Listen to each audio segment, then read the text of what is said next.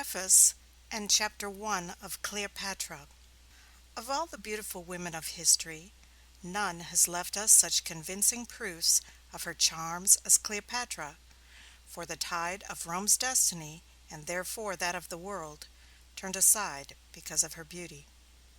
Julius Caesar, whose legions trampled the conquered world from Canopus to the Thames, capitulated to her, and Mark Antony threw a fleet, an empire, and his own honor to the winds to follow her to his destruction.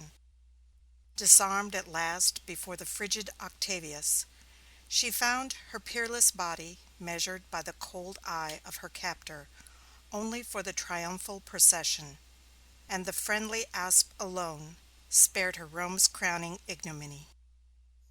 Chapter 1. Valley of the Nile. The parentage and birth of Cleopatra. Cleopatra's residence in Egypt. Physical aspect of Egypt. The eagle's wings and science. Physical peculiarities of Egypt connected with the laws of rain. General laws of rain. Causes which modify the quantity of rain. Striking contrasts. Rainless regions. Great rainless region of Asia and Africa. The Andes. Map of the rainless region. Valleys of the Nile. The Red Sea. The oases. The Siwa. Mountains of the Moon. The River Nile. Incessant rains. Inundation of the Nile. Course of the river. Subsidence of the waters. Luxuriant vegetation. Absence of forests. Great antiquity of Egypt. Her monuments. The delta of the Nile. The delta as seen from the sea. Pelusiac mouth of the Nile. The canopic mouth. Ancient Egypt. The pyramids. Conquests of the Persians and Macedonians. The Ptolemies. Founding of Alexandria. The Pharaohs. The story of Cleopatra is a story of crime. It is a narrative of the course and the consequences of unlawful love. In her strange and romantic history, we see this passion portrayed with the most complete and graphic fidelity in all its influences and effects. Its uncontrollable impulses, its intoxicating joys, its reckless and mad career, and the dreadful remorse and ultimate despair and ruin in which it always and inevitably ends. Cleopatra was by birth an Egyptian. By ancestry and descent she was a Greek. Thus, while Alexandria and the delta of the Nile form the scene of the most important events and incidents of her history, it was the blood of the Macedon which flowed in her veins. Her character and action are marked by the genius, the courage, the originality, and the impulsiveness pertaining to the stock from which she sprung. The events of her history, on the other hand, and the peculiar character of her adventures, her sufferings, and her sins, were determined by the circumstances with which she was surrounded, and the influences which were brought to bear upon her in the soft and voluptuous clime where the scenes of her early life were laid. Egypt has always been considered as physically the most remarkable country on the globe. It is a long and narrow valley, on the verdure and fruitfulness, completely insulated from the rest of the habitable world. It is more completely insulated, in fact, than any littoral island could be, inasmuch as deserts are more impassable than seas. The very existence of Egypt is a most extraordinary phenomenon. If we could but soar with wings of an eagle into the air, and look down upon the scene so as to observe the operation of that grand and yet simple process by which this long and wonderful valley, teeming so profusely with animal and vegetable life has been formed, and is annually revivified and renewed, in the midst of surrounding wastes of silence, desolation, and death, we should gaze upon it with never-ceasing admiration and pleasure. We have not the wings of the eagle, but the generalizations of science furnish us with a sort of substitute for them. The long series of patient, careful, and sagacious observations which have been continued now for 2,000 years bring us results, by means of which, through our powers of mental conception, we may take a comprehensive survey of the whole scene, analogous, in some respects, to that which direct and actual vision would afford us, if we could look down upon it from the eagle's point of view. It is, however, somewhat humiliating to our pride of intellect to reflect that long-continued philosophical investigations and learned scientific research are, in such a case as this, after all, in some sense, only a sort of substitute for wings. A human mind connected with a pair of eagle's wings would have solved the mystery of Egypt in a week, whereas science, philosophy, and research, confined to the surface of the ground, have been occupied for 20 centuries in accomplishing the undertaking.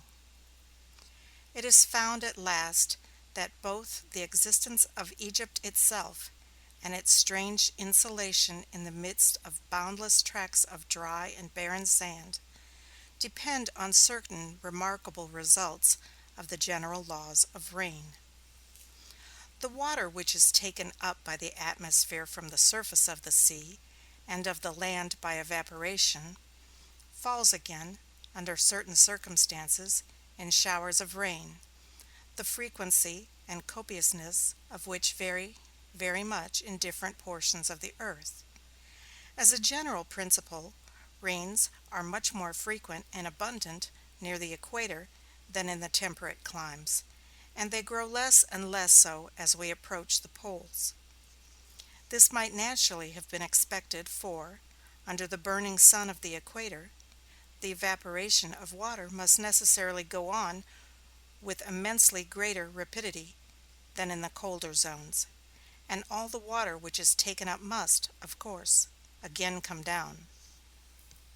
It is not, however, wholly by the latitude of the region in which the evaporation takes place that the quantity of rain which falls from the atmosphere is determined, for the condition on which the falling back, in rain, of the water which has been taken up by evaporation mainly depends is the cooling of the atmospheric stratum which contains it, and this effect is produced in various ways, and many different causes operate to modify it.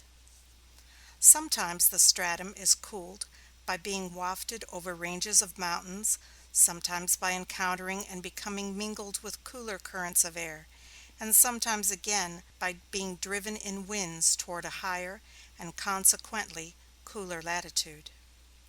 If, on the other hand, air moves from cold mountains toward warm and sunny plains, or from higher altitudes to lower, or if, among the various currents into which it falls, it becomes mixed with air warmer than itself, its capacity for containing vapor in solution is increased, and consequently, instead of releasing its hold upon the waters which it has already in possession, it becomes thirsty for more. It moves over a country, under these circumstances, as a warm and drying wind.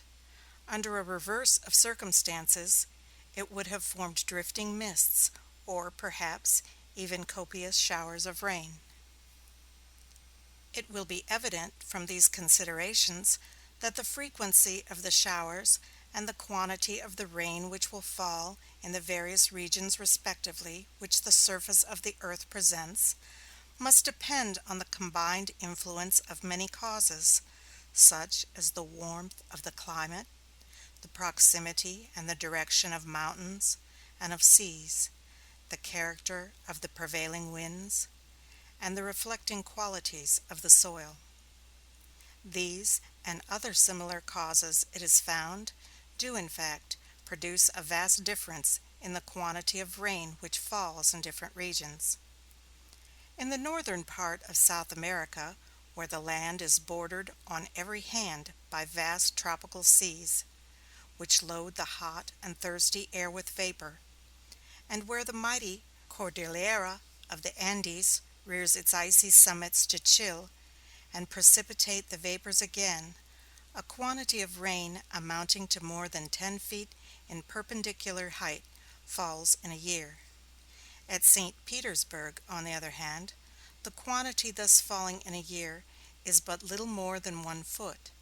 The immense deluge which pours down from the clouds in South America would, if the water to remain where it fell, wholly submerge and inundate the country. As it is, in flowing off through the valleys to the sea, the united torrents form the greatest river on the globe, the Amazon, and the vegetation, stimulated by the heat, and nourished by the abundant and incessant supplies of moisture, becomes so rank, and loads the earth with such an entangled and matted mass of trunks and stems and twining wreaths and vines, that man is almost excluded from the scene. The boundless forests become a vast and almost impenetrable jungle, abandoned to wild beasts, noxious reptiles, and huge and ferocious birds of prey. Of course, the district of St. Petersburg, with its icy winter, its low and powerless sun, and its 12 inches of annual rain, must necessarily present, in all its phenomena of vegetable and animal life, a striking contrast to the exuberant prolificness of New Granada. It is, however, after all, not absolutely the opposite extreme. There are certain regions on the surface of the earth that are actually rainless, and it is these which present us with the true and real contrast to the luxuriant vegetation and teeming life of the country of the Amazon. In these rainless regions, all is necessarily silence, desolation, and death. No plant can grow, no animal can live. Man, too, is forever and hopelessly excluded. If the exuberant abundance of animal and vegetable life shut him out, in some measure, from regions which an excess of heat and moisture render too prolific, the total absence of them still more effectually forbids him a home in these. They become, therefore, vast wastes of dry and barren sands in which no root can find nourishment, and of dreary rocks to which not even a lichen can cling. The most extensive and remarkable rainless region on the earth is a vast tract extending through the interior and northern part of Africa and the southwestern part of Asia. The Red Sea penetrates into this tract from the south, and thus breaks the outline and continuity of its form without, however, altering or essentially modifying its character. It divides it, however, and to the different portions which this division forms, different names have been given. The Asiatic portion is called Arabia Deserta. The African tract has received the name of Sahara, while between these two, in the neighborhood of Egypt, the barren region is simply the desert. The whole tract is marked, however, throughout, with one all-pervading character, the absence of vegetable and consequently of animal life, on account of the absence of rain. The rising of a range of lofty mountains in the center of it, to produce a precipitation of moisture from the air, would probably transform the whole of the vast waste into as verdant and fertile and populous a region as any on the globe. As it is, there are no such mountains. The whole tract is nearly level, and so little elevated above the sea that, at the distance of many hundred miles in the interior, the land rises only to the height of a few hundred feet above the surface of the Mediterranean, whereas in New Granada, at less than 100 miles from the sea, The chain of the Andes rises to elevations of from 10 to 15,000 feet. Such an ascent as that of a few hundred feet in hundreds of miles would be wholly imperceptible to any ordinary mode of observation, and the great rainless region, accordingly, of Africa and Asia is, as it appears to the traveler, one vast plain, 1,000 miles wide and 5,000 miles long, with only one considerable interruption to the dead monotony which reigns, with that exception, everywhere over the immense expanse of silence and solitude. The single interval of fruitfulness and life is the valley of the Nile.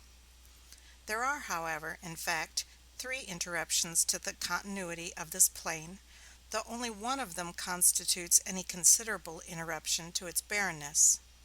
They are all of them valleys extending from north to south and lying side by side. The most easterly of these valleys is so deep that the waters of the ocean flow into it from the south, forming a long and narrow inlet called the Red Sea. As this inlet communicates freely with the ocean, it is always nearly of the same level, and as the evaporation from it is not sufficient to produce rain, it does not even fertilize its own shores. Its presence varies the dreary scenery of the landscape, it is true, by giving us surging waters to look upon, instead of driving sands, but this is all.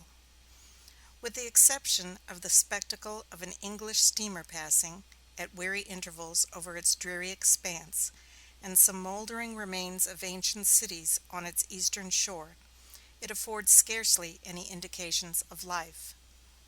It does very little, therefore, to relieve the monotonous aspect of solitude and desolation which reigns over the region into which it has intruded.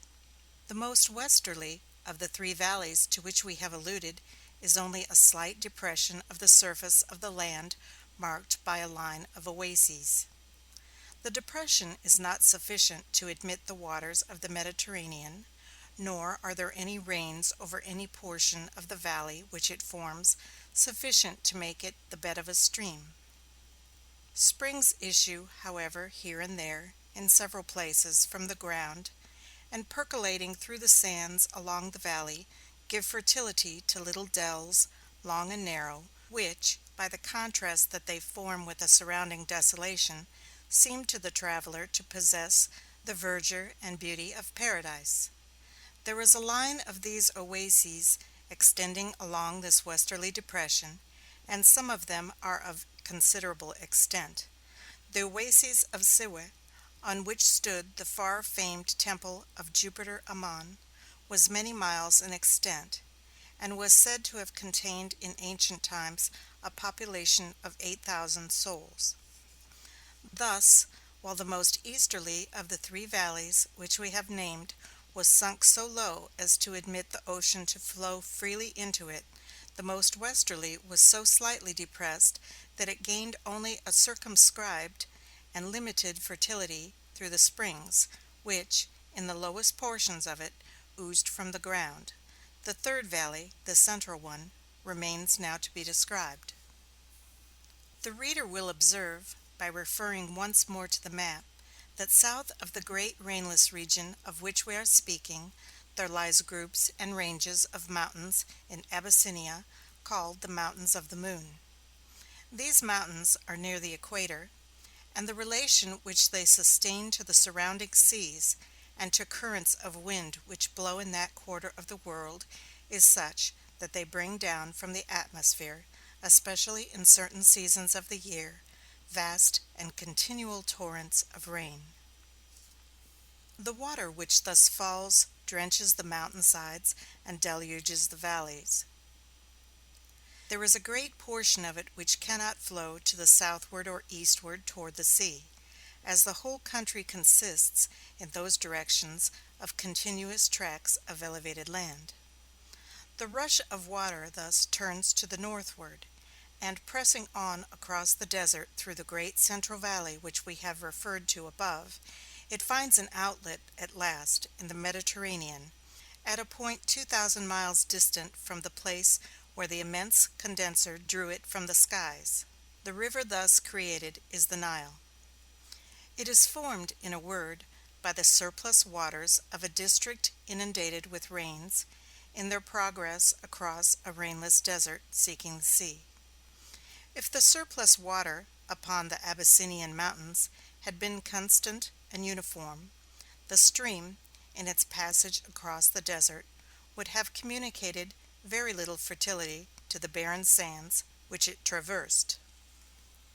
The immediate banks of the river would have, perhaps, been fringed with verdure, but the influence of the irrigation would have extended no farther than the water itself could have reached, by percolation through the sand. But the flow of the water is not thus uniform and steady. In a certain season of the year the rains are incessant, and they descend with such abundance and profusion as almost to inundate the districts where they fall. Immense torrents stream down the mountainsides, the valleys are deluged, plains turn into morasses, and morasses into lakes. In a word, the country becomes half submerged, and the accumulated mass of waters would rush with great force and violence down the central valley of the desert which forms their only outlet. If the passage were narrow, and if it made any considerable descent in its course to the sea. It is, however, not narrow, and the descent is very small. The depression in the surface of the desert, through which the water flows, is from 5 to 10 miles wide, and though it is nearly 2,000 miles from the rainy district across the desert to the sea, the country for the whole distance is almost level. There is only sufficient descent, especially for the last 1,000 miles, to determine a very gentle current to the northward in the waters of the stream. Under these circumstances, the immense quantity of water which falls in the rainy district in these inundating tropical showers expands over the whole valley, and forms for a time an immense lake, extending in length across the whole breadth of the desert. This lake is, of course, from 5 to 10 miles wide, and 1,000 miles long. The water in it is shallow and turbid, and it has a gentle current toward the north. The rains at length in a great measure cease, but it requires some months for the water to run off and leave the valley dry. As soon as it is gone, there springs up from the whole surface of the ground, which has been thus submerged, a most rank and luxuriant vegetation.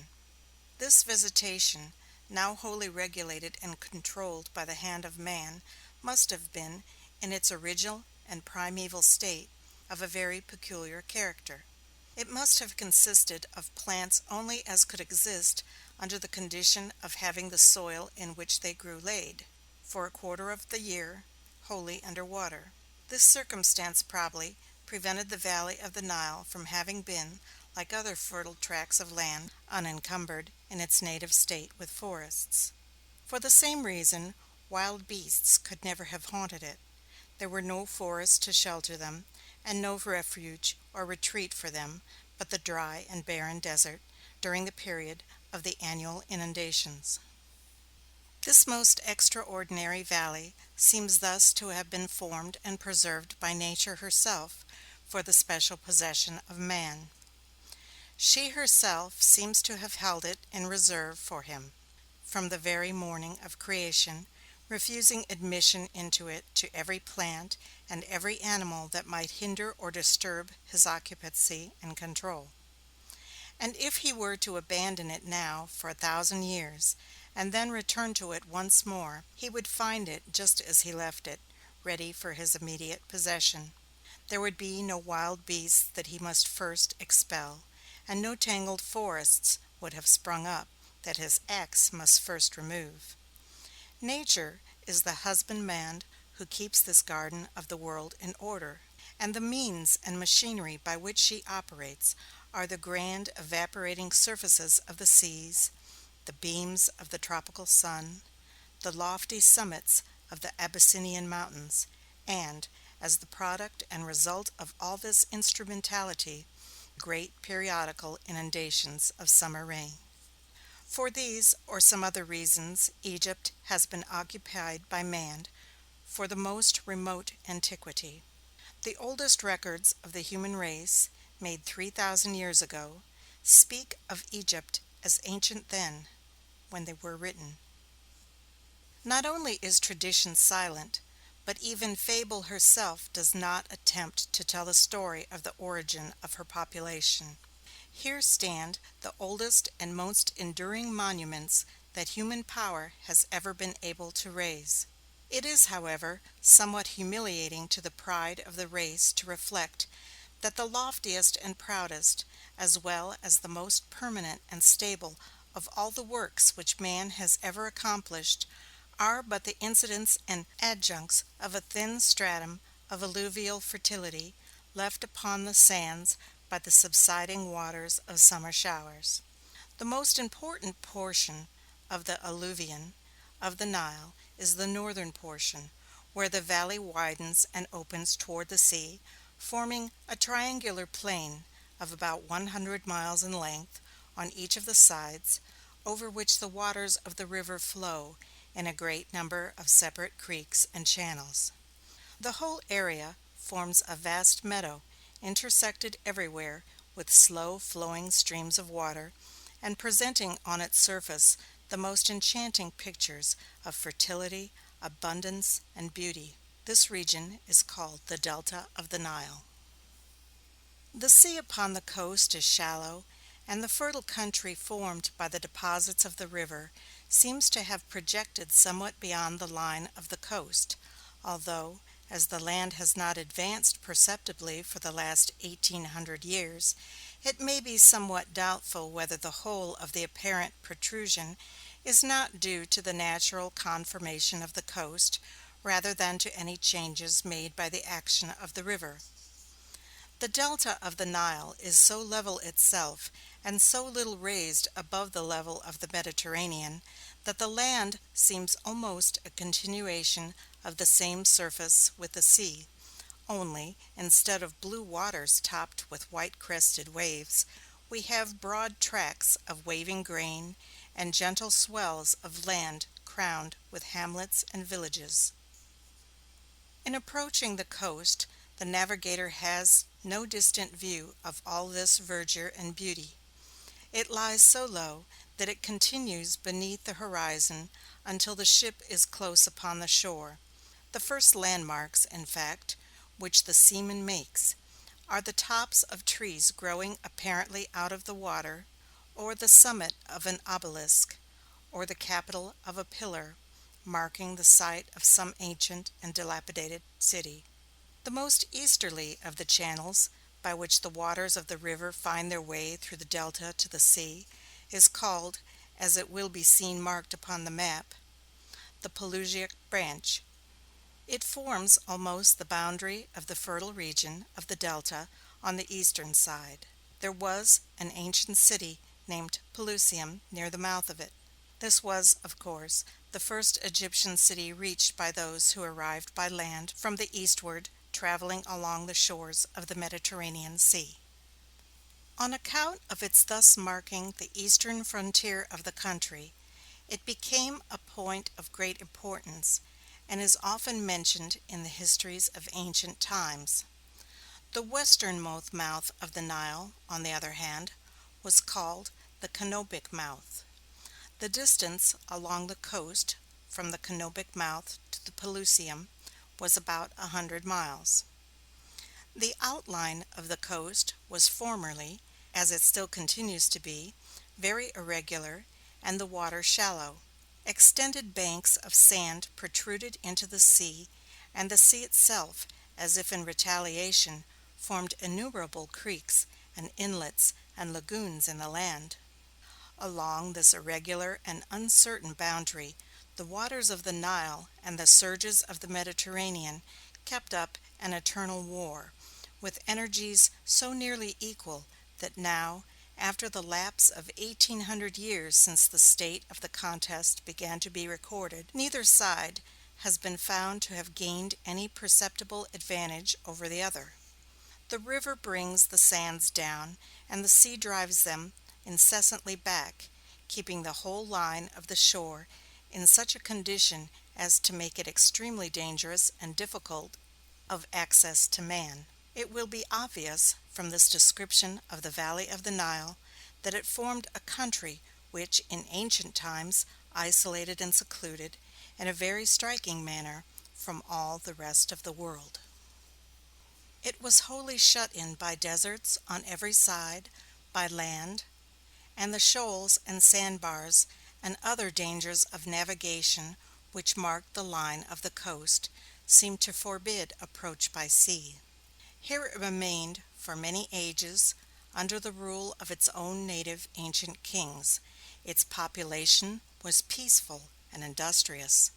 Its scholars were famed throughout the world for their learning, their science, and their philosophy. It was in these ages, before other nations had intruded upon its peaceful seclusion, that the pyramids were built, and the enormous monoliths carved, and those vast temples reared whose ruined columns are now the wonder of mankind. During these remote ages, too, Egypt was, as now, the land of perpetual fertility and abundance. There would always be corn in Egypt wherever else famine might rage. The neighboring nations and tribes in Arabia, Palestine, and Syria found their way to it, accordingly, across the deserts on the eastern side, when driven by want, and thus opened a way of communication. At length, the Persian monarchs, after extending their empire westward to the Mediterranean, found access by the same road to Pelusium, and thence overran and conquered the country. At last, about 250 years before the time of Cleopatra, Alexander the Great, when he subverted the Persian Empire, took possession of Egypt and annexed it, among the other Persian provinces, to his own dominions. At the division of Alexander's empire, after his death, Egypt fell to one of his generals named Ptolemy.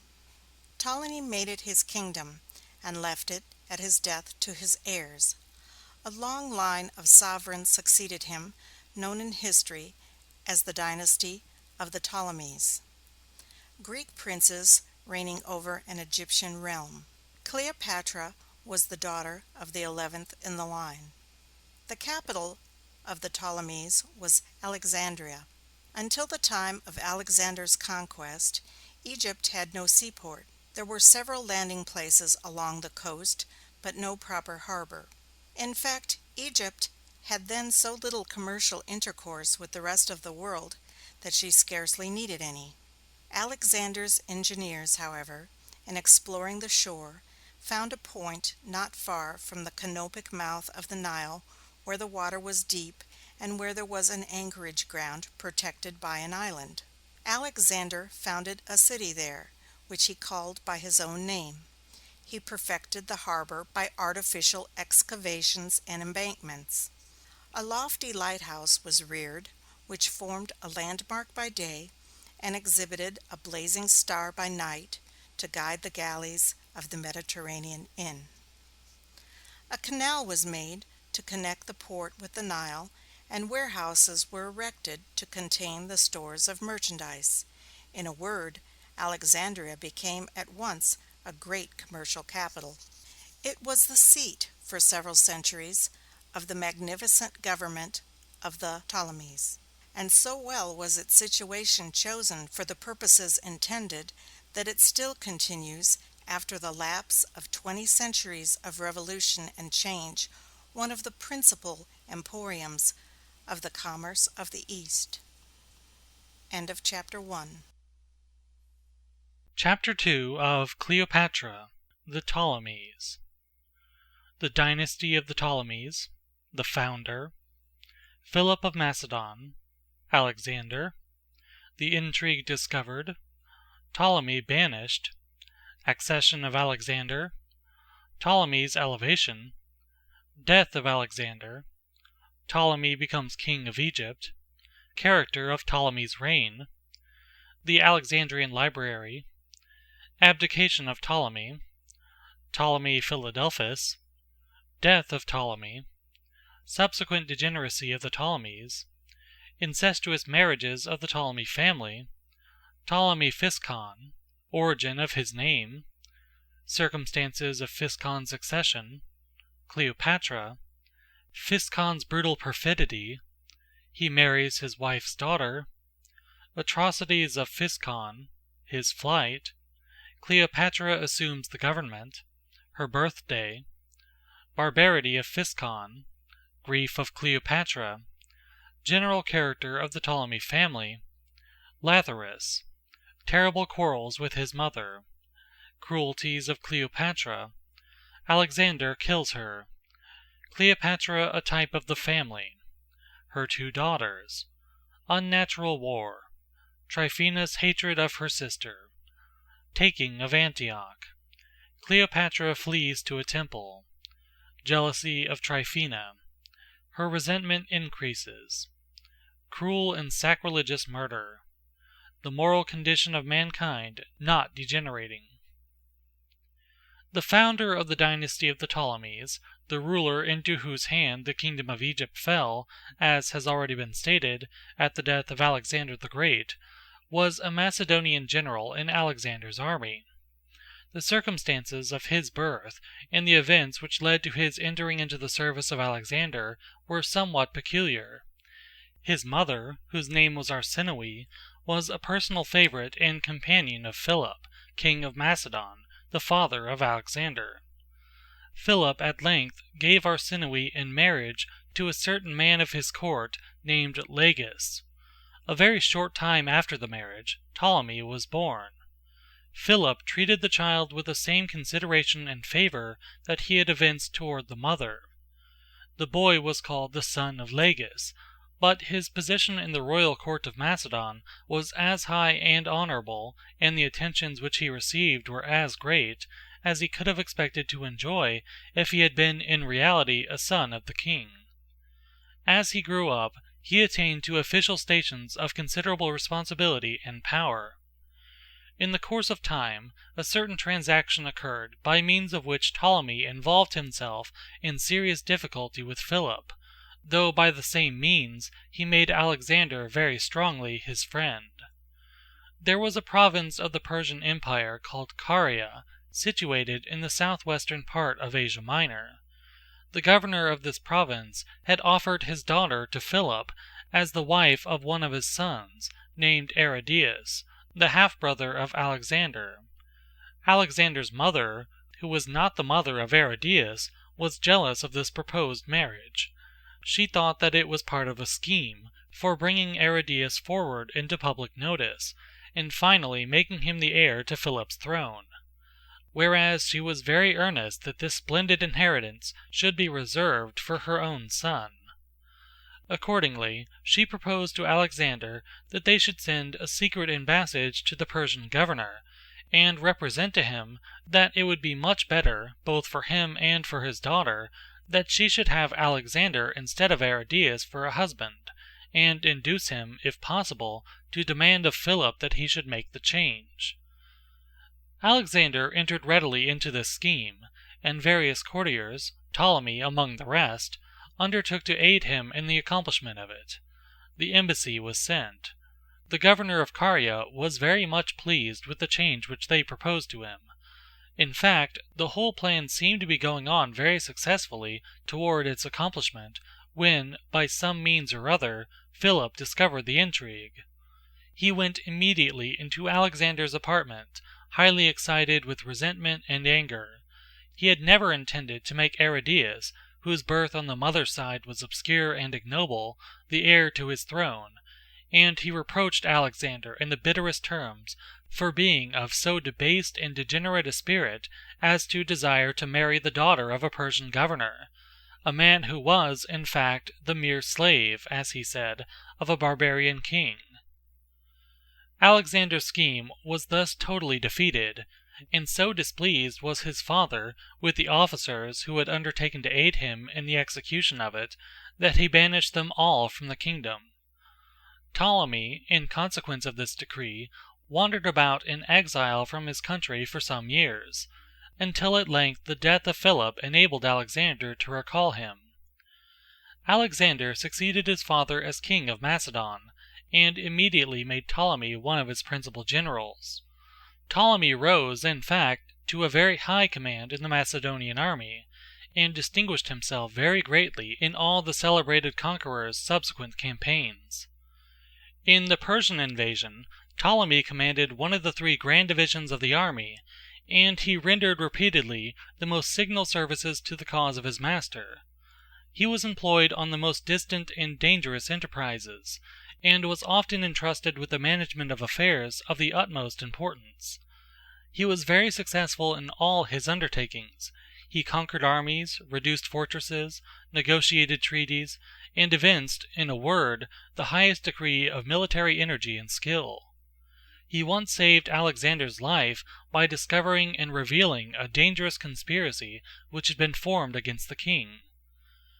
Alexander had the opportunity to requite this favor through a divine interposition vouchsafed to him, it was said, for the express purpose of enabling him to evince his gratitude. Ptolemy had been wounded by a poisoned arrow, and when all the remedies and antidotes of the physicians had failed, and the patient was apparently about to die, an effectual means of cure was revealed to Alexander in a dream, and Ptolemy, in his turn, was saved. At the great rejoicings at Susa, when Alexander's conquests were completed, Ptolemy was honored with a golden crown, and he was married, with great pomp and ceremony, to Artacama, the daughter of one of the most distinguished Persian generals. At length Alexander died suddenly, after a night of drinking and carousal at Babylon. He had no son old enough to succeed him, and his immense empire was divided among his generals. Ptolemy obtained Egypt for his share. He repaired immediately to Alexandria with a great army, and a great number of Greek attendants and followers, and there commenced a reign which continued, in great prosperity and splendor, for 40 years. The native Egyptians were reduced, of course, to subjection and bondage. All the offices in the army, and all stations of trust and responsibility in civil life, were filled by Greeks. Alexandria was a Greek city, and it became at once one of the most important commercial centers in all those seas. Greek and Roman travelers found now a language spoken in Egypt which they could understand, and philosophers and scholars could gratify the curiosity which they had so long felt in respect to the institutions and monuments and wonderful physical characteristics of the country with safety and pleasure. In a word, the organization of a Greek government over the ancient kingdom, and the establishment of the great commercial relations of the city of Alexandria, conspired to bring Egypt out from its concealment and seclusion, and to open it, in some measure, to the intercourse, as well as to bring it more fully under the observation of the rest of mankind. Ptolemy, in fact, made it a special object of his policy to accomplish these ends. He invited Greek scholars, philosophers, poets, and artists, in great numbers, to come to Alexandria, and to make his capital their abode. He collected an immense library, which subsequently, under the name of the Alexandrian Library, became one of the most celebrated collections of books and manuscripts that was ever made. We shall have occasion to refer more particularly to this library in the next chapter. Besides prosecuting these splendid schemes for the aggrandizement of Egypt, King Ptolemy was engaged, during almost the whole period of his reign, in waging incessant wars with the surrounding nations. He engaged in these wars, in part, for the purpose of extending the boundaries of his empire, and in part for self-defense against the aggressions and encroachments of other powers. He finally succeeded in establishing his kingdom on the most stable and permanent basis, and then, when he was drawing toward the close of his life, being, in fact, over 80 years of age, he abdicated his throne in favor of his youngest son, whose name was also Ptolemy. Ptolemy the father, the founder of the dynasty, is known commonly in history by the name of Ptolemy Soter. His son is called Ptolemy Philadelphia. This son, though the youngest, was preferred to his brothers as heir to the throne on account of his being the son of the most favored and beloved of the monarch's wives. The determination of Soter to abdicate the throne himself arose from his wish to put this favorite son in secure possession of it before his death, in order to prevent the older brothers from disputing the succession. The coronation of Philadelphus was made one of the most magnificent and imposing ceremonies that royal pomp and parade ever arranged. 2 years afterward Ptolemy the father died, and was buried by his son with a magnificence almost equal to that of his own coronation. His body was deposited in a splendid mausoleum, which had been built for the remains of Alexander, and so high was the veneration which was felt by mankind for the greatness of his exploits and the splendor of his reign, that divine honors were paid to his memory. Such was the origin of the great dynasty of the Ptolemies. Some of the early sovereigns of the line followed in some degree the honorable example set them by the distinguished founder of it, but this example was soon lost, and was succeeded by the most extreme degeneracy and debasement. The successive sovereigns began soon to live and to reign solely for the gratification of their own sensual propensities and passions. Sensuality begins sometimes with kindness, but it ends always in the most reckless and intolerable cruelty. The Ptolemies became, in the end, the most abominable and terrible tyrants that the principle of absolute and irresponsible power ever produced. There was one vice in particular, a vice which they seem to have adopted from the Asiatic nations of the Persian Empire, that resulted in the most awful consequences. This vice was incest. The law of God, proclaimed not only in the Scriptures, but in the native instincts of the human soul, forbids intermarriages among those connected by close ties of consanguinity. The necessity for such a law rests on considerations which cannot here be fully explained. They are considerations, however, which arise from causes inherent in the very nature of man as a social being, and which are of universal, perpetual, and insurmountable force. To guard his creatures against the deplorable consequences, both physical and moral, which result from the practice of such marriages, the great Author of nature has implanted in every mind an instinctive sense of their criminality, powerful enough to give effectual warning of the danger, and so universal as to cause a distinct condemnation of them to be recorded in almost every code of written law that has ever been promulgated among mankind. The Persian sovereigns were, however, above all law, and every species of incestuous marriage was practiced by them without shame. The Ptolemies followed their example. One of the most striking exhibitions of the nature of incestuous domestic life, which is afforded by the whole dismal panorama of pagan vice and crime, is presented in the history of the great-grandfather of the Cleopatra who is the principal subject of this narrative. He was Ptolemy Physcon, the seventh in the line.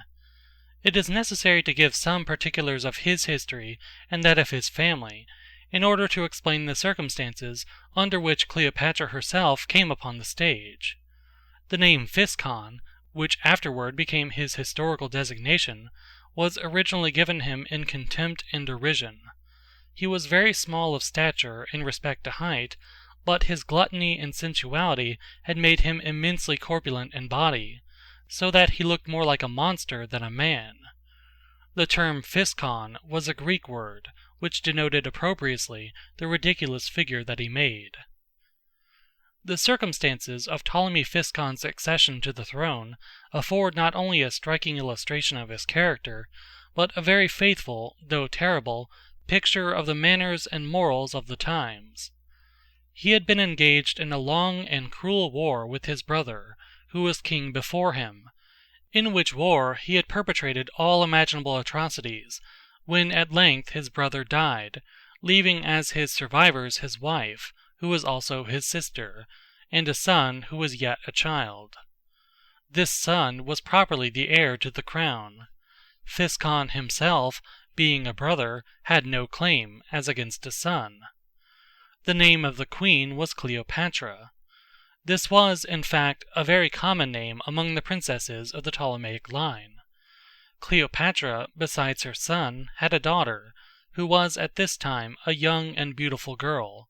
Her name was also Cleopatra. She was, of course, the niece, as her mother was the sister of Physcon. The plan of Cleopatra the mother, after her husband's death, was to make her son the king of Egypt, and to govern herself as regent until he should become of age. The friends and adherents of Physcon, however, formed a strong party in his favor. They sent for him to come to Alexandria to assert his claims to the throne.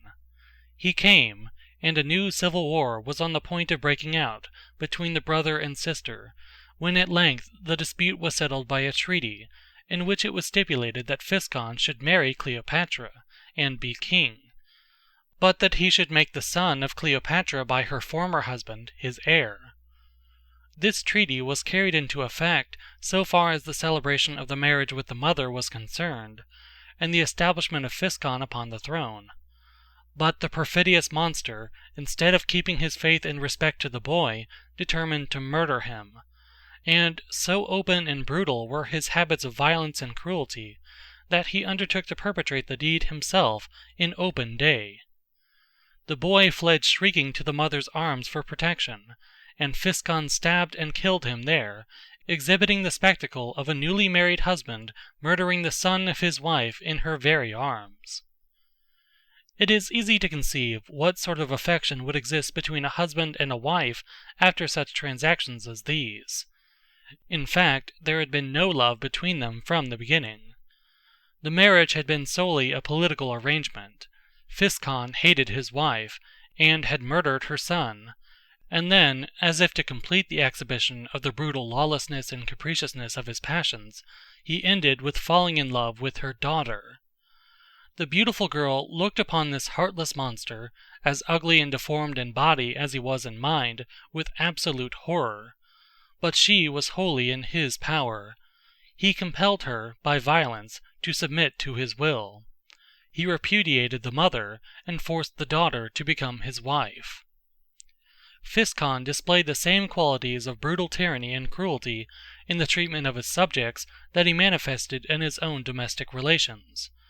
The particulars we cannot here give, but can only say that his atrocities became at length absolutely intolerable, and a revolt so formidable broke out that he fled from the country. In fact, he barely escaped with his life, as the mob had surrounded the palace and were setting it on fire, intending to burn the tyrant himself and all the accomplices of his crimes together. Physcon, however, contrived to make his escape. He fled to the island of Cyprus, taking with him a certain beautiful boy, his son by the Cleopatra whom he had divorced, for they had been married long enough before the divorce to have a son. The name of this boy was Memphitis. His mother was very tenderly attached to him, and Physcon took him away on this very account, to keep him as a hostage for his mother's good behavior. He fancied that, when he was gone, she might possibly attempt to resume possession of the throne. His expectations in this respect were realized. The people of Alexandria rallied around Cleopatra, and called upon her to take the crown. She did so, feeling perhaps some misgivings in respect to the danger which such a step might possibly bring upon her absent boy. She quieted herself, however, by the thought that he was in the hands of his own father, and that he could not possibly come to harm. After some little time had elapsed, and Cleopatra was beginning to be well established in her possession of the supreme power at Alexandria, her birthday approached, and arrangements were made for celebrating it in the most magnificent manner. When the day arrived, the whole city was given up to festivities and rejoicing. Grand entertainments were given in the palace, and games, spectacles, and plays in every variety were exhibited and performed in all quarters of the city. Cleopatra herself was enjoying a magnificent entertainment, given to the lords and ladies of the court and the officers of her army, in one of the royal palaces. In the midst of this scene of festivity and pleasure, it was announced to the queen that a large box had arrived for her. The box was brought into the apartment.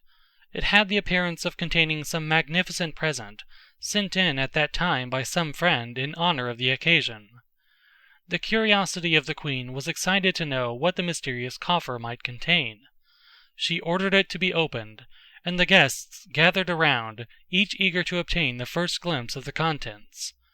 the lid was removed, and a cloth beneath it was raised, when, to the unutterable horror of all who witnessed the spectacle, there was seen the head and hands of Cleopatra's beautiful boy, lying among masses of human flesh, which consisted of the rest of his body cut into pieces.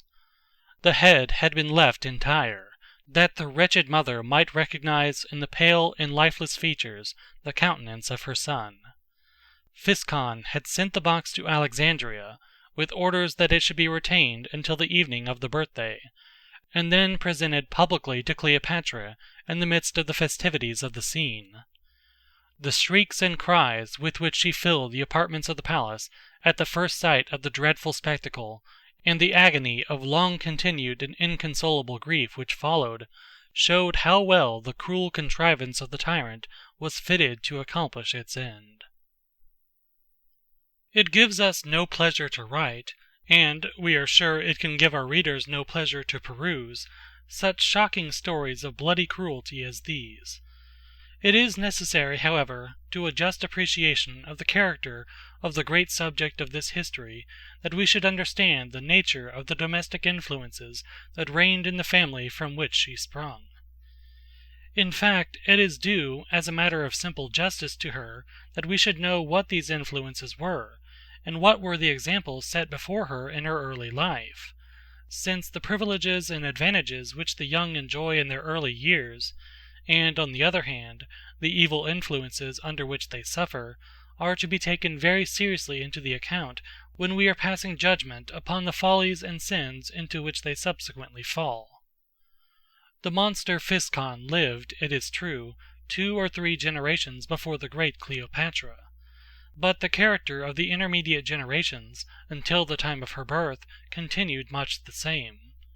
In fact, the cruelty, corruption, and vice which reigned in every branch of the royal family increased rather than diminished. The beautiful niece of Physcon, who, at the time of her compulsory marriage with him, evinced such an aversion to the monster, had become, at the period of her husband's death, as great a monster of ambition, selfishness, and cruelty as he. She had 2 sons, Lathyrus and Alexander. Physcon, when he died, left the kingdom of Egypt to her by will, authorizing her to associate with her in the government whichever of these 2 sons she might choose. The oldest was best entitled to this privilege, by his priority of birth, but she preferred the youngest, as she thought that her own power would be more absolute in reigning in conjunction with him, since he would be more completely under her control. The leading powers, however, in Alexandria, resisted this plan, and insisted on Cleopatra's associating her oldest son, Lathyrus, with her in the government of the realm. They compelled her to recall Lathyrus from the banishment into which she had sent him, and to put him nominally upon the throne. Cleopatra yielded to this necessity, but she forced her son to repudiate his wife, and to take instead another woman, whom she fancied she could make more subservient to her will. The mother and the son went on together for a time, Lathyrus being nominally king, though her determination that she would rule, and his struggles to resist her intolerable tyranny, made their wretched household the scene of terrible and perpetual quarrels. At last Cleopatra seized a number of Lathyrus's servants, the eunuchs who were employed in various offices about the palace, and, after wounding and mutilating them in a horrible manner, she exhibited them to the populace, saying that it was Lathyrus that had inflicted the cruel injuries upon the sufferers, and calling upon them to arise and punish him for his crimes. In this and in other similar ways she awakened among the people of the court and of the city such an animosity against Lathyrus that they expelled him from the country. There followed a long series of cruel and bloody wars between the mother and the son, in the course of which each party perpetrated against the other almost every imaginable deed of atrocity and crime. Alexander, the youngest son, was so afraid of his terrible mother that he did not dare to remain in Alexandria with her, but went into a sort of banishment of his own accord. He, however, finally returned to Egypt. His mother immediately supposed that he was intending to disturb her possession of power, and resolved to destroy him. he became acquainted with her designs, and, grown desperate by the long-continued pressure of her intolerable tyranny, he resolved to bring the anxiety and terror in which he lived to an end by killing her. This he did, and then fled the country. Lathyrus, his brother, then returned, and reigned for the rest of his days in a tolerable degree of quietness and peace. At length Lathyrus died, and left the kingdom to his son, Ptolemy Auletes, who was the great Cleopatra's father. We cannot soften the picture which is exhibited to our view in the history of this celebrated family, by regarding the mother of Auletes in the masculine and merciless trails and principles which she displayed so energetically throughout her terrible career, as an exception to the general character of the princesses who appeared from time to time in the line. In ambition, selfishness, unnatural and reckless cruelty, and utter disregard of every virtuous principle and of every domestic tie, she was but the type and representative of all the rest. She had 2 daughters, for example, who were the consistent and worthy followers of such a mother.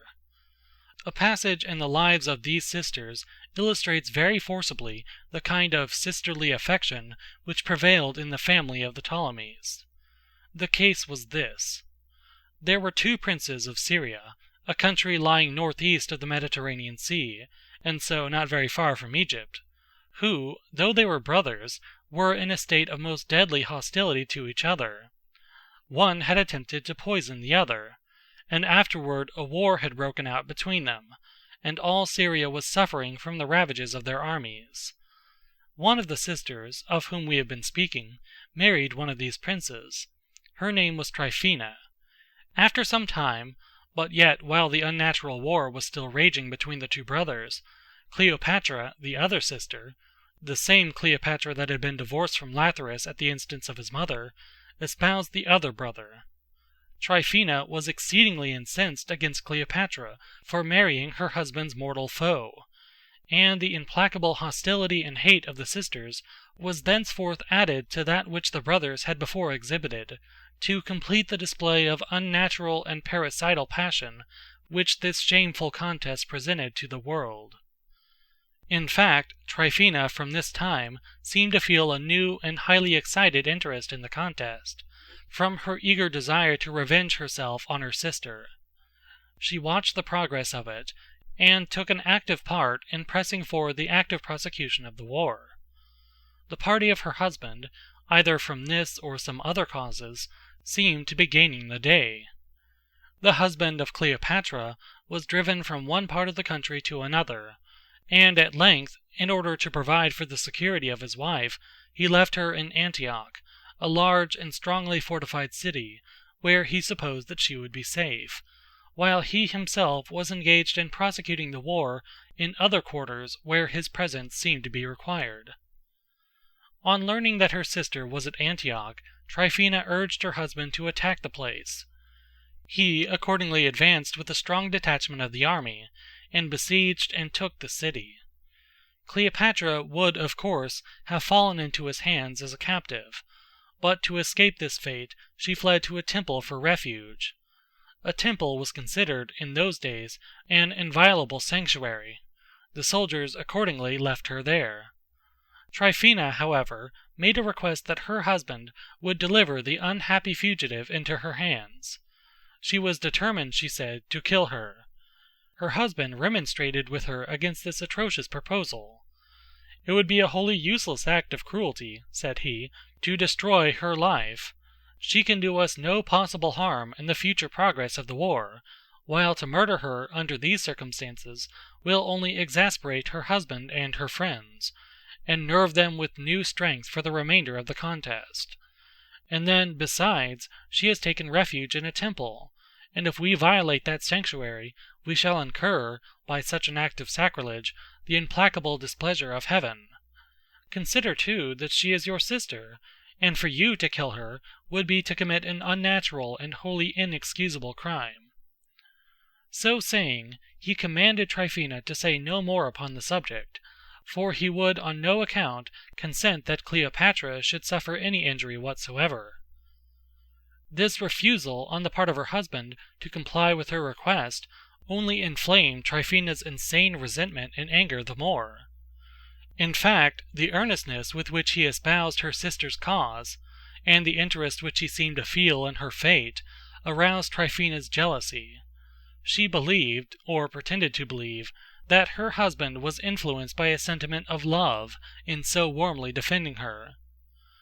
The object of her hate, from being simply an enemy, became now, in her view, a rival, and she resolved that, at all hazards, she should be destroyed.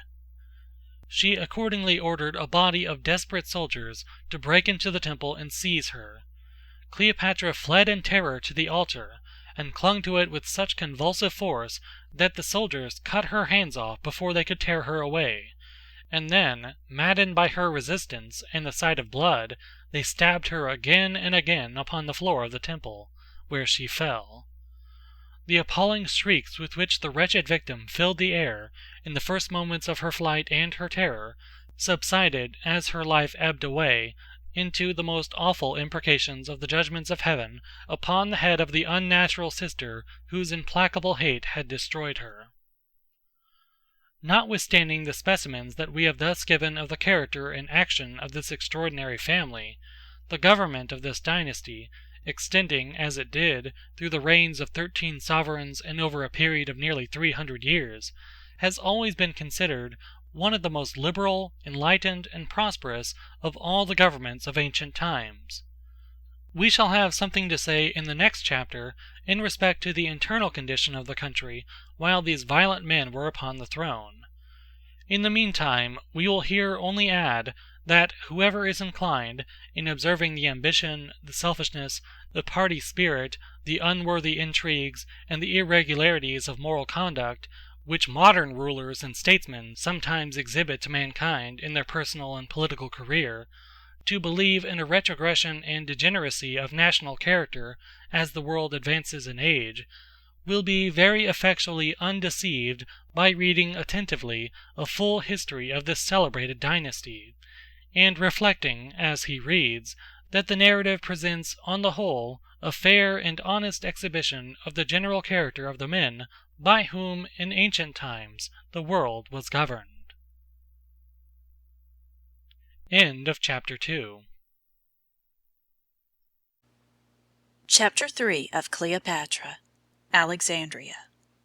Internal administration of the Ptolemies, industry of the people, its happy effects, idleness the parent of vice, an idle aristocracy generally vicious, degradation and vice, employment a cure for both, greatness of Alexandria, situation of its port, warehouses and granaries, business of the port, scenes within the city, the natives protected in their industry, public edifices, the lighthouse, fame of the lighthouse, its conspicuous position, mode of lighting the tower, modern method, the architect of the Pharaohs, his ingenious stratagem, ruins of the Pharaohs, the Alexandrian library, immense magnitude of the library, the Serapion, the Serapis of Egypt, the Serapis of Greece, Ptolemy's dream, importance of the statue, Ptolemy's proposal to the king of Sinope, his ultimate success, mode of obtaining books, the Jewish scriptures, seclusion of the Jews, interest felt in their scriptures, Jewish slaves in Egypt, Ptolemy's designs, Ptolemy liberates the slaves, their ransom paid, Ptolemy's success, the Septuagint, early copies of the Septuagint, present copies, various other plans of the Ptolemies, means of raising money, heavy taxes, poverty of the people, ancient and modern capitals, liberality of the Ptolemies, splendor and renown of Alexandria, her great rival.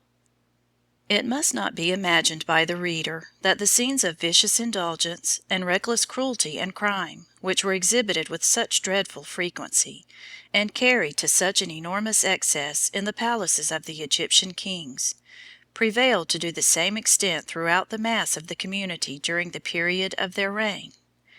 The internal administration of government and the institutions by which the industrial pursuits of the mass of the people were regulated, and peace and order preserved, and justice enforced between man and man, were all this time in the hands of men well qualified, on the whole, for the trusts committed to their charge, and in a good degree faithful in the performance of their duties. And thus the ordinary affairs of government, and the general routine of domestic and social life, went on, notwithstanding the profligacy of the kings, in a course of very tolerable peace, prosperity, and happiness. During every one of the 300 years over which the history of the Ptolemies extends, the whole length and breadth of the land of Egypt exhibited, with comparatively few interruptions, one widespread scene of busy industry. The inundations came at their appointed season, and then regularly retired. The boundless fields which the waters had fertilized were then everywhere tilled. The lands were plowed, the seed was sown, the canals and watercourses, which ramified from the river in every direction over the ground, were opened or closed, as the case required, to regulate the irrigation. The inhabitants were busy, and consequently they were virtuous. And as the sky of Egypt is seldom or never darkened by clouds and storms, the scene presented to the eye the same unchanging aspect of smiling verdure and beauty, day after day, and month after month, until the ripened grain was gathered into the storehouses, and the land was cleared for another inundation. We say that the people were virtuous because they were busy, for there is no principle of political economy more fully established than that vice in the social state is the incident and symptom of idleness. It prevails always in those classes of every great population who are either released by the possession of fixed and unchangeable wealth from the necessity, or excluded by their poverty and degradation from the advantage, of useful employment.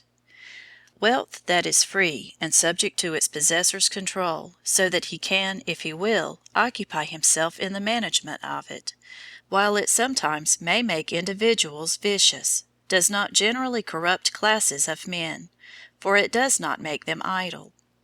But wherever the institutions of a country are such as to create an aristocratic class, whose incomes depend on entailed estates, or on fixed and permanent annuities, so that the capital on which they live cannot afford them any mental occupation, they are doomed necessarily to inaction and idleness. Vicious pleasure and indulgences are, with such a class as a whole, the inevitable result. For the innocent enjoyments of man are planned and designed by the Author of nature only for the intervals of rest and repose in a life of activity. They are always found wholly insufficient to satisfy one who makes pleasure the whole end and aim of his being. In the same manner, if either from the influence of the social institutions of a country, or from the operation of natural causes which human power is unable to control, there is a class of men too low and degraded and miserable to be reached by the ordinary inducements to daily toil, so certain are they to grow corrupt and depraved that degradation has become in all languages a term almost synonymous with vice. There are many exceptions, it is true, to these general laws. Many active men are very wicked, and there have been frequent instances of the most exalted virtue among nobles and kings. Still, as a general law, it is unquestionably true that vice is the incident of idleness, and the sphere of vice, therefore, is at the top and at the bottom of society, those being the regions in which idleness reigns. The great remedy, too, for vice is employment. To make a community virtuous, it is essential that all ranks and gradations of it, from the highest to the lowest, should have something to do. In accordance with these principles, we observe that, while the most extreme and abominable wickedness seemed to hold continual and absolute sway in the palaces of the Ptolemies, and among the nobles of their courts, the working ministers of state, and the men on whom the actual governmental functions devolved, discharged their duties with wisdom and fidelity, And throughout all the ordinary ranks and gradations of society there prevailed generally a very considerable degree of industry, prosperity, and happiness. This prosperity prevailed not only in the rural districts of the Delta and along the valley of the Nile, but also among the merchants and navigators and artisans of Alexandria. Alexandria became, in fact, very soon after it was founded, a very great and busy city. Many things conspired to make it at once a great commercial emporium. In the first place, it was the depot of export for all the surplus grain and other agricultural produce which was raised in such abundance along the Egyptian valley. This produce was brought down in boats to the upper point of the delta, where the branches of the river divided, and thence down to the canopic bridge in the city. The city was not, in fact, situated directly upon this branch, but upon a narrow tongue of land, at a little distance from it, near the sea. It was not easy to enter the channel directly, on account of the bars and sandbanks at its mouth, produced by the eternal conflict between the waters of the river and the surges of the sea. The water was deep, however, as Alexander's engineers had discovered, at the place where the city was built, and by establishing the port there and then cutting a canal across to the Nile, they were enabled to bring the river and the sea at once into easy communication. The produce of the valley was thus brought down the river and through the canal to the city. Here immense warehouses and granaries were erected for its reception, that it might be safely preserved until the ships that came into the port were ready to take it away. These ships came from Syria, from all the coast of Asia Minor, from Greece, and from Rome. They brought the agricultural productions of their own countries, as well as articles of manufacture of various kinds. These they sold to the merchants of Alexandria, and purchased the productions of Egypt in return.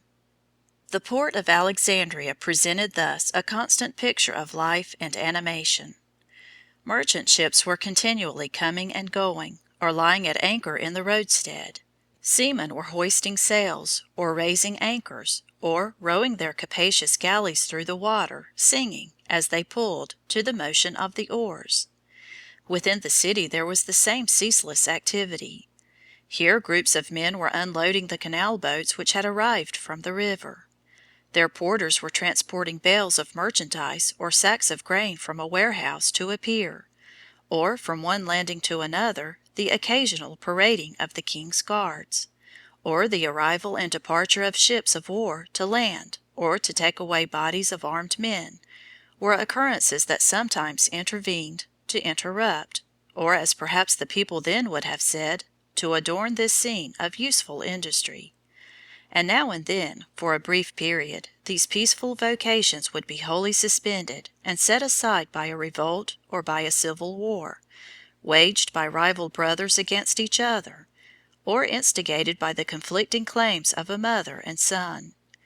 These interruptions, however, were comparatively few, and in ordinary cases not of long continuance. It was for the interest of all branches of the royal line to do as little injury as possible to the commercial and agricultural operations of the realm. In fact, it was on the prosperity of those operations that the revenues depended. The rulers were well aware of this, and so however implacably two rival princes may have hated one another, and however desperately each party may have struggled to destroy all active combatants whom they should find in arms against them, they were both under every possible inducement to spare the private property and the lives of the peaceful population. This population, in fact, engaged thus in profitable industry, constituted, with the avails of their labors, the very estate for which the combatants were contending. Seeing the subject in this light, the Egyptian sovereigns, especially Alexander and the earlier Ptolemies, made every effort in their power to promote the commercial greatness of Alexandria. They built palaces, it is true, but they also built warehouses. One of the most expensive and celebrated of all the edifices that they reared was the lighthouse which has been already alluded to. This lighthouse was a lofty tower, built of white marble. It was situated upon the island of Pharos, opposite to the city, and at some distance from it. There was a sort of isthmus of shoals and sandbars connecting the island with the shore. Over these shallows a pier or causeway was built, which finally became a broad and inhabited neck. The principal part of the ancient city, however, was on the mainland. The curvature of the earth requires that a lighthouse on a coast should have a considerable elevation, otherwise its summit would not appear above the horizon, unless the mariner were very near. To attain this elevation, the architects usually take advantage of some hill or cliff or rocky eminence near the shore. There was, however, no opportunity to do this at Pharos, for the island was, like the mainland, level and low. The requisite elevation could only be obtained, therefore, by the masonry of an edifice, and the blocks of marble necessary for the work had to be brought from a great distance. The Alexandrian lighthouse was reared in the time of Ptolemy Philadelphus, the second monarch in the line. No pains or expenses were spared in its construction. The edifice, when completed, was considered one of the 7 wonders of the world. It was indebted for its fame, however, in some degree, undoubtedly to the conspicuousness of its location, rising as it did at the entrance of the greatest commercial emporium of its time, and standing there like a pillar of cloud by day and of fire by night, to attract the welcome gaze of every wandering mariner whose ship came within its horizon, and to awaken his gratitude by tendering him its guidance and dispelling his fears. The light at the top of the tower was produced by a fire, made of such combustibles as would emit the brightest flame. This fire burned slowly through the day, and then was kindled up anew when the sun went down, and was continually replenished through the night with fresh supplies of fuel. In modern times, a much more convenient and economical mode is adopted to produce the requisite illumination. A great blazing lamp burns brilliantly in the center of the lantern of the tower, and all that part of the radiation from the flame which would naturally have beamed upward or downward, or laterally, or back toward the land, is so turned by a curious system of reflectors and polyzonal lenses, most ingeniously contrived and very exactly adjusted, as to be thrown forward in one broad and thin but brilliant sheet of light, which shoots out where its radiance is needed, over the surface of the sea. Before these inventions were perfected, far the largest portion of the light emitted by the illumination of lighthouse towers streamed away wastefully in landward directions, or was lost among the stars. Of course, the glory of erecting such an edifice at the Pharos of Alexandria, and of maintaining it in the performance of its functions, was very great. The question might, however, very naturally arise whether this glory was justly due to the architect through whose scientific skill the work was actually accomplished, or to the monarch by whose power and resources the architect was sustained. The name of the architect was Sostratus. He was a Greek. The monarch, as has already been stated, the second Ptolemy, called commonly Ptolemy Philadelphus.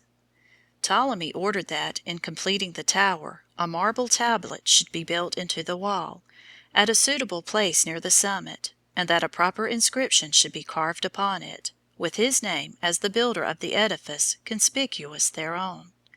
Sostratus preferred inserting his own name. He accordingly made the tablet and set it in its place. He cut the inscription upon the face of it in Greek characters, with his own name as the author of the work. He did this secretly, and then covered the face of the tablet with an artificial composition, made with lime, to imitate the natural surface of the stone. On this outer surface he cut a new inscription, in which he inserted the name of the king. In process of time, the lime mouldered away, the king's inscription disappeared, and his own, which thenceforward continued as long as the building endured, came out to view. The Pharos was said to have been 400 feet high. It was famed throughout the world for many centuries. Nothing, however, remains of it now but a heap of useless and unmeaning ruins. Besides the light that beamed from the summit of this lofty tower, there was another center of radiance and illumination in ancient Alexandria, which was in some respects still more conspicuous and renowned, namely, an immense library and museum, established and maintained by the Ptolemies. The museum, which was first established, was not, as its name might now imply, a collection of curiosities, but an institution of learning, consisting of a body of learned men who devoted their time to philosophical and scientific pursuits. The institution was richly endowed, and magnificent buildings were erected for its use. The king who established it began immediately to make a collection of books for the use of the members of the institution. This was attended with great expense, as every book that was added to the collection required to be transcribed with a pen on parchment or papyrus, with infinite labor and care. Great numbers of scribes were constantly employed upon this work at the museum.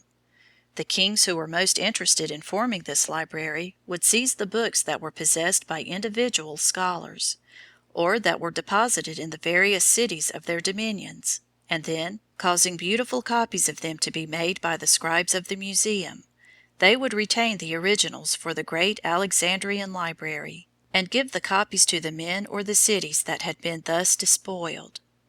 In the same manner they would borrow, as they called it, from all travelers who visited Egypt, any valuable books which they might have in their possession, and retaining the originals, give them back copies instead. In process of time, the library increased to 400,000 volumes. There was then no longer any room in the buildings of the museum for further additions. There was, however, in another part of the city, a great temple called the Serapeum. This temple was a very magnificent edifice, or rather group of edifices, dedicated to the god Serapis. The origin and history of this temple were very remarkable. The legend was this. It seems that one of the ancient and long venerated gods of the Egyptians was a deity named Serapis. He had been, among other divinities, the object of Egyptian adoration ages before Alexandria was built or the Ptolemies reigned. There was also, by a curious coincidence, a statue of the same name at a great commercial town called Sinope, which was built upon the extremity of a promontory which projected from Asia Minor into the Euxine Sea. Sinope was, in some sense, the Alexandria of the north, being the center and seat of a great portion of the commerce of that quarter of the world. The Serapis of Sinope was considered as the protecting deity of seamen, and the navigators who came and went to and from the city made sacrifices to him, and offered him oblations and prayers, believing that they were, in a great measure, dependent upon some mysterious and inscrutable power which he exercised for their safety in storms. They carried the knowledge of his name and tales of his imaginary interpositions to all the places that they visited, and thus the fame of the god became extended, first to all the coast of the Euxine Sea, and subsequently to distant provinces and kingdoms. The Serapis of Sinope began to be considered everywhere as the tutelar god of seamen. Accordingly, when the first of the Ptolemies was forming his various plans for adorning and aggrandizing Alexandria, he received, he said, one night, a divine intimation in a dream that he was to obtain the statue of Serapis from Sinope, and set it up in Alexandria, in a suitable temple which he was in the meantime to erect in honor of the god. It is obvious that very great advantages to the city would result from the accomplishment of this design. In the first place, a temple to the god Serapis would be a new distinction for it in the minds of the rural population, who would undoubtedly suppose that the deity honored by it was their own ancient god. Then the whole maritime and nautical interest of the world, which had been accustomed to adore the god of Sinope, would turn to Alexandria as the great center of religious attraction, if their venerated idol could be carried and placed in a new and magnificent temple built expressly for him there. Alexandria could never be the chief naval port and station of the world unless it contained the sanctuary and shrine of the god of seamen. Ptolemy sent accordingly to the king of Sinope and proposed to purchase the idol. The embassage was, however, unsuccessful. The king refused to give up the god. The negotiations were continued for 2 years, but all in vain. At length, on account of some failure in the regular course of the seasons on that coast, there was a famine there, which became finally so severe that the people of the city were induced to consent to give up their deity to the Egyptians in exchange for a supply of corn. Ptolemy sent the corn and received the idol. He then built the temple, which, when finished, surpassed in grandeur and magnificence almost every sacred structure in the world. It was in this temple that the successive additions to the Alexandrian library were deposited, when the apartments of the museum became full. In the end there were 400,000 rolls or volumes in the museum, and 300,000 in the Serapeum. The former was called the parent library, and the latter, being, as it were, the offspring of the first, was called the daughter. Ptolemy Philadelphus, who interested himself very greatly in collecting this library, wished to make it a complete collection of all the books in the world. He employed scholars to read and study, and travelers to make extensive tours, for the purpose of learning what books existed among all the surrounding nations. And when he learned of their existence, he spared no pains or expense in attempting to procure either the originals themselves or the most perfect and authentic copies of them. He sent to Athens and obtained the works of the most celebrated Greek historians, and then causing, as in other cases, most beautiful transcripts to be made. He sent the transcripts back to Athens, and a very large sum of money with them as an equivalent for the difference of value between the originals and copies in such an exchange. In the course of the inquiries which Ptolemy made into the literature of the surrounding nations, in his search for accessions to his library, he heard that the Jews had certain sacred writings in their temple at Jerusalem, comprising a minute and extremely interesting history of their nation from the earliest periods, and also many other books of sacred prophecy and poetry. These books, which were in fact the Hebrew Scriptures of the Old Testament, were then wholly unknown to all the nations except the Jews, and among the Jews were known only to priests and scholars. They were kept sacred at Jerusalem. The Jews would have considered them as profaned in being exhibited to the view of pagan nations. In fact, the learned men of other countries would not have been able to read them, for the Jews secluded themselves so closely from the rest of mankind that their language was, in that age, scarcely ever heard beyond the confines of Judea and Galilee. Ptolemy very naturally thought that a copy of these sacred books would be a great acquisition to his library. They constituted, in fact, the whole literature of a nation which was in some respects the most extraordinary that ever existed on the globe.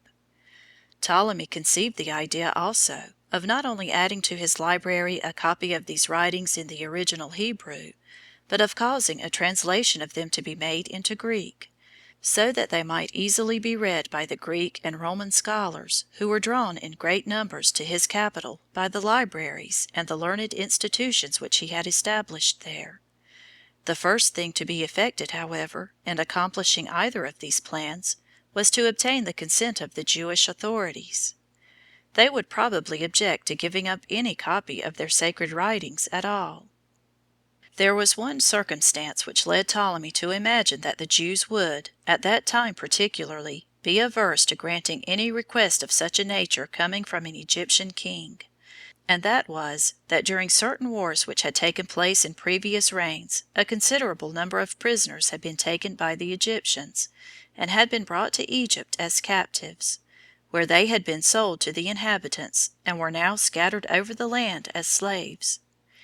They were employed as servile laborers in tilling the fields, or in turning enormous wheels to pump up water from the Nile.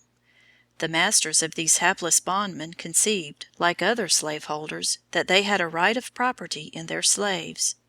This was in some respects true, since they had bought them of the government at the close of the war for a consideration, and though they obviously derived from this circumstance no valid proprietary right or claim as against the men personally, it certainly would seem that it gave them a just claim against the government of whom they bought, in case of subsequent manumission.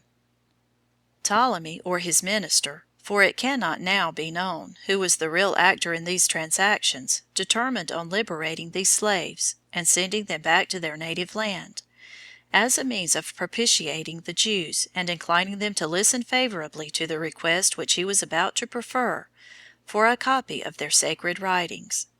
He, however, paid to those who held the captives a very liberal sum for ransom. The ancient historians, who never allow the interest of their narratives to suffer for want of a proper amplification on their part of the scale on which the deeds which they record were performed, say that the number of slaves liberated on this occasion was 120,000, and the sum paid for them, as compensation to the owners, was 600 talents, equal to $600,000. It will be sufficiently accurate for the general reader of history to consider the Greek talent, referred to in such transactions as these, as equal in English money to £250, in American to $1,000. It is curious to observe that, large as the total was that was paid for the liberation of these slaves, the amount paid for each individual was, after all, only a sum equal to about $5. And yet this was only a preliminary expense to pave the way for the acquisition of a single series of books, to add to the variety of the immense collection. After the liberation and return of the captives, Ptolemy sent a splendid embassy to Jerusalem, with very respectful letters to the high priest, and with very magnificent presents. The ambassadors were received with the highest honors. The request of Ptolemy that he should be allowed to take a copy of the sacred books for his library was very readily granted. The priest caused copies to be made of all the sacred writings. These copies were executed in the most magnificent style, and were splendidly illuminated with letters of gold. The Jewish government also, at Ptolemy's request, designated a company of Hebrew scholars, 6 from each tribe, men learned in both the Greek and Hebrew languages, to proceed to Alexandria, and there, at the museum, to make a careful translation of the Hebrew books into Greek. And there were 12 tribes, and 6 translators chosen from each. There were 72 translators in all. They made their translation, and it was called the Septuagint, from the Latin Septuaginta duo, which means 72. Although out of Judea there was no feeling of reverence for these Hebrew Scriptures as books of divine authority, there was still a strong interest felt in them as very entertaining and curious works of history, by all the Greek and Roman scholars who frequented Alexandria to study at the museum. Copies were accordingly made of the Septuagint translation, and were taken to other countries, and there, in process of time, copies of the copies were made, until at length the work became extensively circulated throughout the whole learned world. The priests and monks looked with even a stronger interest than the ancient scholars had felt upon this early translation of so important a portion of the sacred Scriptures. They made new copies for abbeys, monasteries, and colleges, and when at length the art of printing was discovered, this work was one of the first on which the magic power of typography was tried. The original manuscript made by the scribes of the 72, and all the early transcripts which were made from it, have long since been lost or destroyed, but instead of them we have now hundreds of thousands of copies in compact printed volumes, scattered among the public and private libraries of Christendom. In fact, after the lapse of 2,000 years, a copy of Ptolemy's Septuagint may be obtained of any considerable bookseller in any country of the civilized world, and though it required a national embassage and an expenditure, if the accounts are true, of more than $1 million originally to obtain it, it may be procured without difficulty now by 2 days' wages of an ordinary laborer. Besides the building of the Pharos, the museum, and the temple of Serapis, the early Ptolemies formed and executed a great many other plans tending to the same ends which the erection of these splendid edifices was designed to secure, namely, to concentrate in Alexandria all possible means of attraction, commercial, literary, and religious, so as to make the city the great center of interest, and the common resort for all mankind. They raised immense revenues for these and other purposes by taxing heavily the whole agricultural produce of the valley of the Nile. The inundations, by the boundless fertility which they annually produced, supplied the royal treasuries. Thus the Abyssinian rains, at the sources of the Nile, built the Pharos at its mouth, and endowed the Alexandrian library. The taxes laid upon the people of Egypt to supply the Ptolemies with funds were, in fact, so heavy that only the bare means of subsistence were left to the mass of the agricultural population. In admiring the greatness and glory of the city, therefore, we must remember that there was a gloomy counterpart to its splendor in the very extended destitution and poverty to which the mass of the people were everywhere doomed. They lived in hamlets of wretched huts along the banks of the river, in order that the capital might be splendidly adorned with temples and palaces. They passed their lives in darkness and ignorance, that 700,000 volumes of expensive manuscripts might be enrolled at the museum for the use of foreign philosophers and scholars. The policy of the Ptolemies was, perhaps, on the whole, the best, for the general advancement and ultimate welfare of mankind, which could have been pursued in the age in which they lived and acted. But in applauding the results which they attained, we must not wholly forget the cost which they incurred in attaining them. At the same cost we could, at the present day, far surpass them. If the people of the United States will surrender the comforts and conveniences which they individually enjoy, if the farmers scattered in their comfortable homes on the hillsides and plains throughout the land will give up their houses, their furniture, their carpets, their books, and the privileges of their children, and then, withholding from the produce of their annual toil only a sufficient reservation to sustain them and their families through the year, in a life like that of a beast of burden, spent in some miserable and naked hovel, send the rest to some hereditary sovereign residing upon the Atlantic seaboard, that he may build with the proceeds a splendid capital, they may have an Alexandria now that will infinitely exceed the ancient city of the Ptolemies in splendor and renown.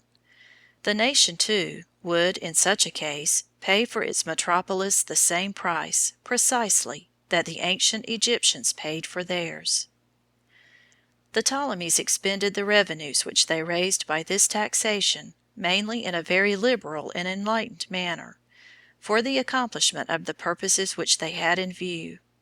The building of the Pharos, the removal of the statue of Serapis, and the endowment of the museum and the library were great conceptions, and they were carried into effect in the most complete and perfect manner. All the other operations which they devised and executed for the extension and aggrandizement of the city were conceived and executed in the same spirit of scientific and enlightened liberality. Streets were opened, the most splendid palaces were built, docks, piers, and breakwaters were constructed, and fortresses and towers were armed and garrisoned. Then every means was employed to attract to the city a great concourse from all the most highly civilized nations then existing. The highest inducements were offered to merchants, mechanics, and artisans to make the city their abode. Poets, painters, sculptors, and scholars of every nation and degree were made welcome, and every facility was afforded them for the prosecution of their various pursuits. These plans were all eminently successful. Alexandria rose rapidly to the highest consideration and importance, and at the time when Cleopatra, born to preside over this scene of magnificence and splendor, came upon the stage, the city had but one rival in the world. That rival was Rome. End of chapter 3. Chapter 4 of Cleopatra. Cleopatra's father. Rome, the rival of Alexandria. Extent of their rule. Extension of the Roman Empire. Cleopatra's father. Ptolemy's ignoble birth. Caesar and Pompey. Ptolemy purchases the alliance of Rome. Taxes to raise the money. Revolt at Alexandria. Ptolemy's flight. Berenice. Her marriage with Seleucus. Cleopatra's early life. Ptolemy, an object of contempt. Ptolemy's interview with Cato. Character of Cato. Ptolemy's reception. Cato's advice to him. Ptolemy arrives at Rome. His application to Pompey. Action of the Roman Senate. Plans for restoring Ptolemy. Measures of Berenice. Her embassage to Rome. Ptolemy's treachery. Its consequences. Opposition to Ptolemy. The prophecy. Attempts to evade the oracle. Gabinius undertakes the cause. Mark Antony. His history and character. Antony in Greece. He joins Gabinius. Danger of crossing the deserts. Armies destroyed. Mark Antony's character. His personal appearance. March across the desert. Pelusium taken. March across the delta. Success of the Romans. Berenice a prisoner. Fate of Archelaus. Grief of Antony. Unnatural joy of Ptolemy. When the time was approaching in which Cleopatra appeared upon the stage, Rome was perhaps the only city that could be considered as the rival of Alexandria, in the estimation of mankind, in respect to interest and attractiveness as a capital. In one respect, Rome was vastly superior to the Egyptian metropolis, and that was in the magnitude and extent of the military power which it wielded among the nations of the earth. Alexandria ruled over Egypt, and over a few of the neighboring coast and islands, but in the course of 3 centuries during which she had been acquiring her greatness and fame, the Roman Empire had extended itself over almost the whole civilized world. Egypt had been, thus far, too remote to be directly reached, but the affairs of Egypt itself became involved at length with the operations of the Roman power. About the time of Cleopatra's birth, in a very striking and peculiar manner, and as the consequences of the transaction were the means of turning the whole course of the Queen's subsequent history, a narration of it is necessary to a proper understanding of the circumstances under which she commenced her career. In fact, it was the extension of the Roman Empire to the limits of Egypt, and the connections which thence arose between the leading Roman generals and the Egyptian sovereign, which have made the story of this particular queen so much more conspicuous and as an object of interest and attention to mankind, than that of any other one of the 10 Cleopatras who rose successively in the same royal line.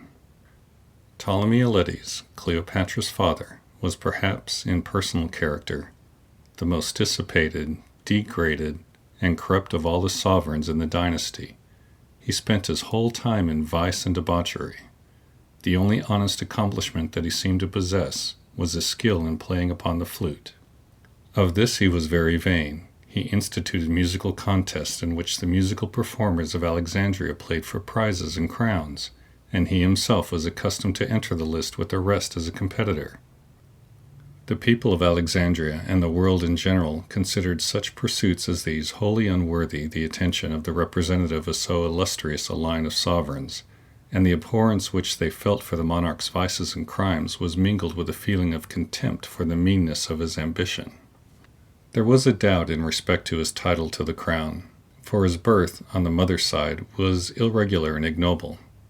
Instead, however, of attempting to confirm and secure his possession of power by vigorous and prosperous administration of the government, he wholly abandoned all concern in respect to the course of public affairs, and then, to guard against the danger of being deposed, he conceived the plan of getting himself recognized at Rome as one of the allies of the Roman people.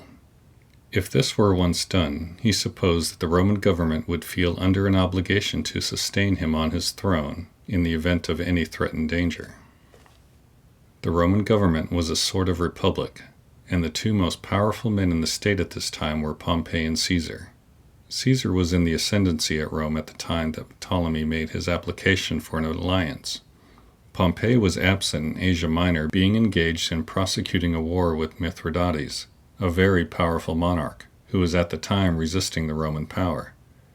Caesar was very deeply involved in debt, and was, moreover, very much in need of money, not only for relief from existing embarrassments, but as a means of subsequent expenditure, to enable him to accomplish certain great political schemes which he was entertaining. After many negotiations and delays, it was agreed that Caesar would exert his influence to secure an alliance between the Roman people and Ptolemy, on condition that Ptolemy paid him the sum of 6,000 talents, equal to about $6 million. A part of the money, Caesar said, was for Pompey. The title of ally was conferred, and Ptolemy undertook to raise the money which he had promised by increasing the taxes of his kingdom. The measures, however, which he thus adopted for the purpose of making himself the more secure in his possession of the throne, proved to be the means of overthrowing him. The discontent and disaffection of his people, which had been strong and universal before, though suppressed and concealed, broke out now into open violence. That there should be laid upon them, in addition to all their other burdens, these new oppressions, heavier than those which they had endured before, and exacted for such a purpose too, was not to be endured. To be compelled to see their country sold on any terms to the Roman people was sufficiently hard to bear. But to be forced to raise themselves and pay the price of the transfer was absolutely intolerable. Alexandria commenced a revolt. Ptolemy was not a man to act decidedly against such a demonstration, or, in fact, to evince either calmness or courage in any emergency whatever. His first thought was to escape from Alexandria to save his life. His second, to make the best of his way to Rome, to call upon the Roman people to come to the succor of their ally. Ptolemy left 5 children behind him in his flight. The eldest was the Princess Berenice, who had already reached maturity. The second was the great Cleopatra, the subject of this history. Cleopatra was, at this time, about 11 years old. There were also 2 sons, but they were very young. One of them was named Ptolemy. The Alexandrians determined on raising Berenice to the throne in her father's place as soon as his flight was known. They thought that the sons were too young to attempt to reign in such an emergency, as it was very probable that Aletes, the father, would attempt to recover his kingdom. Berenice very readily accepted the honor and power which were offered to her. She established herself in her father's palace and began her reign in great magnificence and splendor. In process of time, she thought that her position would be strengthened by a marriage with a royal prince from some neighboring realm. She first sent ambassadors to make proposals to the prince of Syria, named Antiochus. The ambassadors came back bringing word that Antiochus was dead, but that he had a brother named Seleucus, upon whom the succession fell. Berenice then sent them back to make the same offers to him. He accepted the proposals, came to Egypt, and he and Berenice were married. After trying him for a while, Berenice found that for some reason or other she did not like him as a husband, and accordingly she caused him to be strangled. At length, after various other intrigues and much secret management, Berenice succeeded in a second negotiation and married a prince, or a pretended prince, from some country of Asia Minor, whose name was Archelaus. She was better pleased with the second husband than she had been with the first, and she began at last to feel somewhat settled and established on her throne, and to be prepared, as she thought, to offer effectual resistance to her father in case he should ever attempt to return. It was in the midst of the scenes and surrounded by the influences which might be expected to prevail in the families of such a father and such a sister that Cleopatra spent those years of her life in which the character is formed. During all these revolutions and exposed to all these exhibitions of licentious wickedness and of unnatural cruelty and crime, she was growing up in the royal palaces a spirited and beautiful but indulged and neglected child. In the meantime, Aletes, the father, went on toward Rome. So far as his character and his story were known among the surrounding nations, he was the object of universal obloquy, both on accounts of his previous career of degrading vice, and now still more for this ignoble flight from the difficulties in which his vices and crimes had involved him. He stopped on the way at the island of Rhodes. It happened that Cato, the great Roman philosopher and general, was at Rhodes at this time. Cato was a man of stern, unbending virtue, and of great influence at that period in public affairs. Ptolemy sent a messenger to inform Cato of his arrival, supposing, of course, that the Roman general would hasten on hearing of the fact to pay his respects to so great a personage as he, a king of Egypt, a Ptolemy, though suffering under a temporary reverse of fortune. Cato directed the messenger to reply that, so far as he was aware, he had no particular business with Ptolemy. Say, however, to the king, he added, that if he has any business with me, he may call and see me, if he pleases. Ptolemy was obliged to suppress his resentment and submit. He thought it very essential to the success of his plans that he should see Cato, and secure, if possible, his interest and cooperation, and he consequently made preparations for paying, instead of receiving, the visit, intending to go in the greatest royal state that he could command. He accordingly appeared at Cato's lodgings on the following day, magnificently dressed, and accompanied by many attendants. Cato, who was dressed in the plainest and most simple manner, and whose apartment was furnished in a style corresponding with the severity of his character, did not even rise when the king entered the room. He simply pointed with his hand and bade the visitor take a seat.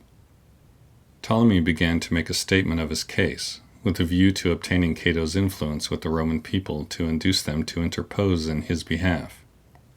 Cato, however, far from evincing any disposition to espouse his visitor's cause, censured him, in the plainest terms, for having abandoned his proper position in his own kingdom, to go and make himself a victim and prey for the insatiable avarice of the Roman leaders.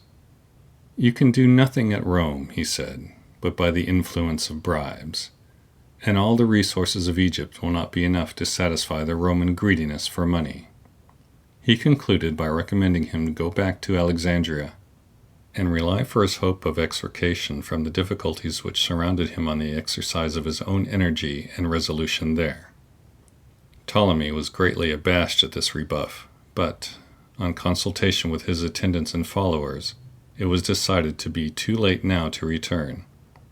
The whole party accordingly re-embarked on their galleys and pursued their way to Rome. Ptolemy found, on his arrival at the city, that Caesar was absent in Gaul, while Pompey, on the other hand, who had returned victorious from his campaigns against Mithridates, was now the great leader of influence and power at the capital. This change of circumstances was not, however, particularly unfavorable, for Ptolemy was on friendly terms with Pompey, as he had been with Caesar.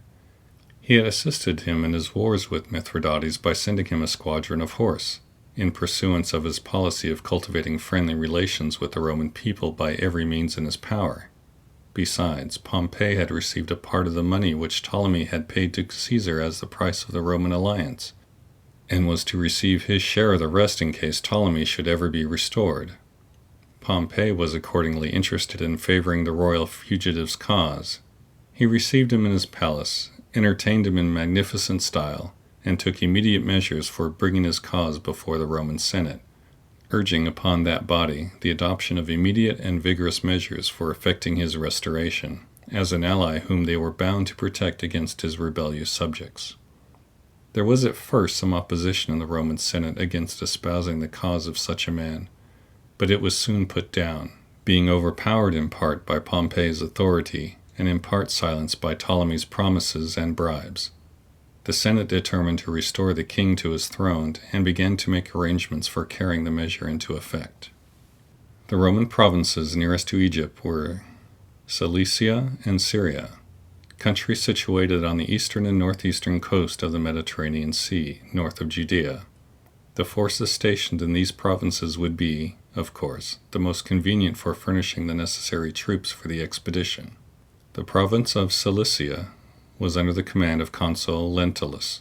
Lentulus was at this time at Rome. He had repaired to the capital for some temporary purpose, leaving his province and the troops stationed under the command, for the time, of a sort of lieutenant general named Gabinius.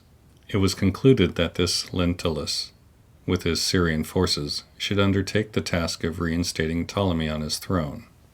While these plans and arrangements were yet immature, a circumstance occurred which threatened, for a time, wholly to defeat them. It seems that when Cleopatra's father first left Egypt, he had caused a report to be circulated that he had been killed in the revolt. The object of this stratagem was to cover and conceal his flight. The government of Berenice soon discovered the truth, and learned that the fugitive had gone in the direction of Rome. They immediately inferred that he was going to appeal to the Roman people for aid, and they determined that if that were the case, the Roman people, before deciding in his favor, should have the opportunity to hear their side of the story as well as his. They accordingly made preparations at once for sending a very imposing embassage to Rome. The deputation consisted of more than 100 persons. The object of Berenice's government in sending so large a number was not only to evince their respect for the Roman people and their sense of the magnitude of the question at issue, but also to guard against any efforts that Ptolemy might make to intercept the embassage on the way, or to buy off the members of it by bribes. The number, however large as it was, proved insufficient to accomplish this purpose. The whole Roman world was at this time in such a condition of disorder and violence, in the hands of the desperate and reckless military leaders who then bore sway, that there were everywhere abundant facilities for the commission of any conceivable crime. Ptolemy contrived, with the assistance of the fierce partisans who had espoused his cause, and who were deeply interested in his success on account of the rewards which were promised them, to waylay and destroy a large proportion of this company before they reached Rome. Some were assassinated, some were poisoned, some were tampered with and bought off by bribes. A small remnant reached Rome, but they were so intimidated by the dangers which surrounded them that they did not dare to take any public action in respect to the business which had been committed to their charge.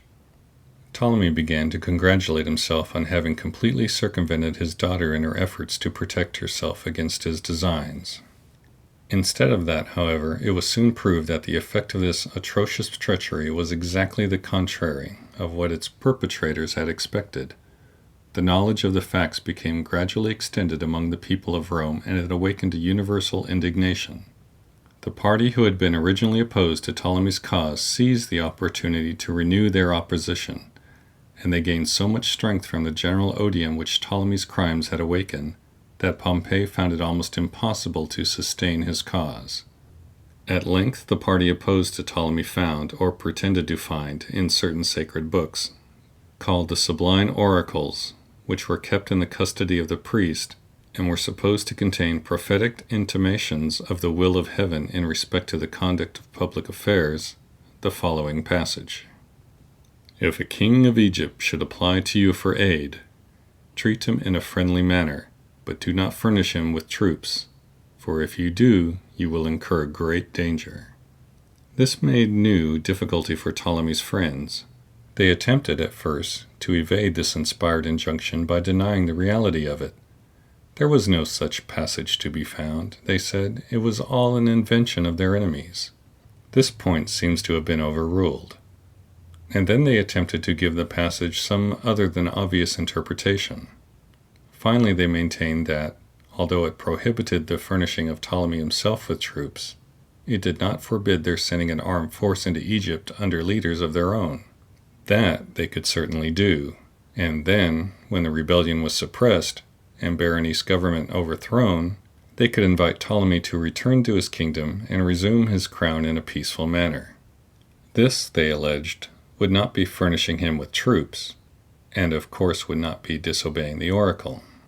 These attempts to evade the direction of the oracle on the part of Ptolemy's friends only made the debates and dissensions between them and his enemies more violent than ever. Pompey made every effort in his power to aid Ptolemy's cause, but Lentulus, after a long hesitation and delay, decided that it would not be safe for him to embark in it. At length, however, Gabinius, the lieutenant who commanded in Syria, was induced to undertake the enterprise, on certain promises which he received from Ptolemy to be performed in case he succeeded, and with a certain encouragement, not very legal or regular, which Pompey gave him in respect to the employment of the Roman troops under his command, he resolved to march to Egypt. His route, of course, would lie along the shores of the Mediterranean and through the desert to Pelusium, which has already been mentioned as the frontier town on this side of Egypt. From Pelusium he was to march through the heart of the delta to Alexandria, and, if successful in his invasion, overthrow the government of Berenice and Archelaus, and then, inviting Ptolemy to return, reinstate him on the throne. In the prosecution of this dangerous enterprise, Gabinius relied strongly on the assistance of a very remarkable man, then his second in command, who afterward acted a very important part in the subsequent history of Cleopatra. His name was Mark Antony. Antony was born in Rome, of a very distinguished family, but his father died when he was very young, and being left subsequently much to himself, he became a very wild and dissolute young man. He wasted the property which his father had left him in folly and vice, and then going on disparately in the same career, he soon incurred enormous debts, and involved himself in consequence in inextricable difficulties. His creditors continually harassed him with importunities for money, and with suits at law to compel payments which he had no means of making. He was likewise incessantly pursued by the hostility of the many enemies that he had made in the city by his violence and his crimes. At length he absconded and went to Greece. Here Gabinius, when on his way to Syria, met him, and invited him to join his army rather than to remain in his idleness and destitution. Antony, who was as proud and lofty in spirit as he was degraded in morals and condition, refused to do this unless Gabinius would give him a command. Gabinius saw in the daring and reckless energy which Antony manifested the indications of the class of qualities which in those days made a successful soldier, ascended to his terms. He gave him command of his cavalry. Antony distinguished himself in the Syrian campaigns that followed, and was now full of eagerness to engage in this Egyptian enterprise. In fact, it was mainly his zeal and enthusiasm to embark in this undertaking which was the means of deciding Gabinius to consent to Ptolemy's proposals. The danger and difficulty which they considered as most to be apprehended in the whole expedition was the getting across the desert to Pelusium. In fact, the great protection of Egypt had always been her isolation. The trackless and desolate sands, being wholly destitute of water and utterly void, could be traversed, even by caravan of peaceful travelers, only with great difficulty and danger. For an army to attempt to cross them, exposed, as the troops would necessarily be, to the assaults of enemies who might advance to meet them on the way, and sure of encountering a terrible opposition from fresh and vigorous bands when they should arrive, wayworn and exhausted by the physical hardships of the way, at the borders of the inhabited country, was a desperate undertaking. Many instances occurred in ancient times in which vast bodies of troops, in attempting marches over the deserts by which Egypt was surrounded, were wholly destroyed by famine or thirst, or overwhelmed by storms of sand. These difficulties and dangers, however, did not at all intimidate Mark Antony. The anticipation, in fact, of the glory of surmounting them was one of the main inducements which led him to embark in the enterprise. The perils of the desert constituted one of the charms which made the expedition so attractive. He placed himself, therefore, at the head of his troop cavalry, and set off across the sands in advance of Gabinius to take Pelusium, in order thus to open a way for the main body of the army into Egypt. Ptolemy accompanied Antony. Gabinius was to follow. With all his faults, to call them by no severer name, Mark Antony possessed certain great excellences of character. He was ardent, but then he was cool, collected, and sagacious, and there was a certain frank and manly generosity continually evincing itself in his conduct and character, which made him a great favorite among his men. He was at this time about 28 years old, of a tall and manly form, and of an expressive and intellectual cast of countenance.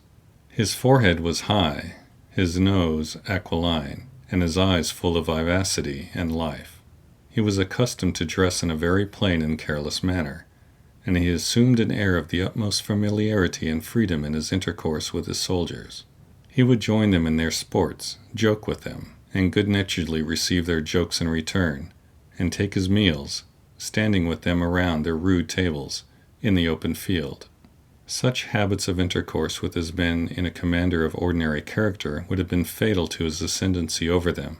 But in Mark Antony's case, these frank and familiar manners, which seemed only to make military genius and the intellectual power which he possessed the more conspicuous and the more universally admired. Antony conducted his troops of horsemen across the desert in a very safe and speedy manner, and arrived before Pelusium. The city was not prepared to resist him.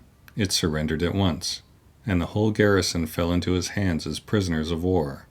Ptolemy demanded that they should all be immediately killed. They were rebels, he said, and as such ought to be put to death. Antony, however, as might have been expected from his character, absolutely refused to allow any such barbarity.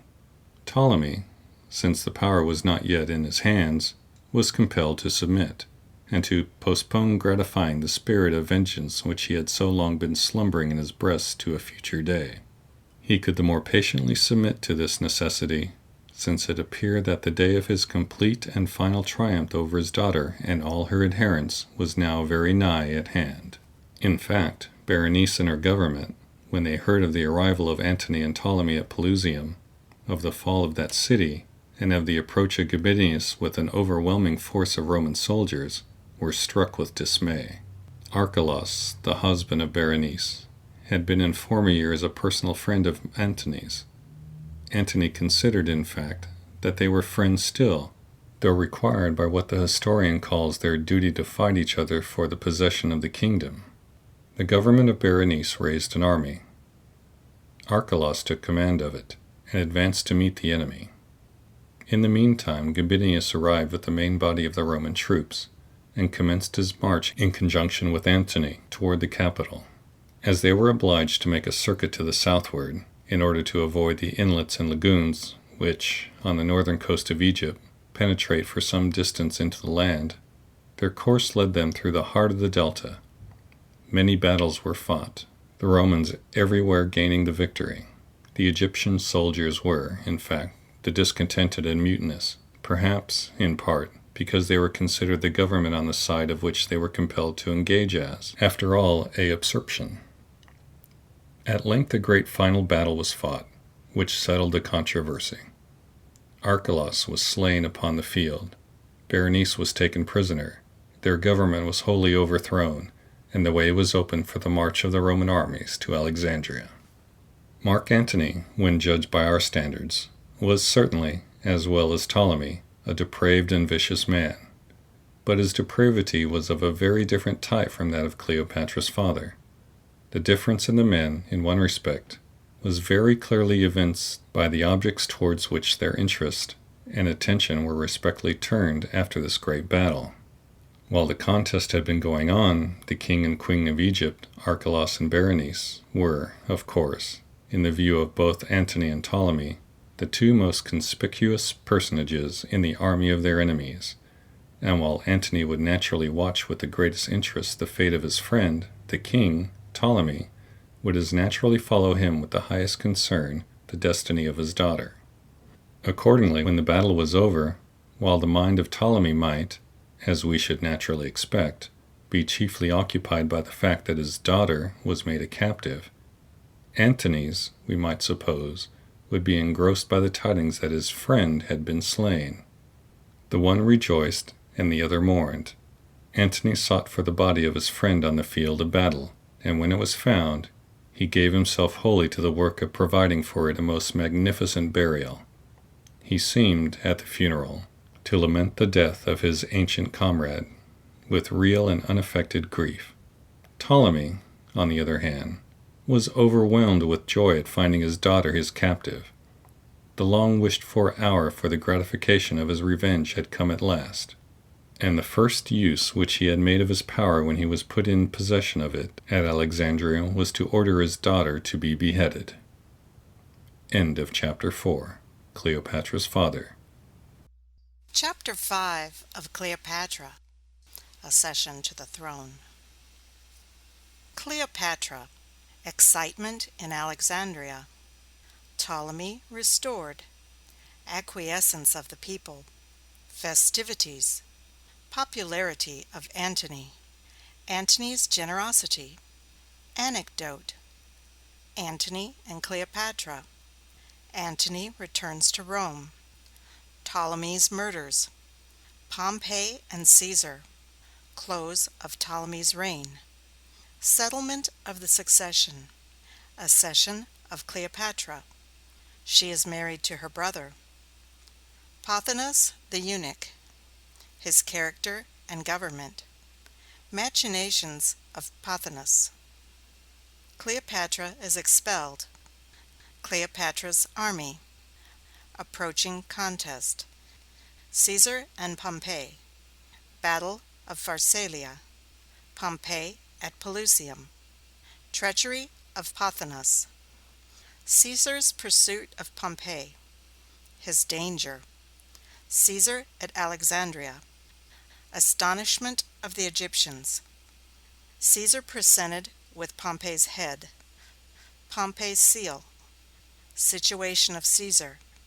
His demands. Conduct of Pothinus. Quarrels. Policy of Pothinus. Contentions. Caesar sends to Syria for additional troops. At the time when the unnatural quarrel between Cleopatra's father and her sister was working its way toward its dreadful termination, as related in the last chapter, she herself was residing at the royal palace in Alexandria, a blooming and beautiful girl of about 15. Fortunately for her, she was too young to take any active part personally in the contention. Her two brothers were still younger than herself. They all three remained, therefore, in the royal palaces, quiet spectators of the revolution, without being either benefited or injured by it. It is singular that the name of both the boys was Ptolemy. The excitement in the city of Alexandria was intense and universal when the Roman army entered it to reinstate Cleopatra's father upon his throne. A very large portion of the inhabitants were pleased with having the former king restored. In fact, it appears, by a retrospect of the history of kings, that when a legitimate hereditary sovereign or dynasty is deposed and expelled by a rebellious population, no matter how intolerable may have been the tyranny, or how atrocious the crimes by which the patience of the subject was exhausted, the lapse of a very few years is ordinarily sufficient to produce a very general readiness to acquiesce in a restoration, and in this particular instance there had been no such superiority in the government of Berenice during the period while her power continued over that of her father, which she had displaced, as to make this case an exception to the general rule. The mass of people, therefore, all those especially who had taken no active part in Berenice's government, were ready to welcome Ptolemy back to his capital. Those who had taken such a part were all summarily executed by Ptolemy's orders. There was, of course, a great excitement throughout the city on the arrival of the Roman army. All the foreign influence and power which had been exercised in Egypt thus far, and almost all the officers, whether civil or military, had been Greek.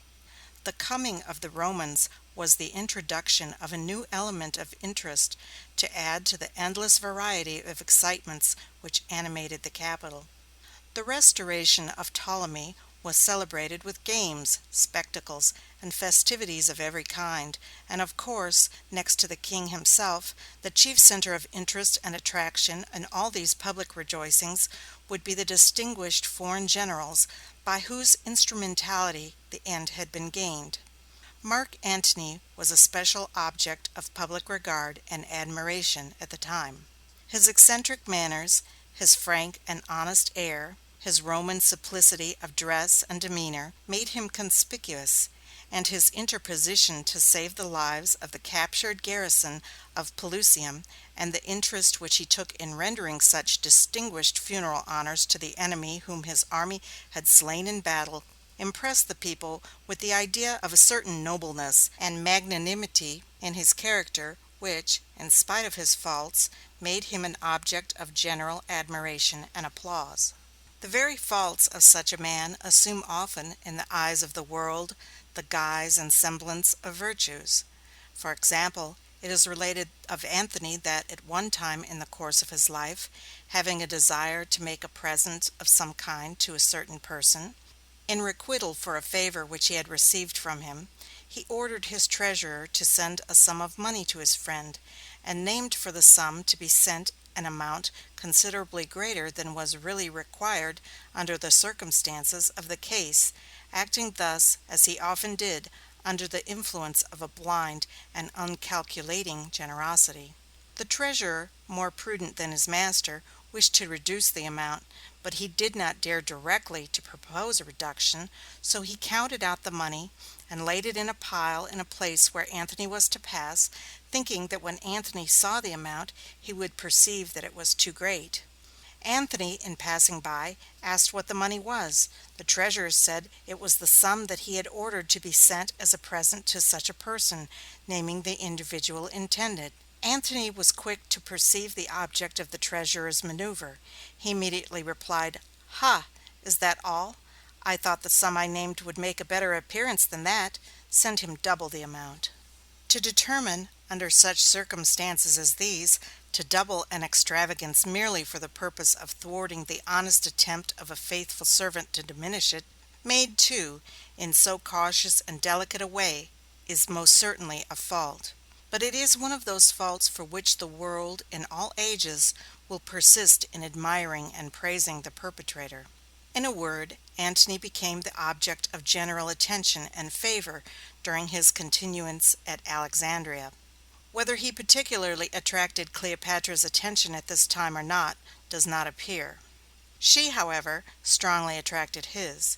He admired her blooming beauty, her sprightliness and wit, and her various accomplishments. She was still, however, so young, being but 15 years of age, while Antony was nearly 30, that she probably made no very serious impression upon him. A short time after this, Antony went back to Rome, and did not see Cleopatra again for many years. When the two Roman generals went away from Alexandria, they left a considerable portion of the army behind them, under Ptolemy's command, to aid him in keeping possession of his throne. Antony returned to Rome. He acquired great renown by his march across the desert, and by the successful accomplishment of the invasion of Egypt and the restoration of Ptolemy. His funds, too, were replenished by the vast sums paid to him and to Gabinus by Ptolemy. The amount which Ptolemy is said to have agreed to pay as the price of his restoration was 2,000 talents, equal to $10 millions, a sum which shows on how great a scale the operations of this celebrated campaign were conducted. Ptolemy raised a large portion of the money required for his payments by confiscating the estates belonging to those friends of Berenice's government whom he ordered to be slain. It was said, in fact, that the numbers were very much increased of those that were condemned to die, by Ptolemy's standing in such urgent need of their property to meet his obligations. Antony, through the results of this campaign, found himself suddenly raised from the position of a disgraced and homeless fugitive to that of one of the most wealthy and renowned, and consequently one of the most powerful personages in Rome. The great civil war broke out about this time between Caesar and Pompey. Antony espoused the cause of Caesar. In the meantime, while the civil war between Caesar and Pompey was raging, Ptolemy succeeded in maintaining his seat on the throne, by the aid of the Roman soldiers whom Antony and Gabinius had left him for about 3 years. When he found himself drawing toward the close of life, the question arose to his mind to whom he should leave his kingdom. Cleopatra was the oldest child, and she was a princess of great promise, both in respect to mental endowments and personal charms. Her brothers were considerably younger than she. The claim of a son, though younger, seemed to be naturally stronger than that of a daughter, but the commanding talents and rising influence of Cleopatra appeared to make it doubtful whether it would be safe to pass her by. The father settled the question in the way in which such difficulties were usually surmounted in the Ptolemy family. He ordained that Cleopatra should marry the oldest of her brothers, and that they two should jointly occupy the throne. Adhering also still to the idea of the alliance of Egypt with Rome, which had been the leading principle of the whole policy of his reign, He solemnly committed the execution of his will and the guardianship of his children, by a provision of the instrument itself, to the Roman Senate. The Senate accepted the appointment, and appointed Pompey as the agent, on their part, to perform the duties of the trust. The attention of Pompey was, immediately after that time, too much engrossed by the civil war waged between himself and Caesar to take any active steps in respect to the duties of his appointment. It seemed, however, that none were necessary, for all parties in Alexandria appearing disposed, after the death of the king, to acquiesce in the arrangements which he had made, and to join in carrying them into effect. Cleopatra was married to her brother, yet, it is true, only a boy. He was about 10 years old. She was herself about 18. They were both too young to govern. They could only reign. The affairs of the kingdom were, accordingly, conducted by 2 ministers whom their father had designated. These ministers were Pothinus, a eunuch, who was a sort of secretary of state, and Achillas, the commander-in-chief of the armies. Thus, though Cleopatra by these events became nominally a queen, her real accession to the throne was not yet accomplished. There were still many difficulties and dangers to be passed through before the period arrived when she became really a sovereign. She did not herself make any immediate attempt to hasten this period, but seems to have acquiesced, on the other hand, very quietly for a time, in the arrangements which her father had made. Pothinus was a eunuch.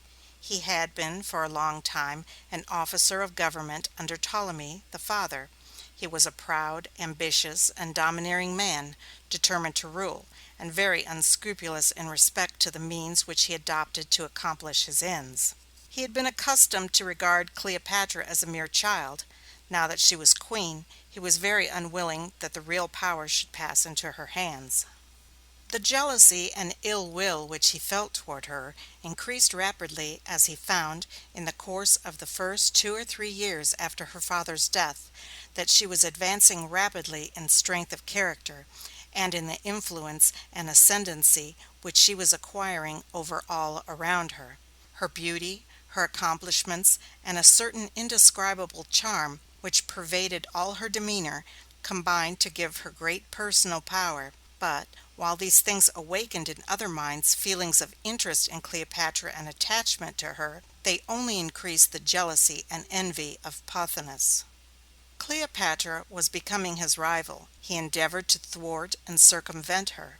He acted toward her in a haughty and overbearing manner, in order to keep her down to what he considered her proper place as his ward, for he was yet the guardian both of Cleopatra and her husband, and the regent of the realm. Cleopatra had a great deal of what is sometimes called spirit, and her resentment was aroused by this treatment. Pothinus took pains to enlist her young husband Ptolemy on his side as the quarrel advanced. Ptolemy was younger, and of a character much less marked and decided than Cleopatra. Pothinus saw that he could maintain control over him much more easily and for a much longer time than over Cleopatra. He contrived to awaken the young Ptolemy's jealousy of his wife's rising influence, and to induce him to join in efforts to thwart and counteract it. These attempts to turn her husband against her only aroused Cleopatra's resentment the more. Hers was not a spirit to be coerced. The palace was filled with the dissensions of the rivals. Pothinus and Ptolemy began to take measures for securing the army on their side. An open rupture finally ensued, and Cleopatra was expelled from the kingdom. She went to Syria. Syria was the nearest place of refuge, and then, besides, it was the country from which the aid had been furnished by which her father had been restored to the throne when he had been expelled, in a similar manner, many years before. Her father, it is true, had gone first to Rome, but the succors which he had negotiated for had been sent from Syria. Cleopatra hoped to obtain the same assistance by going directly there. Nor was she disappointed. She obtained an army, and commenced her march toward Egypt, following the same track which Antony and Gabinius had pursued in coming to reinstate her father. Pothinus raised an army and went forth to meet her.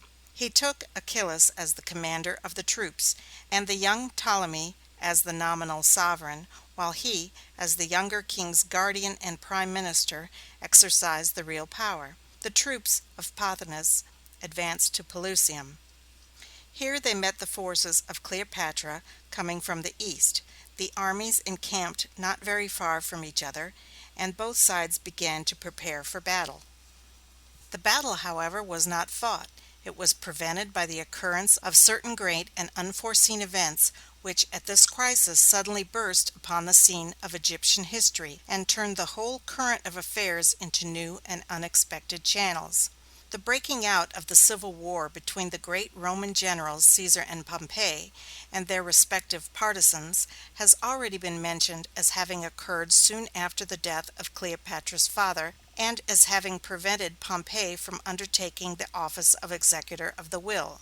This war had been raging ever since that time with terrible fury. Its distant thundering had been heard even in Egypt, but it was too remote to awaken there any special alarm. The immense armies of these two mighty conquerors had moved slowly, like two ferocious birds of prey flying through the air and fighting as they fly, across Italy into Greece, and from Greece through Macedon into Thessaly, contending in dreadful struggles with each other as they advanced, and trampling down and destroying everything in their way. At length a great final battle had been fought at Pharsalia. Pompey had been totally defeated. He had fled to the seashore, and there, with a few ships and a small number of followers, he had pushed out upon the Mediterranean, not knowing whither to fly, and overwhelmed with wretchedness and despair. Caesar followed him in eager pursuit. He had a small fleet of galleys with him, on board of which he had embarked 2,000 or 3,000 men.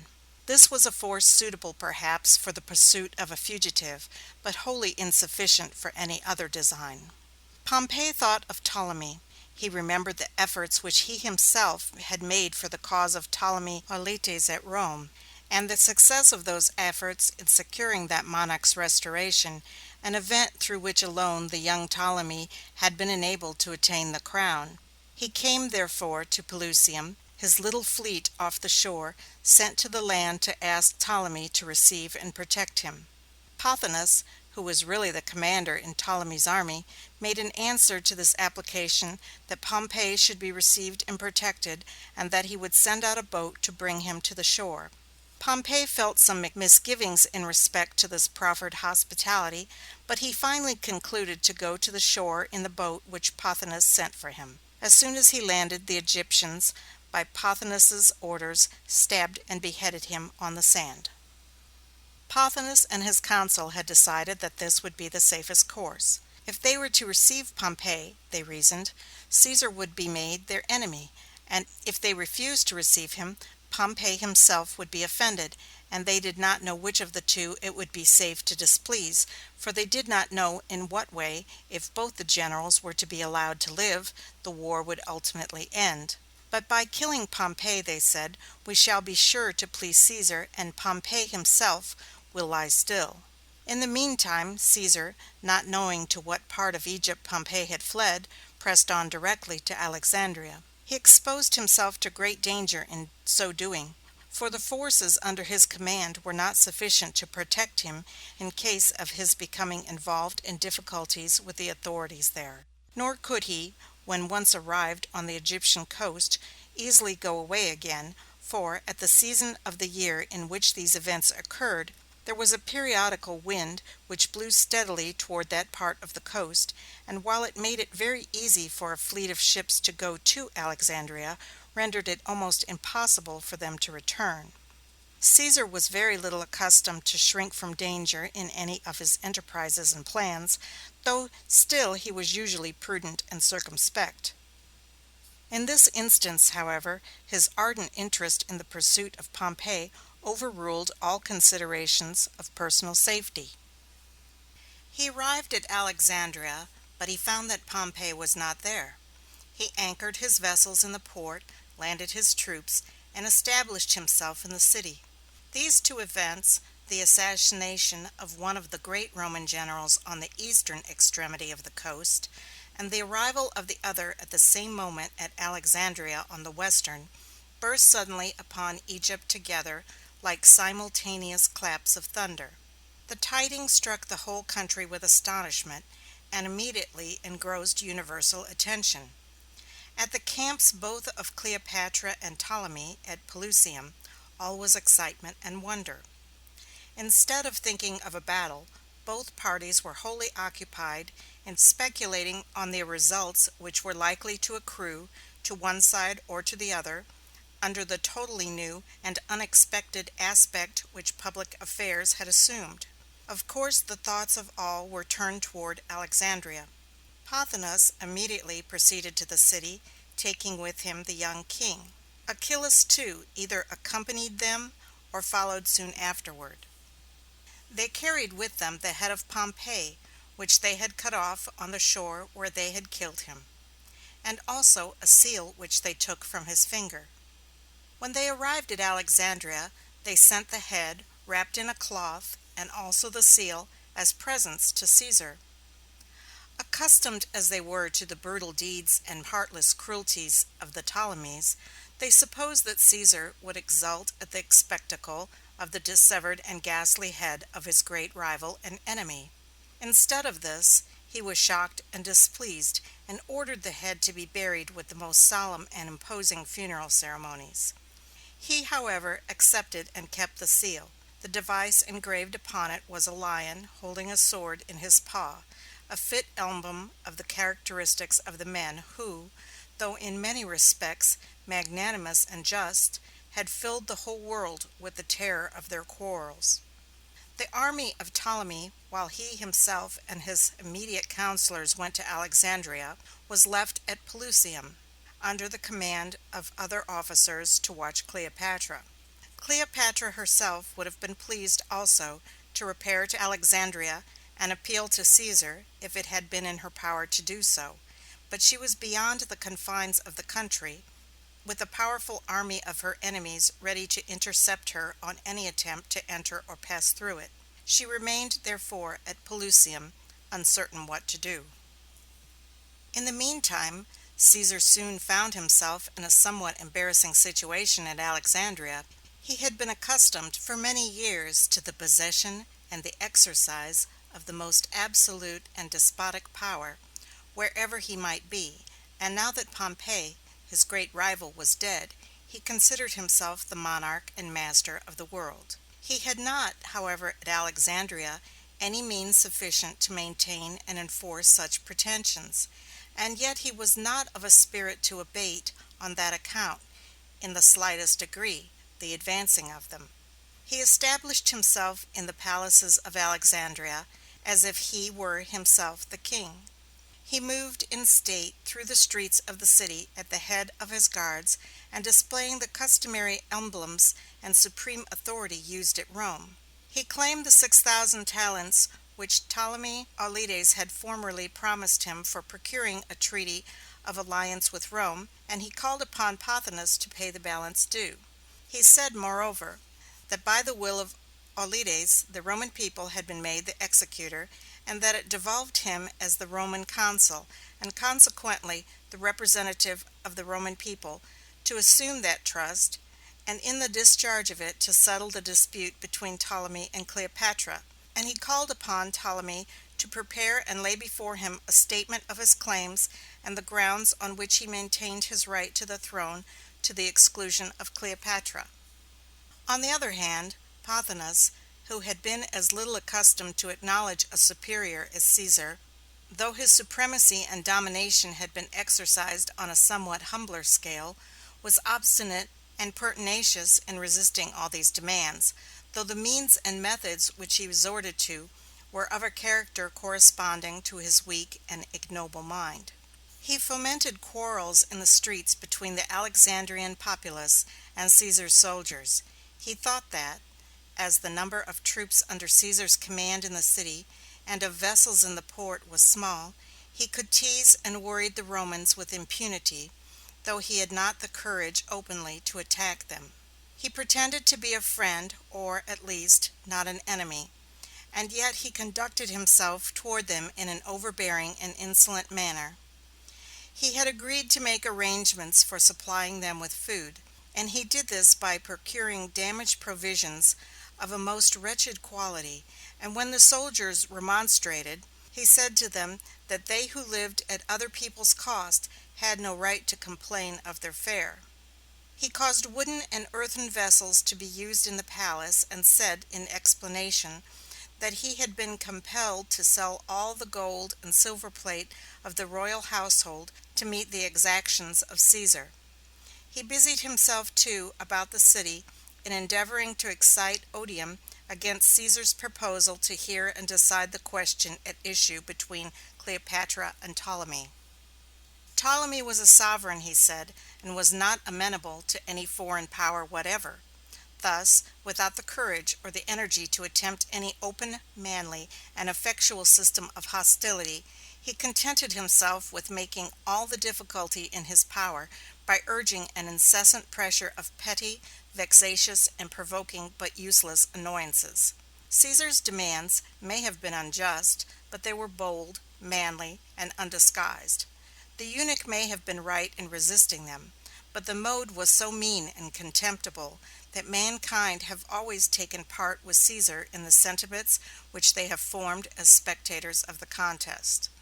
With the very small force which Caesar had at his command, and shut up as he was in the midst of a very great and powerful city, in which both the garrison and the population were growing more and more hostile to him every day, he soon found his situation was beginning to be attended with very serious danger.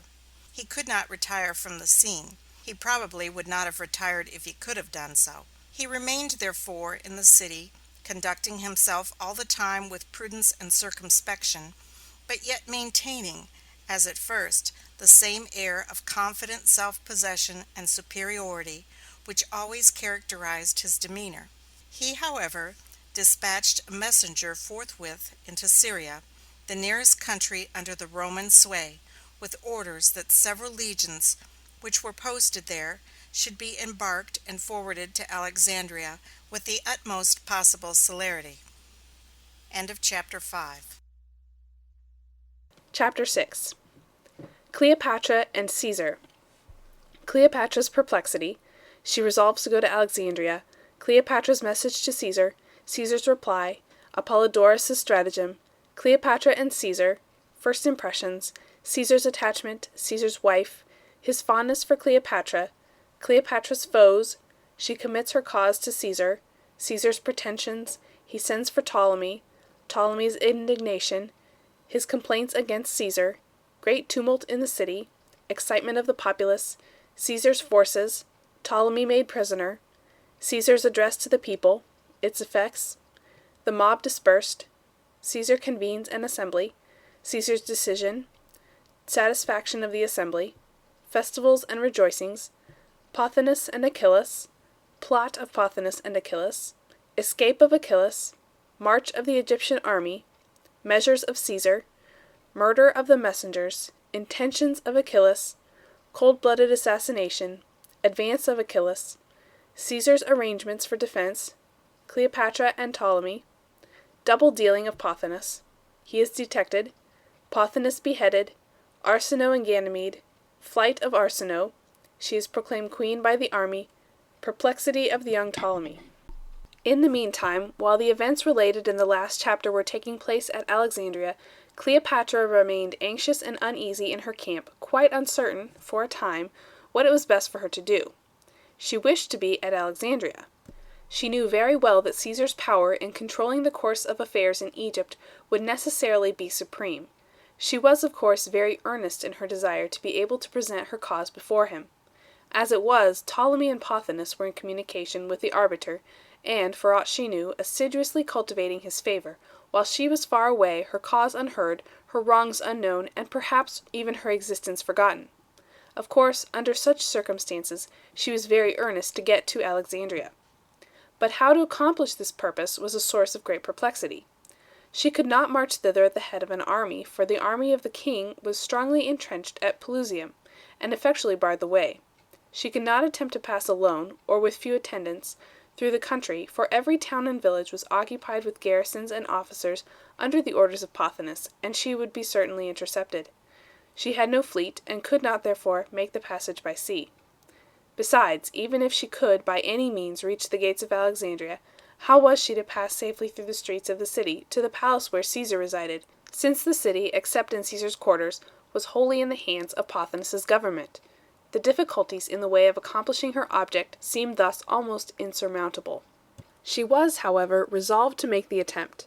She sent a message to Caesar, asking permission to appear before him and plead her own cause. Caesar replied, urging her by all means to come. She took a single boat, and with the smallest number of attendants possible, made her way along the coast to Alexandria. The man on whom she principally relied in this hazardous expedition was a domestic named Apollodorus. She had, however, some other attendants besides. When the party reached Alexandria, they waited until night, then advanced to the foot of the walls of the citadel. Here Apollodorus rolled the queen up in a piece of carpeting, and covering the whole package with the cloth, he tied it with a thong, so as to give it the appearance of a bale of ordinary merchandise, and then throwing the load across his shoulder, he advanced into the city. Cleopatra was at this time about 21 years of age, but she was of a slender and graceful form, and the burden was, consequently, not very heavy. Apollodorus came to the gates of the palace where Caesar was residing. The guards at the gates asked him what it was that he was carrying. He said that it was a present for Caesar. So they allowed him to pass, and the pretended porter carried his package in safely. When it was unrolled and Cleopatra came out to view, Caesar was perfectly charmed with the spectacle. In fact, the various conflicting emotions, which she could not but feel under such circumstances as these, imparted a double interest to her beautiful and expressive face, and to her naturally bewitching manners. She was excited by the adventure through which she had passed, and yet pleased with her narrow escape from its dangers. The curiosity and interest which she felt on the one hand, in respect to the great personage into whose presence she had been thus strangely ushered, was very strong, but then, on the other hand, it was chastened and subdued by that feeling of timidity which, in new and unexpected situations like these, and under a consciousness of being the object of eager observation to the other sex, is inseparable from the nature of women. The conversation which Caesar held with Cleopatra deepened the impression which her first appearance had made upon him.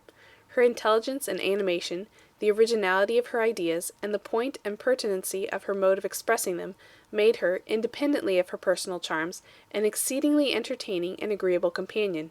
She, in fact, completely won the great conqueror's heart, and, through the strong attachment to her which he immediately formed, he became wholly disqualified to act impartially between her and her brother in regard to their respective rights to the crown.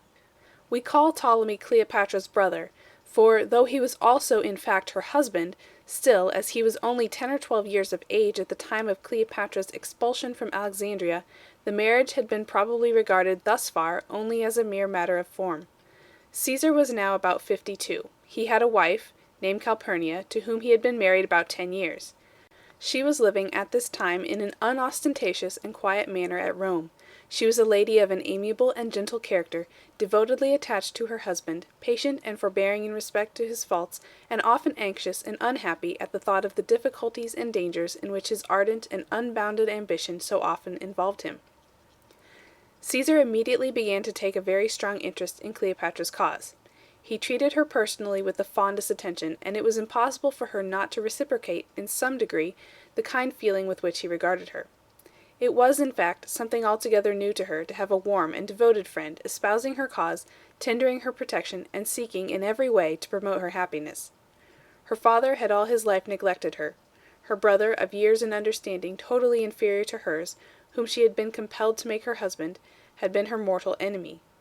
It is true that, in depriving her of her inheritance and expelling her from her native land, he had been only the tool and instrument of more designing men. This, however, far from improving the point of view from which she regarded him, made him appear not only hateful but contemptible too. All the officers of government, also, in the Alexandrian court had turned against her, because they had supposed that they could control her brother more easily if she were away.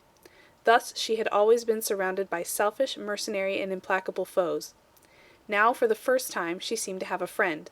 A protector had suddenly arisen to support and defend her. A man of very alluring person and manners, of a very noble and generous spirit, and of the very highest station. He loved her, and she could not refrain from loving him in return. She committed her cause entirely into his hands, confided to him all her interests, and gave herself up wholly into his power.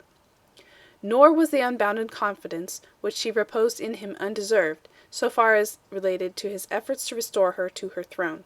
The legions which Caesar had sent for into Syria had not yet arrived, and his situation in Alexandria was still very defenseless and very precarious.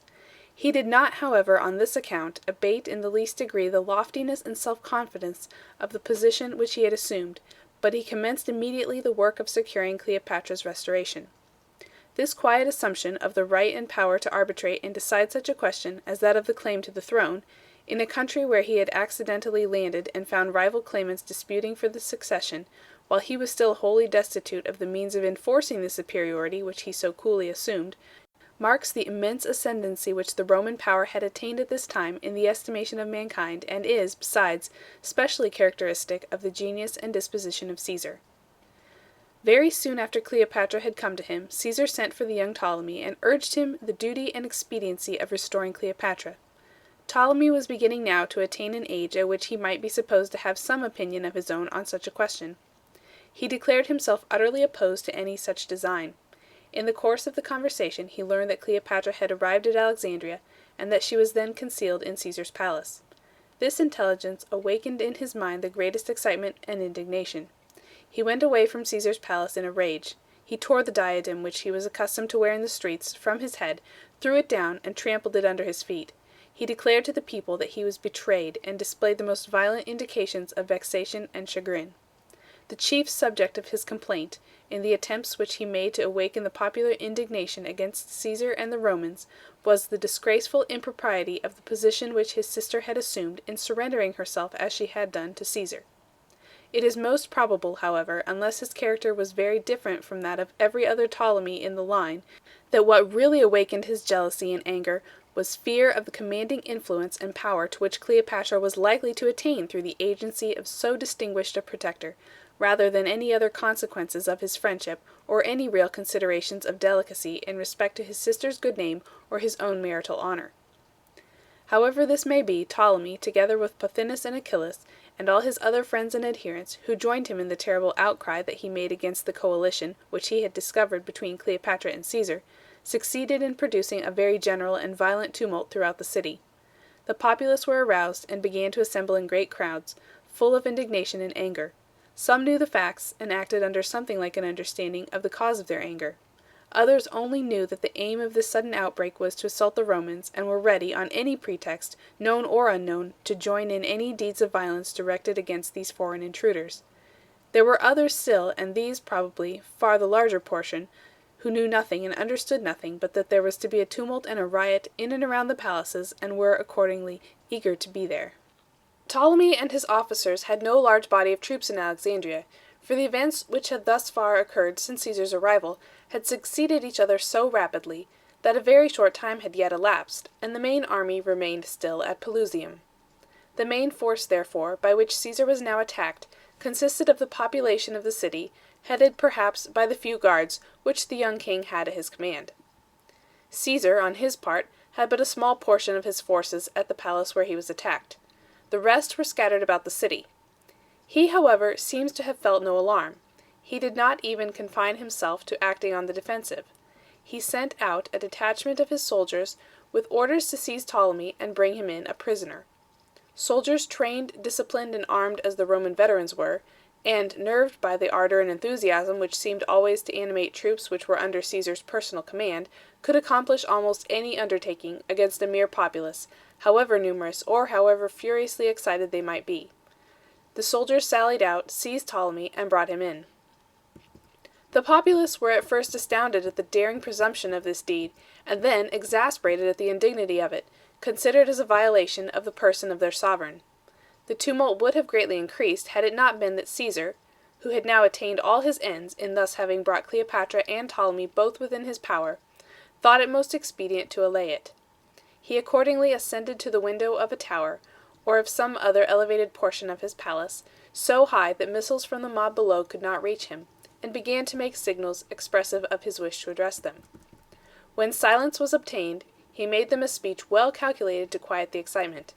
he told them that he did not pretend to any right to judge between Cleopatra and Ptolemy as their superior, but only in the performance of the duty solemnly assigned by Ptolemy Auletes, the father, to the Roman people, whose representative he was. Other than this he claimed no jurisdiction in the case, and his only wish, in the discharge of the duty which devolved upon him to consider the cause, was to settle the question in a manner just and equitable to all the parties concerned, and thus arrest the progress of the civil war, which, if not arrested, threatened to involve the country in the most terrible calamities. He counseled them therefore to disperse, and no longer disturb the peace of the city. He would immediately take measures for trying the question between Cleopatra and Ptolemy, and he did not doubt but that they would all be satisfied with his decision. This speech, made as it was, in the eloquent and persuasive, and yet dignified and imposing manner for which Caesar's harangues to turbulent assemblies like these were so famed, produced a great effect. Some were convinced, others were silenced, and those whose resentment and anger were not appeased found themselves deprived of their power by the pacification of the rest. The mob was dispersed, and Ptolemy remained with Cleopatra in Caesar's custody. The next day Caesar, according to his promise, convened an assembly of the principal people of Alexandria and officers of state, and then brought out Ptolemy and Cleopatra, that he might decide their cause.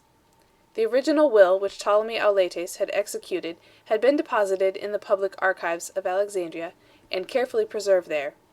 An authentic copy of it had been sent to Rome. Caesar caused the original will to be brought out and read to the assembly.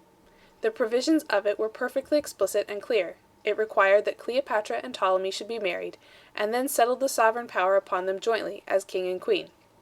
It recognized the Roman Commonwealth as the ally of Egypt, and constituted the Roman government the executor of the will, and the guardian of the king and queen. In fact, so clear and explicit was this document, that the simple reading of it seemed to be of itself a decision of the question. When, therefore, Caesar announced that, in his judgment, Cleopatra was entitled to share the supreme power with Ptolemy, and that it was his duty, as the representative of the Roman power and the executor of the will, to protect both the king and the queen in their respective rights, there seemed to be nothing that could be said against his decision. Besides Cleopatra and Ptolemy, there were two other children of Ptolemy Auletes in the royal family at this time. One was a girl named Arsinoe. The other, a boy, was, singularly enough, named, like his brother, Ptolemy. These children were quite young, but Caesar thought that it would perhaps gratify the Alexandrians, and lead them to acquiesce more readily in his decision, if he were to make some royal provision for them. He accordingly proposed to assign the island of Cyprus as a realm for them. This was literally a gift, for Cyprus was at this time a Roman possession. The whole assembly seemed satisfied with this decision except Pothinus. He had been so determined and inveterate an enemy to Cleopatra that, as he was well aware, her restoration must end in his downfall and ruin. He went away from the assembly moodily determining that he would not submit to the decision, but would immediately adopt efficient measures to prevent its being carried into effect. Caesar made arrangements for a series of festivals and celebrations, to commemorate and confirm the re-establishment of a good understanding between the king and the queen, and the consequent termination of the war. Such celebrations, he judged, would have great influence in removing any remaining animosities from the minds of the people, and restore the dominion of a kind and friendly feeling throughout the city. The people fell in with these measures, and cordially cooperated to give them effect, but Pothinus and Achillas, though they suppressed all outward expressions of discontentment, made incessant efforts in secret to organize a party, and to form plans for overthrowing the influence of Caesar, and making Ptolemy again the sole and exclusive sovereign. Pothinus represented to all whom he could induce to listen to him that Caesar's real design was to make Cleopatra queen alone, and to depose Ptolemy, and urge them to combine with him to resist a policy which would end in bringing Egypt under the dominion of a woman. He also formed a plan, in connection with Achillas, for ordering the army back from Pelusium. The army consisted of 30,000 men. If that army could be brought to Alexandria and kept under Pothinus's orders, Caesar and his 3,000 Roman soldiers would be, they thought, wholly at their mercy. There was, however, one danger to be guarded against in ordering the army to march toward the capital, and that was that Ptolemy, while under Caesar's influence, might open communication with the officers, and so obtain command of its movements, and thwart all the conspirators' designs. To prevent this, it was arranged between Pothinus and Achillas that the latter should make his escape from Alexandria, proceed immediately to the camp at Pelusium, resume the command of the troops there, and conduct them himself to the capital, and that in all these operations, and also subsequently on his arrival, he should obey no orders unless they came to him through Pothinus himself. Although sentinels and guards were probably stationed at the gates and avenues leading from the city, Achillas contrived to effect his escape and join the army. He placed himself at the head of the forces, and commenced his march toward the capital.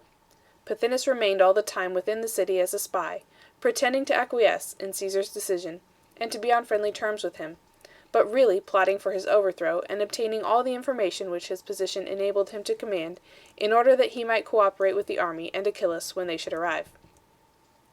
All these things were done with the utmost secrecy, and so cunning and adroit were the conspirators in forming and executing their plots, that Caesar seems to have had no knowledge of the measures which his enemies were taking, until he suddenly heard that the main body of Ptolemy's army was approaching the city, at least 20,000 strong. In the meantime, however, the forces which he had sent for from Syria had not arrived, and no alternative was left but to defend the capital and himself as well as he could with the very small force which he had at his disposal. He determined, however, first, to try the effect of orders sent out in Ptolemy's name, to forbid the approach of the army to the city. 2 officers were accordingly entrusted with these orders, and sent out to communicate them to Achillas. The names of these officers were Dioscorides and Serapion. It shows in a very striking point of view to what an incredible exaltation the authority and consequence of a sovereign king rose in those ancient days in the minds of men, that Achillas, at the moment when these men made their appearance in the camp, bearing evidently some command from Ptolemy in the city, considered it more prudent to kill them at once, without hearing their message, rather than to allow the orders to be delivered and then take the responsibility of disobeying them. If he could succeed in marching to Alexandria and in taking possession of the city, and then in expelling Caesar and Cleopatra and restoring Ptolemy to the exclusive possession of the throne, he knew very well that the king would rejoice in the result and would overlook all irregularities on his part in the means by which he had accomplished it, short of absolute disobedience of a known command. Whatever might be the commands that these messengers were bringing him, he supposed that they doubtless originated not in Ptolemy's own free will, but that they were dictated by the authority of Caesar. Still, they would be commands coming in Ptolemy's name, and the universal experience of officers serving under the military despots of those ancient days showed that, rather than to take the responsibility of directly disobeying a royal order once received, it was safer to avoid receiving it by murdering the messengers. Achillas therefore directed the officers to be seized and slain. They were accordingly taken off and speared by the soldiers, and then the bodies were borne away. The soldiers, however, it was found, had not done their work effectually. There was no interest for them in such a cold-blooded assassination, and perhaps something like a sentiment of compassion restrained their hands. At any rate, though both the men were desperately wounded, only one died. The other lived and recovered. Achillas continued to advance toward the city. Caesar, finding that the crisis which was approaching was becoming very serious in its character, took himself the whole command within the capital, and began to make the best arrangements possible under the circumstances of the case to defend himself there. His numbers were altogether too small to defend the whole city against the overwhelming force which was advancing to assail it. He accordingly entrenched his troops in the palaces and in the citadel, and in such other parts of the city as it seemed practicable to defend. He barricaded all the streets and avenues leading to these points, and fortified the gates. Nor did he, while thus doing all in his power to employ the insufficient means of defense already in his hands to the best advantage, neglect the proper exertions for obtaining succor from abroad. He sent off galleys to Syria, to Cyprus, to Rhodes, and to every other point accessible from Alexandria, where Roman troops might be expected to be found, urging the authorities there to forward reinforcements to him with the utmost possible dispatch. During all this time, Cleopatra and Ptolemy remained in the palace with Caesar, both ostensibly cooperating with him in his counsels and measures for defending the city from Achillas. Cleopatra, of course, was sincere and earnest in this cooperation, but Ptolemy's adhesion to the common cause was very little to be relied upon. Although, situated as he was compelled to seem to be on Caesar's side. He must have secretly desired that Achillas should succeed and Caesar's plans be overthrown. Pothinus was more active, though not less cautious in his hostility to them. He opened secret communication with Achillas, sending him information from time to time of what took place within the walls, and of the arrangements made there for the defense of the city against him, and gave him also directions how to proceed. He was very wary and sagacious in all these movements, feigning all the time to be on Caesar's side. He pretended to be very zealously employed in aiding Caesar to secure more effectually the various points where attacks were to be expected, and in maturing and completing the arrangements for defense. But, notwithstanding all his cunning, he was detected in his double dealing, and his career was suddenly brought to a close before the great final conflict came on. There was a barber in Caesar's household, who, for some reason or other, began to suspect Pothinus, and, having little else to do, he employed himself in watching the eunuch's movements and reporting them to Caesar. Caesar directed the barber to continue his observations. He did so, his suspicions were soon confirmed, and at length a letter which Pothinus had written to Achillas was intercepted and brought to Caesar. This furnished the necessary proof of what they called his guilt, and Caesar ordered him to be beheaded. This circumstance produced, of course, a great excitement within the palace, for Pothinus had been for many years the great ruling minister of state, the king, in fact, in all but in name. His execution alarmed a great many others who, though in Caesar's power, were secretly wishing that Achillas might prevail. Among those most disturbed by these fears was a man named Ganymede. He was the officer who had charge of Arsinoe, Cleopatra's sister. The arrangement which Caesar had proposed for establishing her in conjunction with her brother Ptolemy over the island of Cyprus had not gone into effect, for immediately after the decision of Caesar, the attention of all concerned had been wholly engrossed by the tidings of the advance of the army, and by the busy preparations which were required on all hands for the impending contest. Arsinoe, therefore, with her governor Ganymede, remained in the palace. Ganymede had joined Pothinus in his plots, and when Pothinus was beheaded, he concluded that it would be safest for him to fly. He accordingly resolved to make his escape from the city, taking Arsinoe with him. It was a very hazardous attempt, but he succeeded in accomplishing it.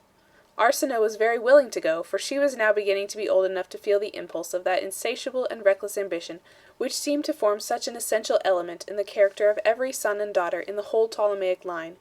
She was insignificant and powerless where she was, but at the head of the army she might become immediately a queen.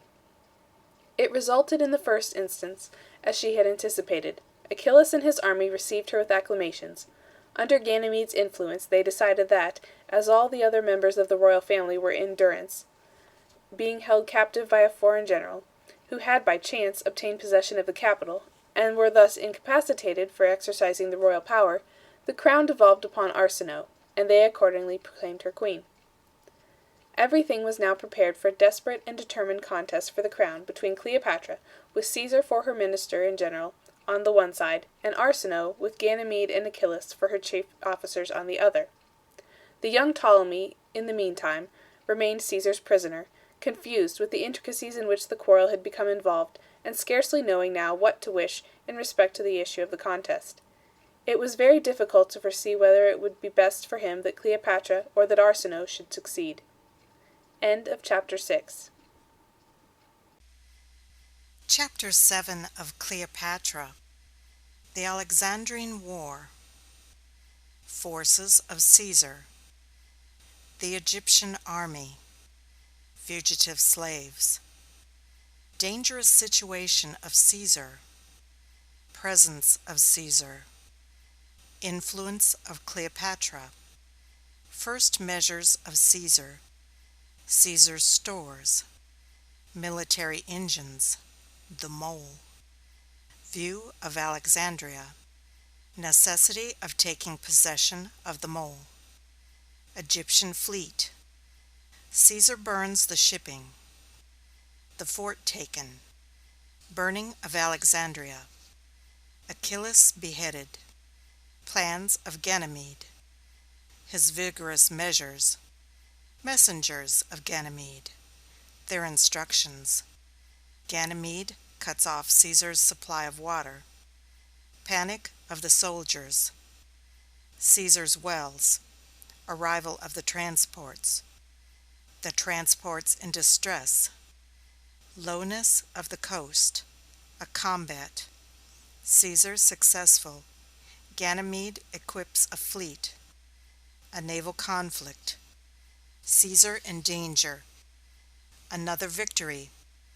The Egyptians discouraged. Secret messengers. Dissimulation of Ptolemy. Arrival of Mithridates. Defeat of Ptolemy. Terror and confusion. Death of Ptolemy. Cleopatra queen. General disapprobation of Caesar's course. Cleopatra's son, Caesarion. Public opinion of her conduct. Caesar departs for Rome. He takes Arsinoe with him.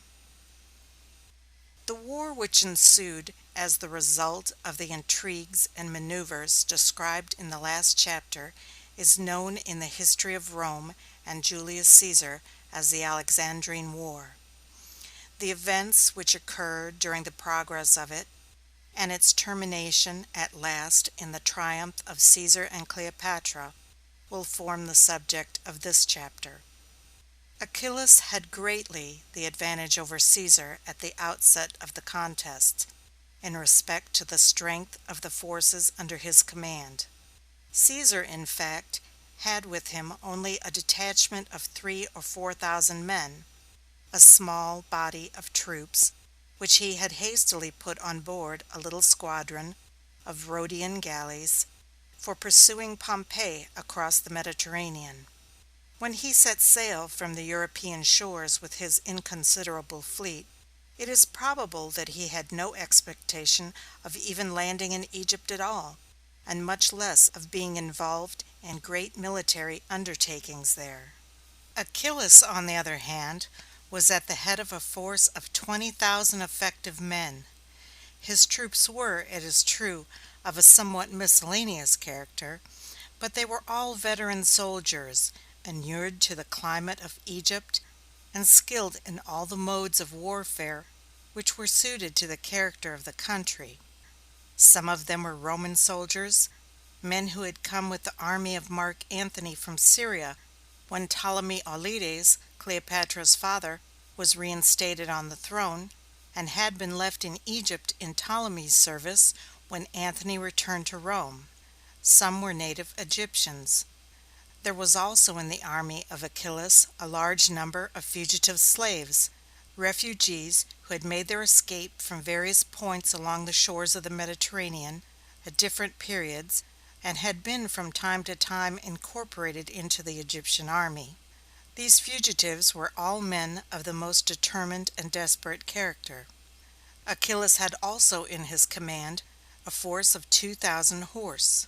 Such a body of cavalry made him, of course, perfect master of all the open country outside the city walls. At the head of these troops Achillas gradually advanced to the very gates of Alexandria, invested the city on every side, and shut Caesar closely in. The danger of the situation in which Caesar was placed was extreme, but he had been so accustomed to succeed in extricating himself from the most imminent perils that neither he himself nor his army seemed to have experienced any concern in respect to the result. Caesar personally felt a special pride and pleasure in encountering the difficulties and dangers which now beset him, because Cleopatra was with him to witness his demeanor, to admire his energy and courage, and to reward by her love the efforts and sacrifices which he was making in espousing her cause. She confided everything to him, but she watched all the proceedings with the most eager interest, elated with hope in respect to the result, and proud of the champion who had thus volunteered to defend her. In a word, her heart was full of gratitude, admiration, and love.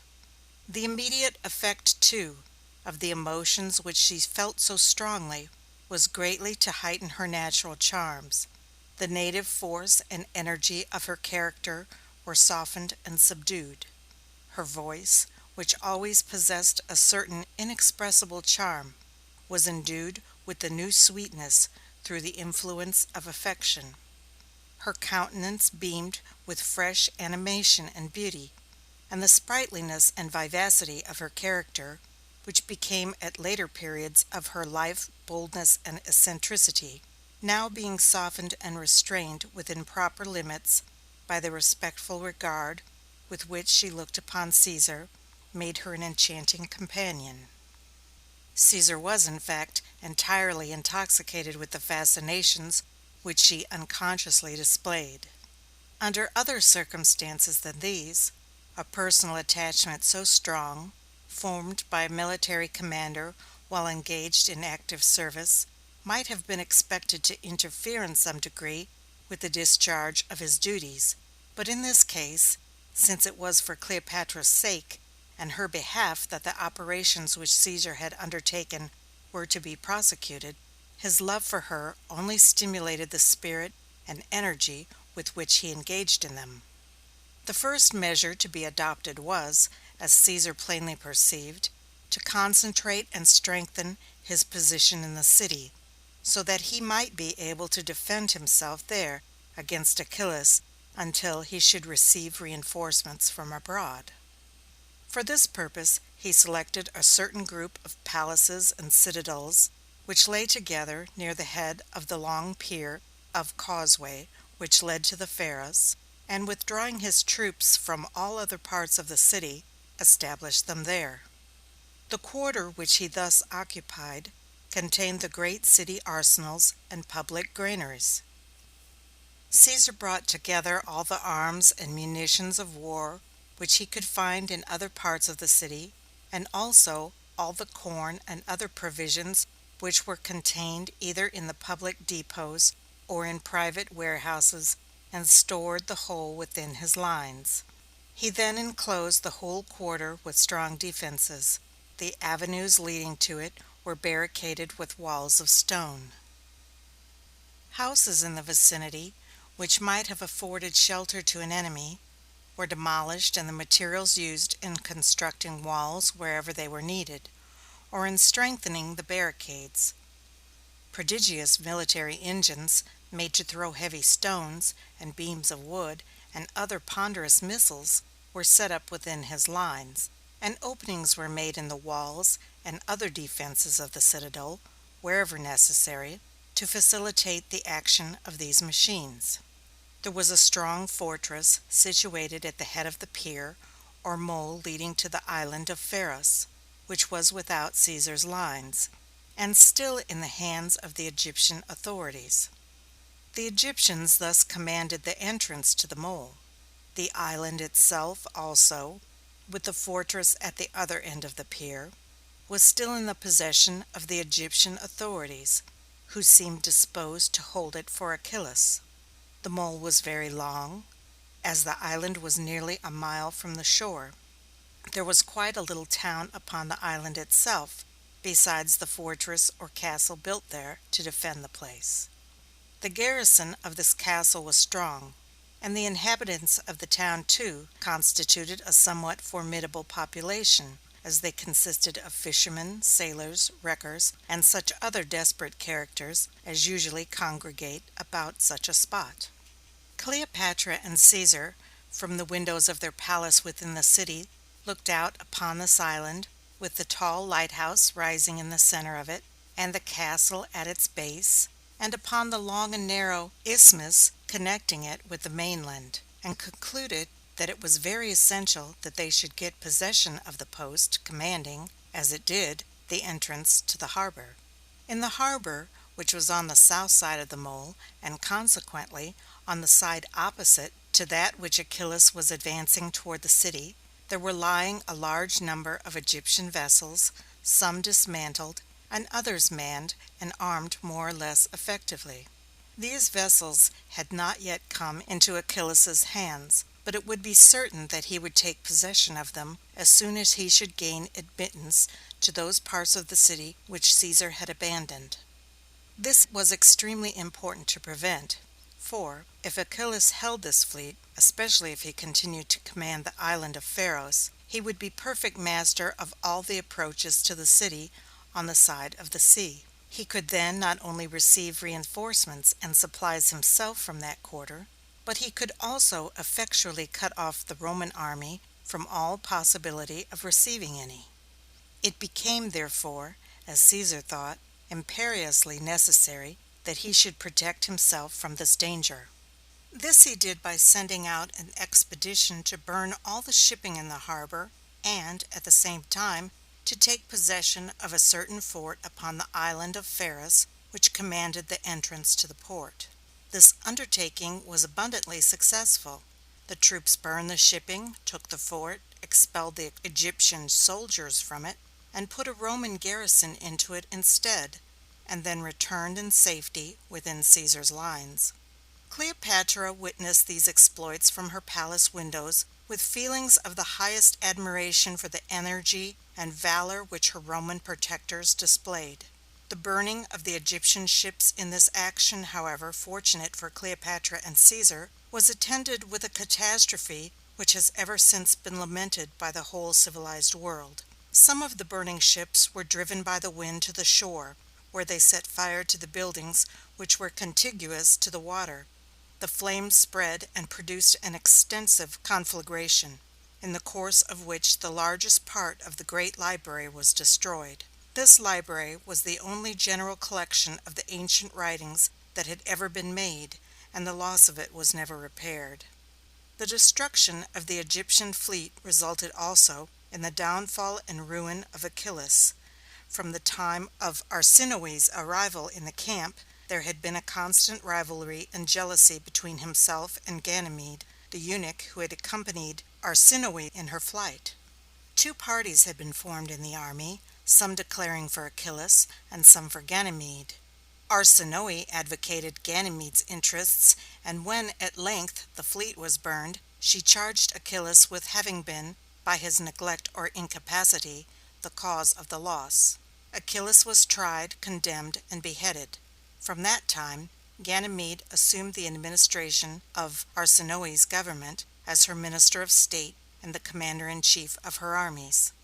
About the time that these occurrences took place, the Egyptian army advanced into those parts of the city from which Caesar had withdrawn, producing those terrible scenes of panic and confusion which always attend a sudden and violent change of military possession within the precincts of a city.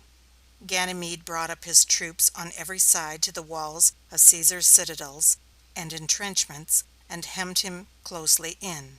He cut off all avenues of approach to Caesar's lines by land, and commenced vigorous preparations for an assault. He constructed engines for battering down walls. He opened shops and established forges in every part of the city for the manufacture of darts, spears, pikes, and all kinds of military machinery. He built towers supported upon huge wheels with the design of filling them with armed men when readily available to make his assault upon Caesar's lines, and moving them up to the walls of the citadels and palaces, so as to give his soldiers the advantage of a lofty elevation in making their attacks. He levied contributions on the rich citizens for the necessary funds, and provided himself with men by pressing all the artisans, laborers, and men capable of bearing arms into his service. He sent messengers back into the interior of the country, in every direction, summoning the people to arms and calling for contributions of money and military stores.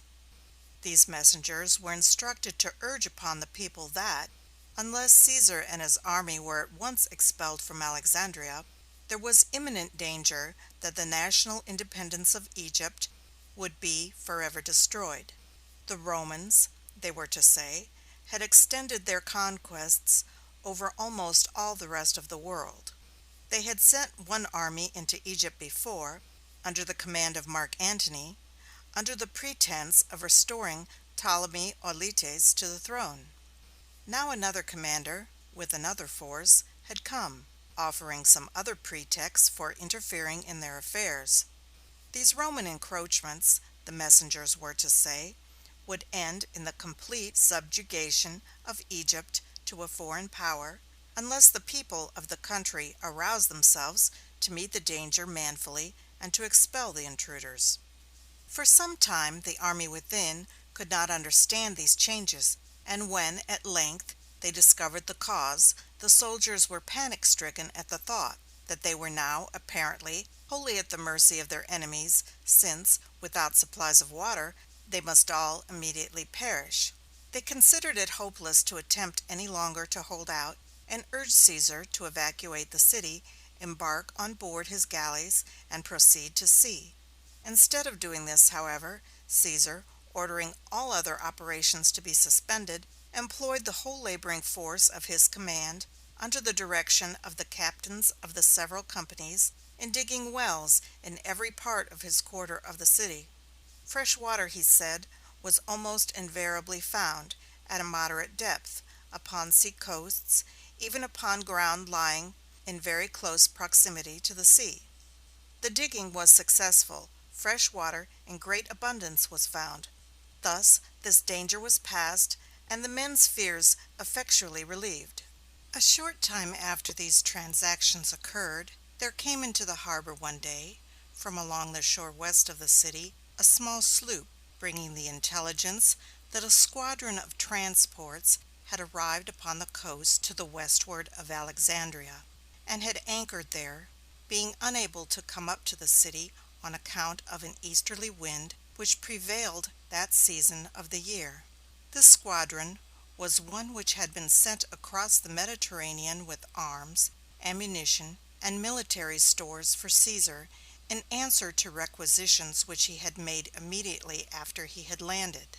The transports being thus windbound on the coast, and having nearly exhausted their supplies of water, were in distress, and they accordingly sent forward the sloop, which was probably propelled by oars, to make known their situation to Caesar, and to ask for succor.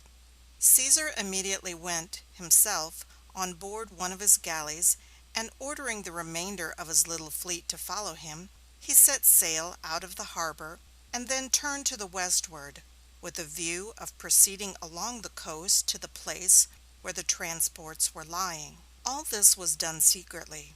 The land is so low in the vicinity of Alexandria that boats or galleys are out of sight from it at a very short distance from the shore. In fact, travelers say that, in coming upon the coast, the illusion produced by the spherical form of the surface of the water and the low and level character of the coast is such that one seems actually to descend from the sea to the land. Caesar might, therefore, have easily kept his expedition a secret, had it not been that, in order to be provided with a supply of water for the transports immediately on reaching them, he stopped at a solitary part of the coast, at some distance from Alexandria, and sent a party a little way into the interior in search for water. This party were discovered by the country people, and was intercepted by a troop of horse and made prisoners. From these prisoners the Egyptians learned that Caesar himself was on the coast with a small squadron of galleys. The tidings spread in all directions. The people flocked together from every quarter. They hastily collected all the boats and vessels which could be obtained at the villages in that region and from the various branches of the Nile. In the meantime, Caesar had gone on to the anchorage ground of the squadron, and had taken the transports in tow to bring them to the city, for the galleys, being propelled by oars, were in a measure independent of the wind.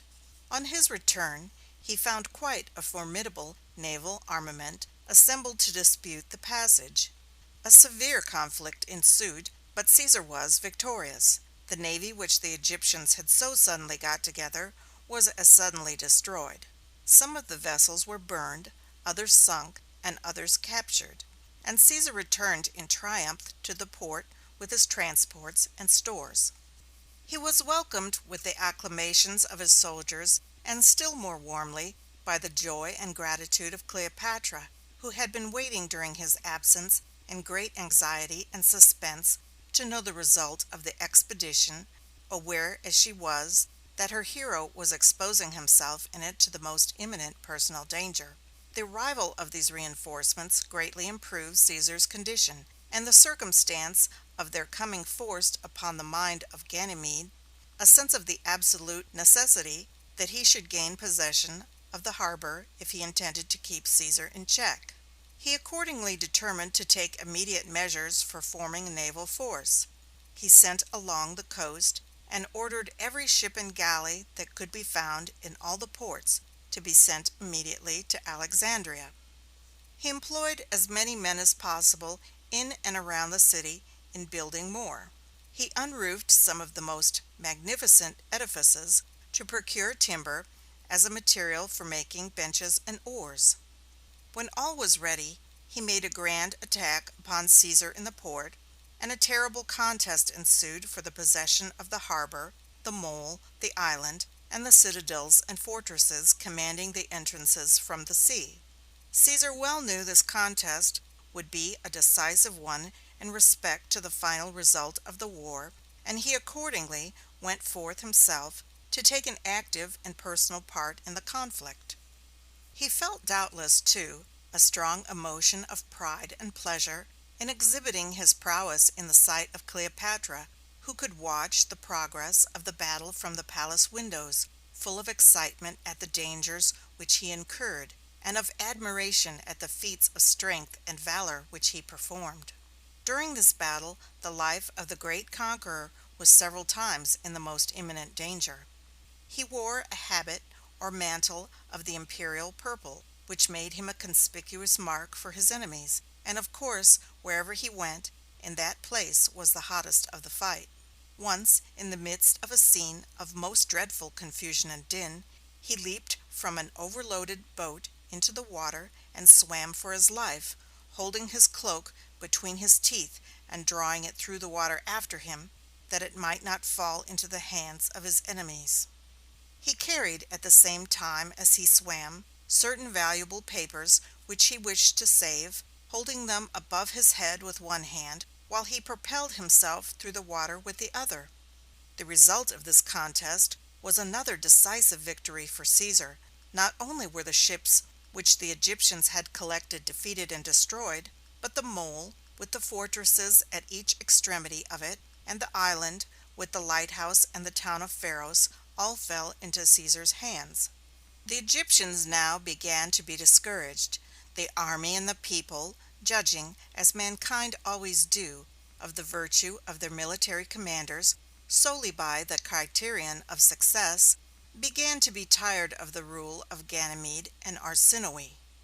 They sent secret messengers to Caesar, avowing their discontent, and saying that, if he would liberate Ptolemy, who, it will be recollected, had been all this time held as sort of a prisoner of state in Caesar's palaces, they thought that the people generally would receive him as their sovereign, and that then an arrangement might easily be made for an amicable adjustment of the whole controversy.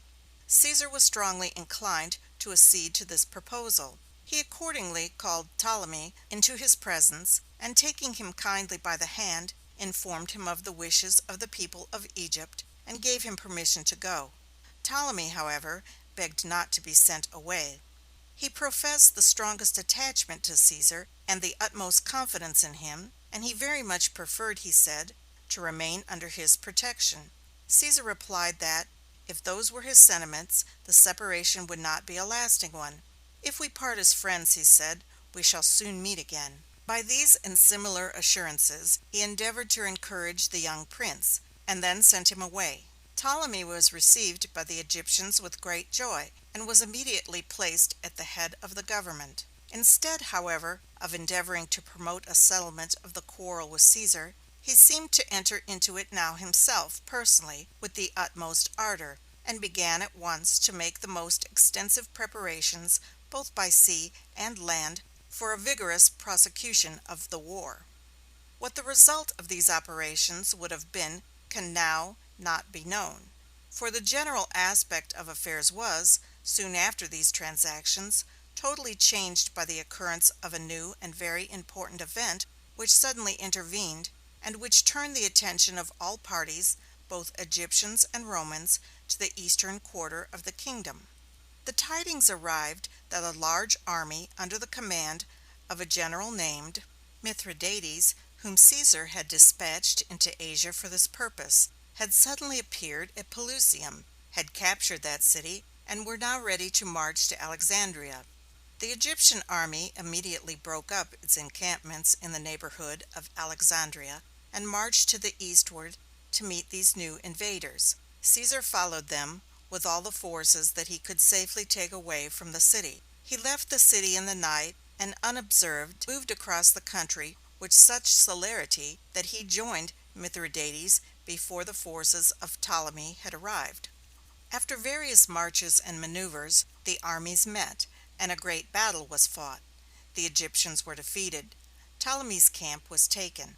As the Roman army burst in upon one side of it, the guards and attendants of Ptolemy fled upon the other, clambering over the ramparts in the utmost terror and confusion. The foremost fell headlong into the ditch below, which was thus soon filled to the brim with the dead and dying, while those who came behind pressed on over the bridge thus formed, trampling remorselessly as they fled on the bodies of their comrades who lay writhing, struggling, and shrieking beneath their feet.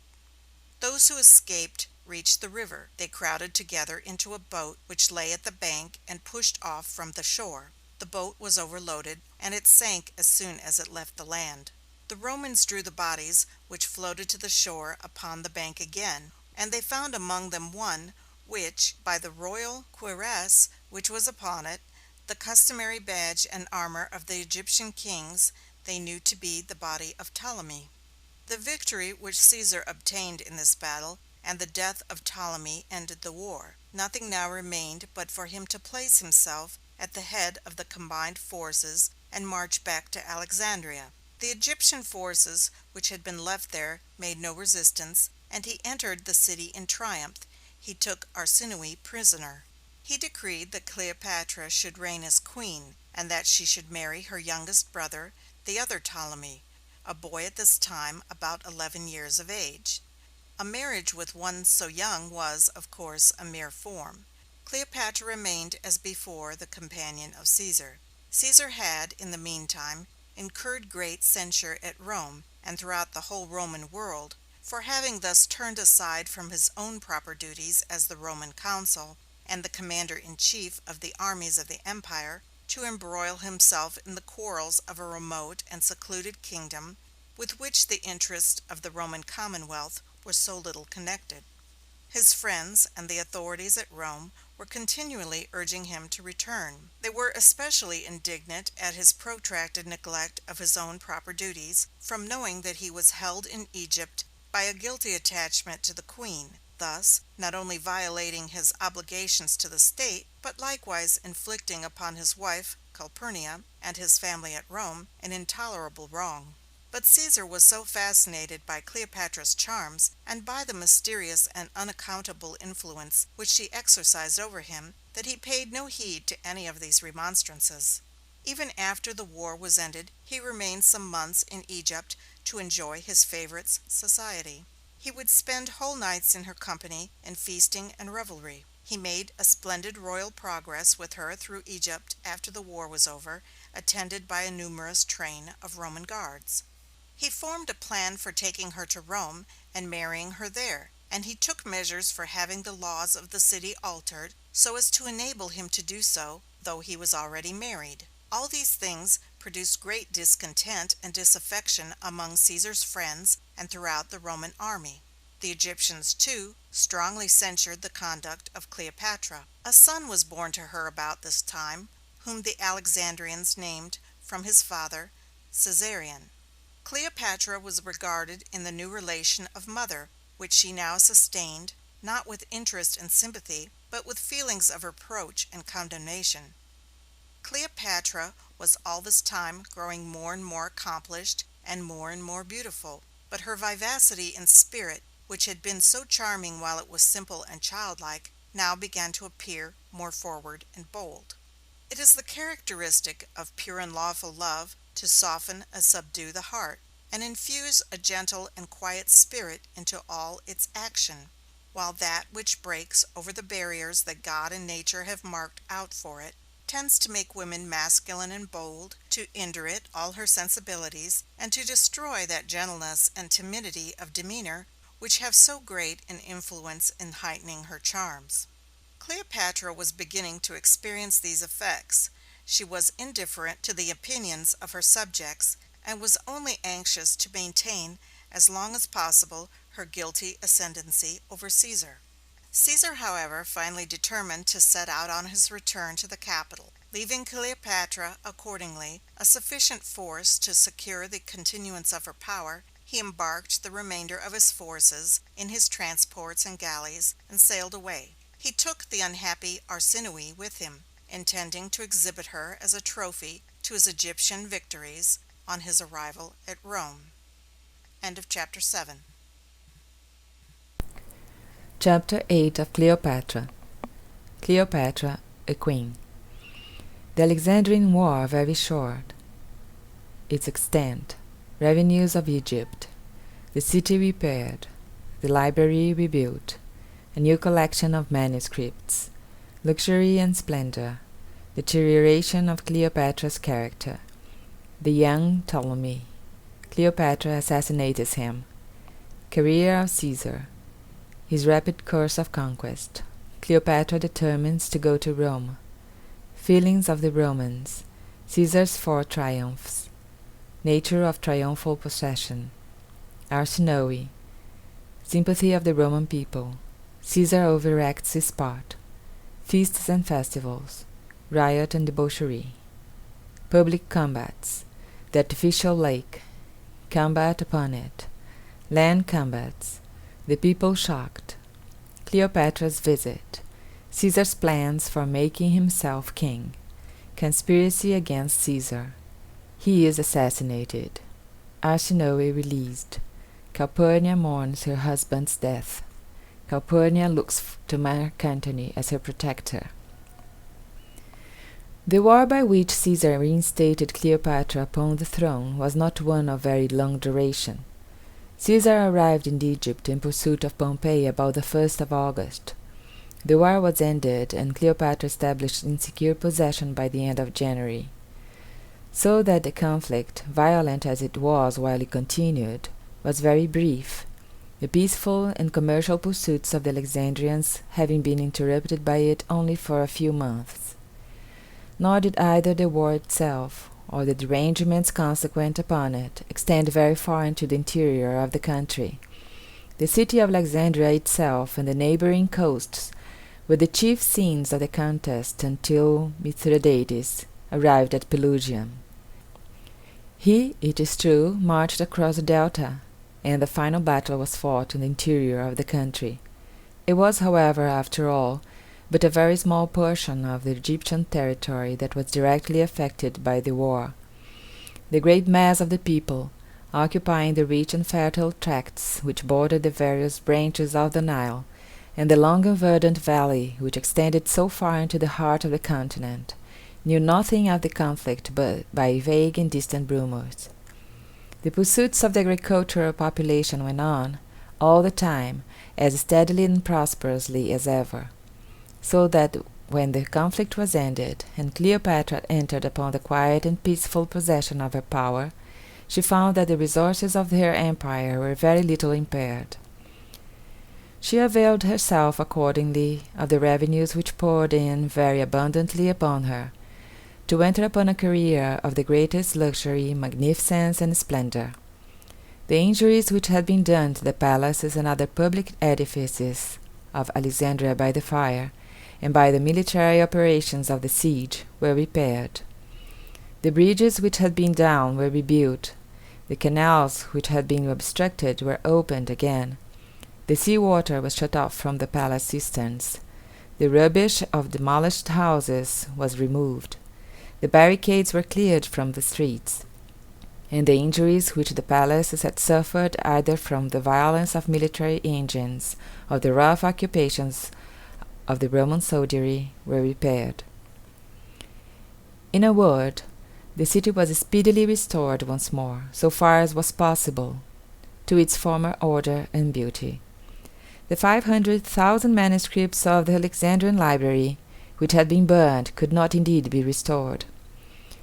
But in all other respects, the city soon resumed in appearance all its former splendor. Even in respect to the library, Cleopatra made an effort to retrieve the loss. She repaired the ruined buildings, and afterward, in the course of her life, she brought together, it was said, in a manner hereafter to be described, 100,000 or 200,000 rolls of manuscripts, as the commencement of a new collection. The new library, however, never acquired the fame and distinction that had pertained to the old. The former sovereigns of Egypt, Cleopatra's ancestors, had generally, as has already been shown, devoted the immense revenues which they extorted from the agriculturists of the valley of the Nile to purposes of ambition. Cleopatra seemed now disposed to expend them in luxury and pleasure. They, the Ptolemies, had employed their resources in erecting vast structures, or founding magnificent institutions at Alexandria, to add to the glory of the city, and to widen and extend their own fame.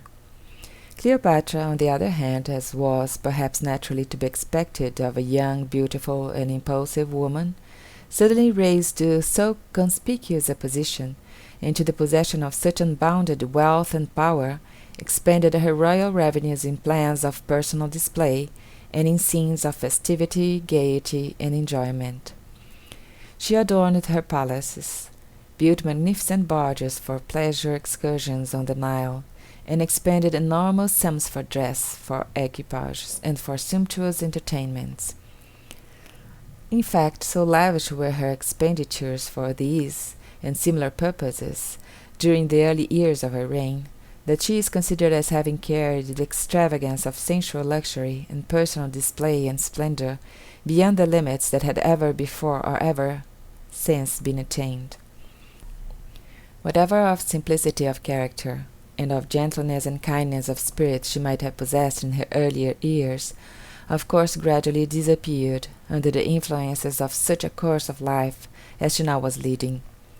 She was beautiful and fascinating still, but she began to grow selfish, heartless, and designing.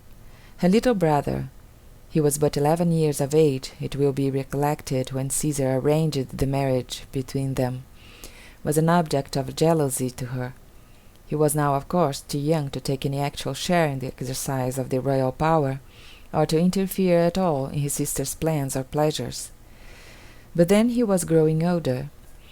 In a few years he would be 15, which was the period of life fixed upon by Caesar's arrangements, and in fact by the laws and usages of the Egyptian kingdom, when he was to come into possession of power as a king, and as the husband of Cleopatra. Cleopatra was extremely unwilling that the change in her relations to him and to the government, which this period was to bring, should take place. Accordingly, just before the time arrived, she caused him to be poisoned. His death released her, as she had intended, from all restraints, and thereafter she continued to reign alone. During the remainder of her life, so far as the enjoyment of wealth and power, and of all other elements of external prosperity could go, Cleopatra's career was one of uninterrupted success. She had no conscientious scruples to interfere with the most full and unrestrained indulgence of every propensity of her heart, and the means of indulgence were before her in the most unlimited profusion. The only bar to her happiness was the impossibility of satisfying the impulses and passions of the human soul, when they once break over the bounds which the laws both of God and of nature ordained for restraining them. In the meantime, while Cleopatra was spending the early years of her reign in all this luxury and splendor, Caesar was pursuing his career as a conqueror of the world in the most successful manner. On the death of Pompey, he would naturally have succeeded at once to the enjoyment of the supreme power, but his delay in Egypt, and the extent to which it was known that he was entangled with Cleopatra, encouraged and strengthened his enemies in various parts of the world. In fact, a revolt which broke out in Asia Minor, and which it was absolutely necessary that he should proceed at once to quell, was the immediate cause of his leaving Egypt at last. Other plans for making head against Caesar's power were formed in Spain, in Africa, and in Italy. His military skill and energy, however, were so great, and the ascendancy which he exercised over the minds of men by his personal presence was so unbounded, and so astonishing moreover was the celerity with which he moved from continent to continent, and from kingdom to kingdom, that in a very short period from the time of his leaving Egypt he had conducted most brilliant and successful campaigns in all the 3 quarters of the world then known, had put down effectually all opposition to his power, and then had returned to Rome, the acknowledged master of the world.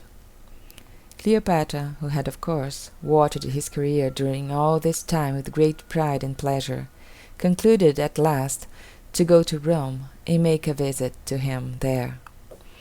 The people of Rome were, however, not prepared to receive her very cordially.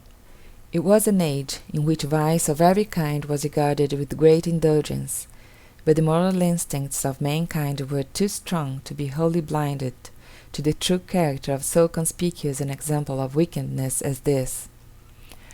Arsinoe was at Rome, too, during this period of Caesar's life.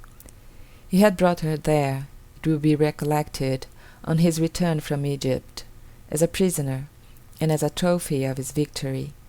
His design was, in fact, to reserve her as a captive to grace his triumph. A triumph, according to the usages of the ancient Romans, was a grand celebration decreed by the Senate to great military commanders of the highest rank, when they returned from distant campaigns in which they had made great conquests or gained extraordinary victories. Caesar concentrated all his triumphs into one. They were celebrated on his return to Rome for the last time after having completed the conquest of the world. The processions of this triumph occupied 4 days. In fact, there were 4 triumphs, one on each day for the 4 days. The wars and conquests which these ovations were intended to celebrate were those of Gaul, of Egypt, of Asia, and of Africa. And the processions on the several days consisted of endless trains of prisoners, trophies, arms, banners, pictures, images, convoys of wagons loaded with plunder, captive princes and princesses, animals wild and tame, and everything else which the conqueror had been able to bring home with him from his campaigns, to excite the curiosity or the admiration of the people of the city, and illustrate the magnitude of his exploits. Of course, the Roman generals, when engaged in distant foreign wars, were ambitious of bringing back as many distinguished captives and as much public plunder as they were able to obtain, in order to add to the variety and splendor of the triumphal procession by which their victories were to be honored on their return. It was with this view that Caesar brought Arsinoe from Egypt, and he had retained her as his captive at Rome until his conquests were completed and the time for his triumph arrived. She, of course, formed a part of the triumphal train on the Egyptian day. She walked immediately before the chariot in which Caesar rode. She was in chains, like any other captive, though her chains in honor of their lofty rank were made of gold. The effect, however, upon the Roman population of seeing the unhappy princess, overwhelmed as she was with sorrow and chagrin, as she moved slowly along in the train, among the other emblems and trophies of violence and plunder, proved to be by no means favorable to Caesar. The population were inclined to pity her, and to sympathize with her in her sufferings.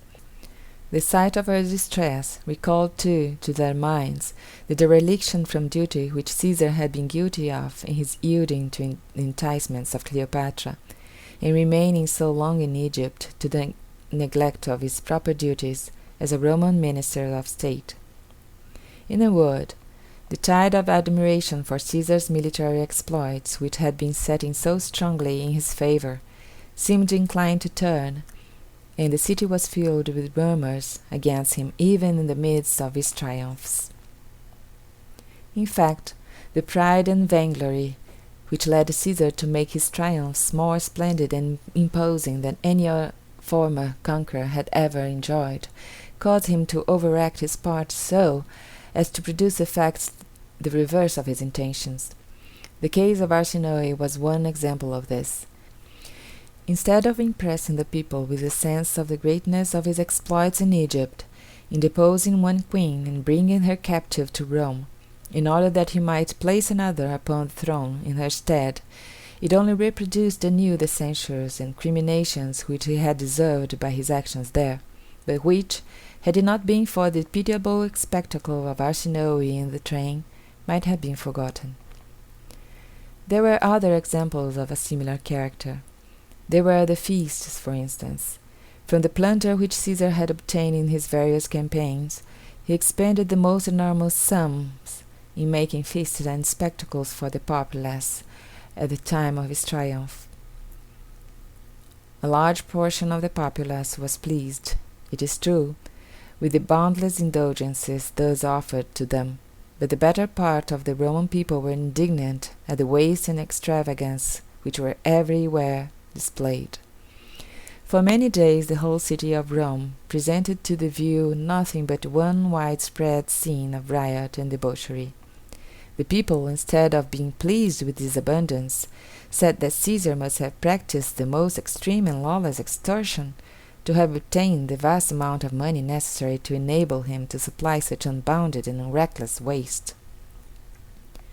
There was another way, too, by which Caesar turned public opinion strongly against himself, by the very means which he adopted for creating a sentiment in his favor.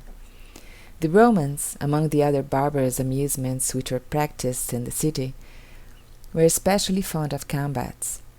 These combats were of various kinds. They were fought sometimes between ferocious beasts of the same or of different species, as dogs against each other, or against bulls, lions, or tigers. Any animals, in fact, were employed for this purpose, that could be teased or goaded into anger and ferocity in a fight.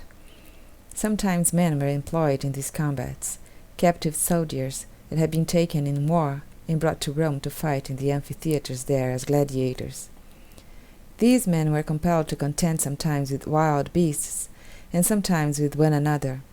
Caesar, knowing how highly the Roman assemblies enjoyed such scenes, determined to afford them the indulgence on a most magnificent scale, supposing, of course, that the greater and the more dreadful the fight, the higher would be the pleasure which the spectators would enjoy in witnessing it. Accordingly, in making preparations for the festivities attending his triumph, he caused a large artificial lake to be formed at a convenient place in the vicinity of Rome, where he could be surrounded by the populace of the city, and there he made arrangements for a naval battle. A great number of galleys were introduced into the lake. They were of the usual size employed in war. These galleys were manned with numerous soldiers. Tyrian captives were put upon one side, and Egyptian upon the other, and when all was ready, the two squadrons were ordered to approach and fight a real battle for the amusement of the enormous throngs of spectators that were assembled around. As the nations from which the combatants in this conflict were respectively taken were hostile to each other, and as the men fought, of course, for their lives, the engagement was attended with the usual horrors of a desperate naval encounter. Hundreds were slain. The dead bodies of the combatants fell from the galleys into the lake, and the waters of it were dyed with their blood. There were land combats, too, on the same grand scale. In one of them 500 foot soldiers, 20 elephants, and a troop of 30 horses were engaged on each side. This combat, therefore, was an action greater in respect to the number of the combatants than the famous Battle of Lexington, which marked the commencement of the American War.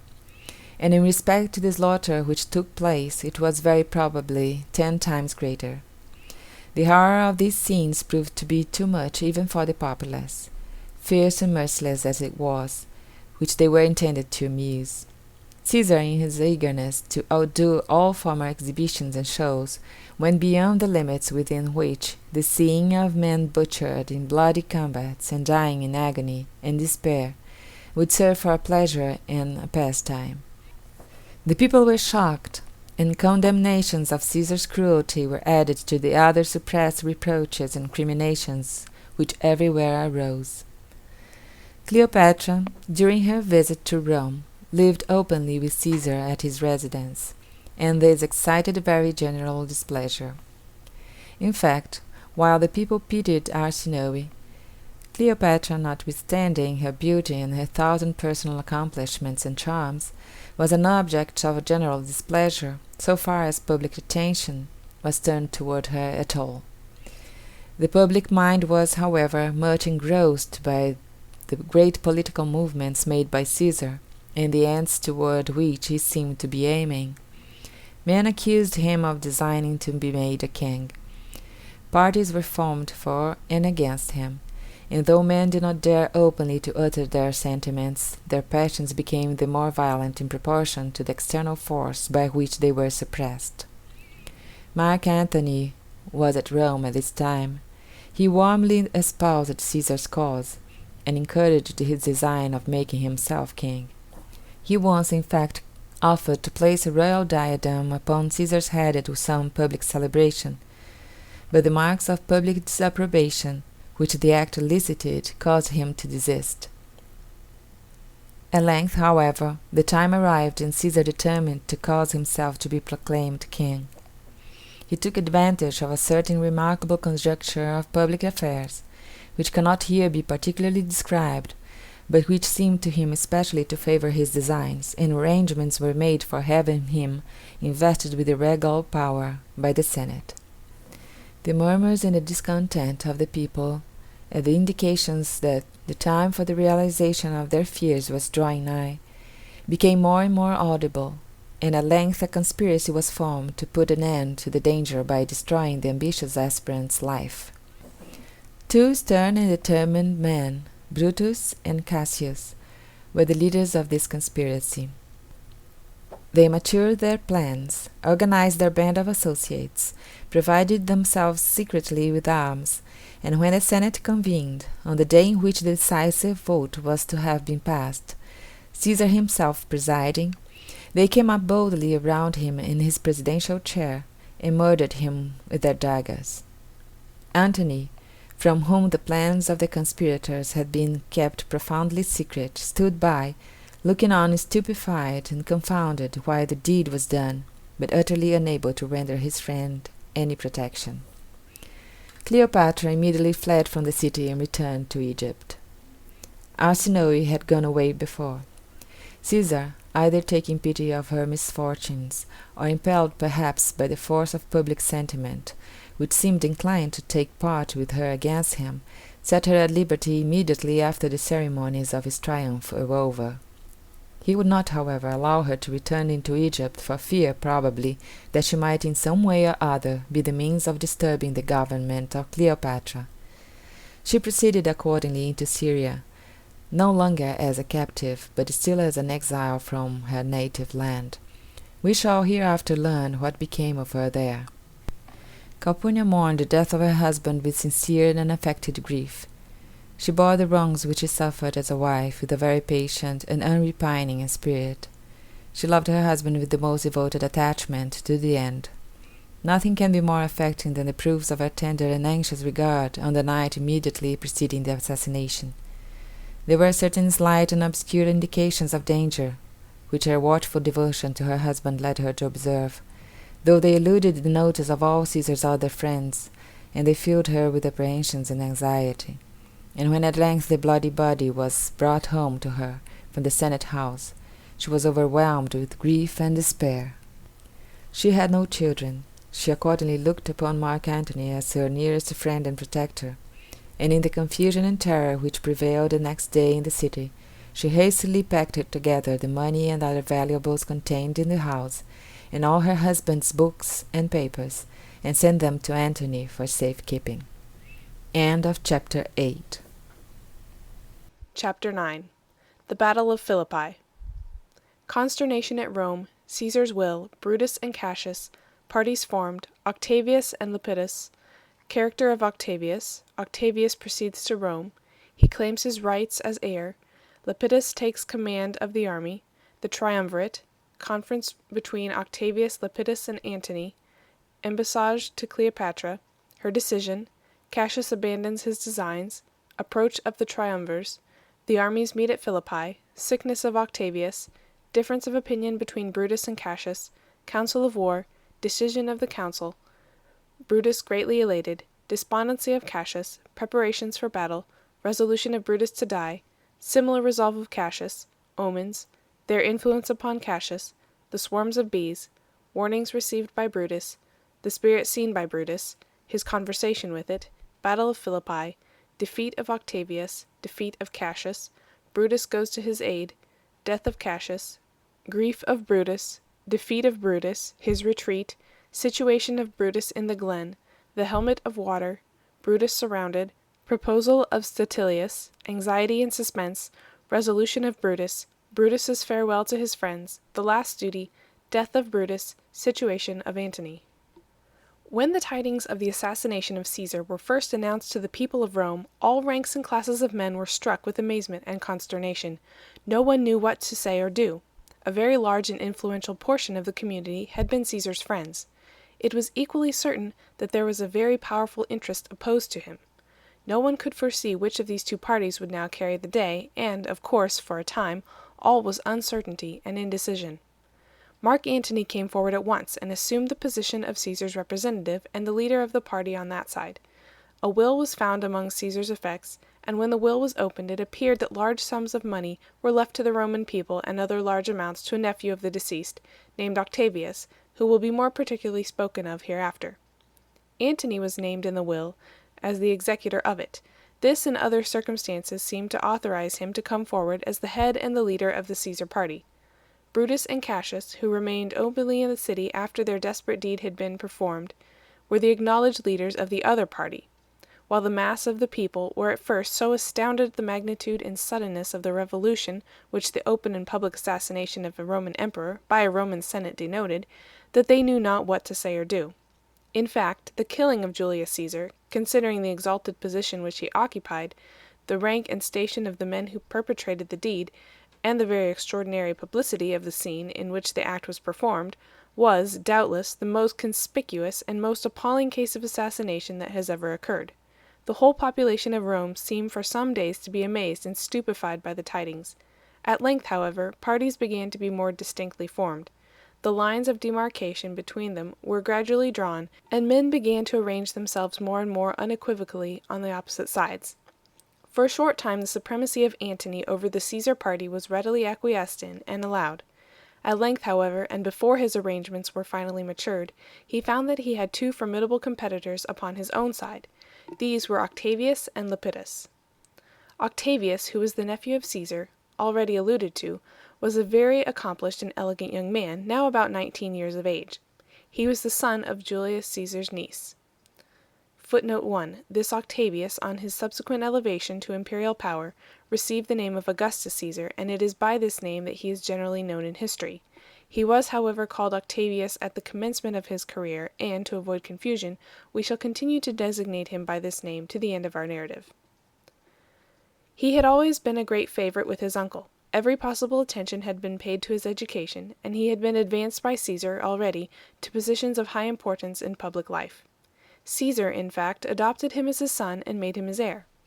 At the time of Caesar's death he was at Apollonia, a city of Illyricum, north of Greece. The troops under his command there offered to march at once with him, if he wished it, to Rome, and avenge his uncle's death. Octavius, after some hesitation, concluded that it would be more prudent for him to proceed thither first himself, alone, as a private person, and demand his rights as his uncle's heir, according to the provisions of the will. He accordingly did so. He found, on his arrival, that the will, the property, the books and parchments, and the substantial power of the government were all in Antony's hands. Antony, instead of putting Octavius into possession of all his property and rights, found various pretexts for evasion and delay. Octavius was too young yet, he said, to assume such weighty responsibilities. He was himself also too much pressed with the urgency of public affairs to attend to the business of the will. With these and similar excuses as his justification, Antony seemed inclined to pay no regard whatever to Octavius's claims. Octavius, young as he was, possessed a character that was marked with great intelligence, spirit, and resolution. He soon made many powerful friends in the city of Rome and among the Roman Senate. It became a serious question whether he or Antony would gain the greater ascendancy in the party of Caesar's friends. The contest for this ascendancy was, in fact, protracted for 2 or 3 years, and led to a vast complication of intrigues and maneuvers and civil wars, which cannot, however, be here particularly detailed. The other competitor which Antony had to contend with was a distinguished Roman general named Lepidus. Lepidus was an officer of the army, in very high command at the time of Caesar's death. He was present in the Senate chamber on the day of the assassination. He stole secretly away when he saw that the dead was gone, and repaired to the camp of the army without the city, and immediately assumed the command of the forces. This gave him great power, and in the course of the contests which subsequently ensued between Antony and Octavius, he took an active part, and held in some measure the balance between them. At length the contest was finally closed by a coalition of the three rivals. Finding that they could not either of them gain a decided victory over the others, they combined together and formed the celebrated triumvirate, which continued afterward for some time to wield the supreme command in the Roman world. In forming this league of reconciliation, the three rivals held their conference on an island situated in one of the branches of the Po, in the north of Italy. They manifested extreme jealousy and suspicion of each other in coming to this interview. 2 bridges were built leading to the island, one from each bank of the stream. The army of Antony was drawn up upon one side of the river, and that of Octavius upon the other. Lepidus was first to the island by one of the bridges. After examining the ground carefully, to make himself sure that it contained no ambuscade, he made a signal to the other generals, who then came over, each advancing by his own bridge, and accompanied by 300 guards who remained upon the bridge to secure a retreat for their masters in case of treachery. The conference lasted 3 days, at the expiration of which time the articles were all agreed upon and signed. This league being formed, the 3 confederates turned their united force against the party of the conspirators. Of this party Brutus and Cassius were still at the head. The scene of the contest between Octavius, Antony, and Lepidus had been chiefly Italy and other central countries of Europe. Brutus and Cassius, on the other hand, had gone across the Adriatic Sea into the east immediately after Caesar's assassination. They were now in Asia Minor, and were employed in concentrating their forces, forming alliances with the various eastern powers, raising troops, bringing over to their side the Roman legions who were stationed in that quarter of the world, seizing magazines, and exacting contributions from all who could be induced to favor their cause. Among other embassages which they sent, one went to Egypt to demand aid from Cleopatra. Cleopatra, however, was resolved to join the other side in the contest. It was natural that she should feel grateful to Caesar for his efforts and sacrifices in her behalf, and that she should be inclined to favor the cause of his friends.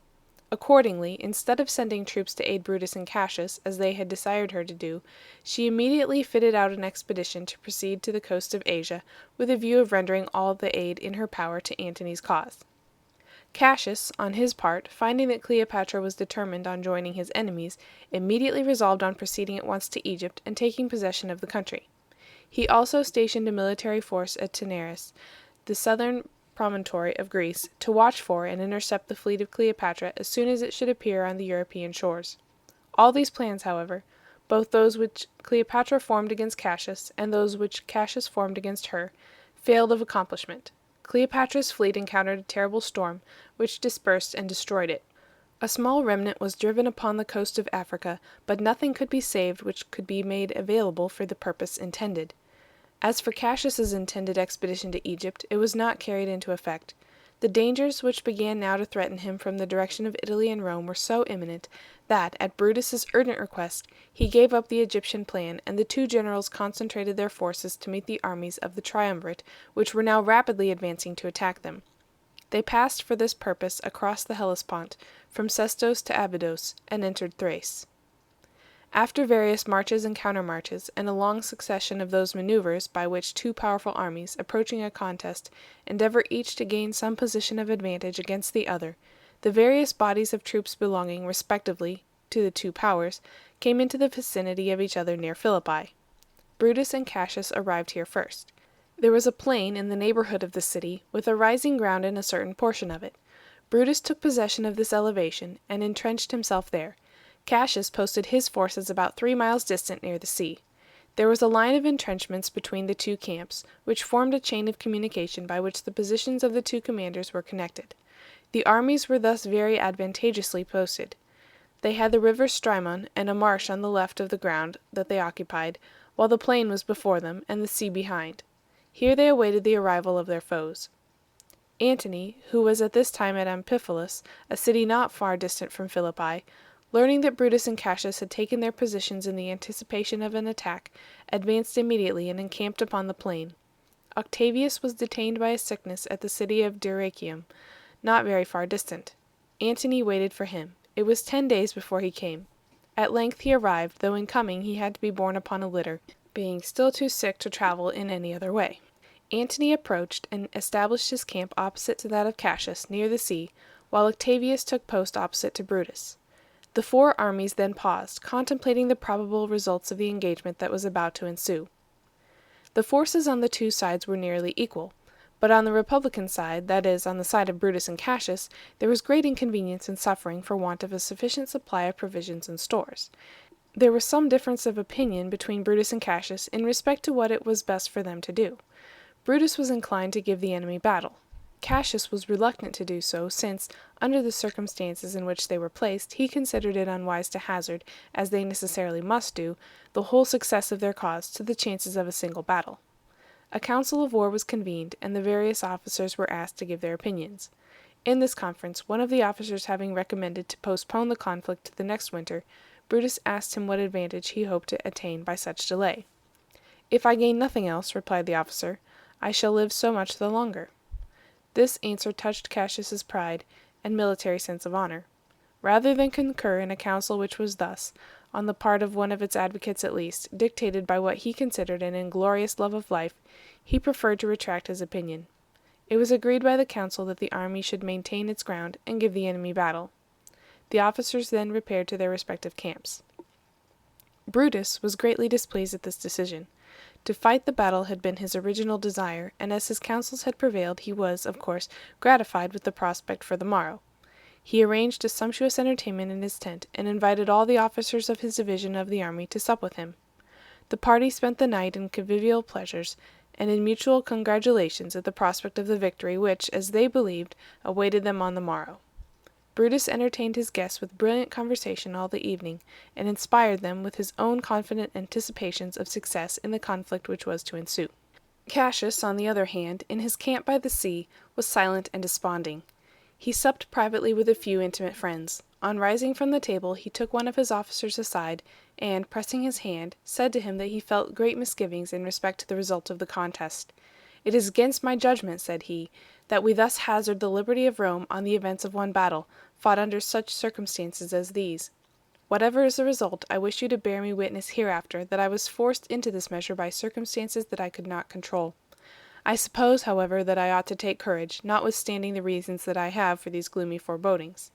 Let us, therefore, hope for the best, and come and sup with me again tomorrow night. Tomorrow is my birthday."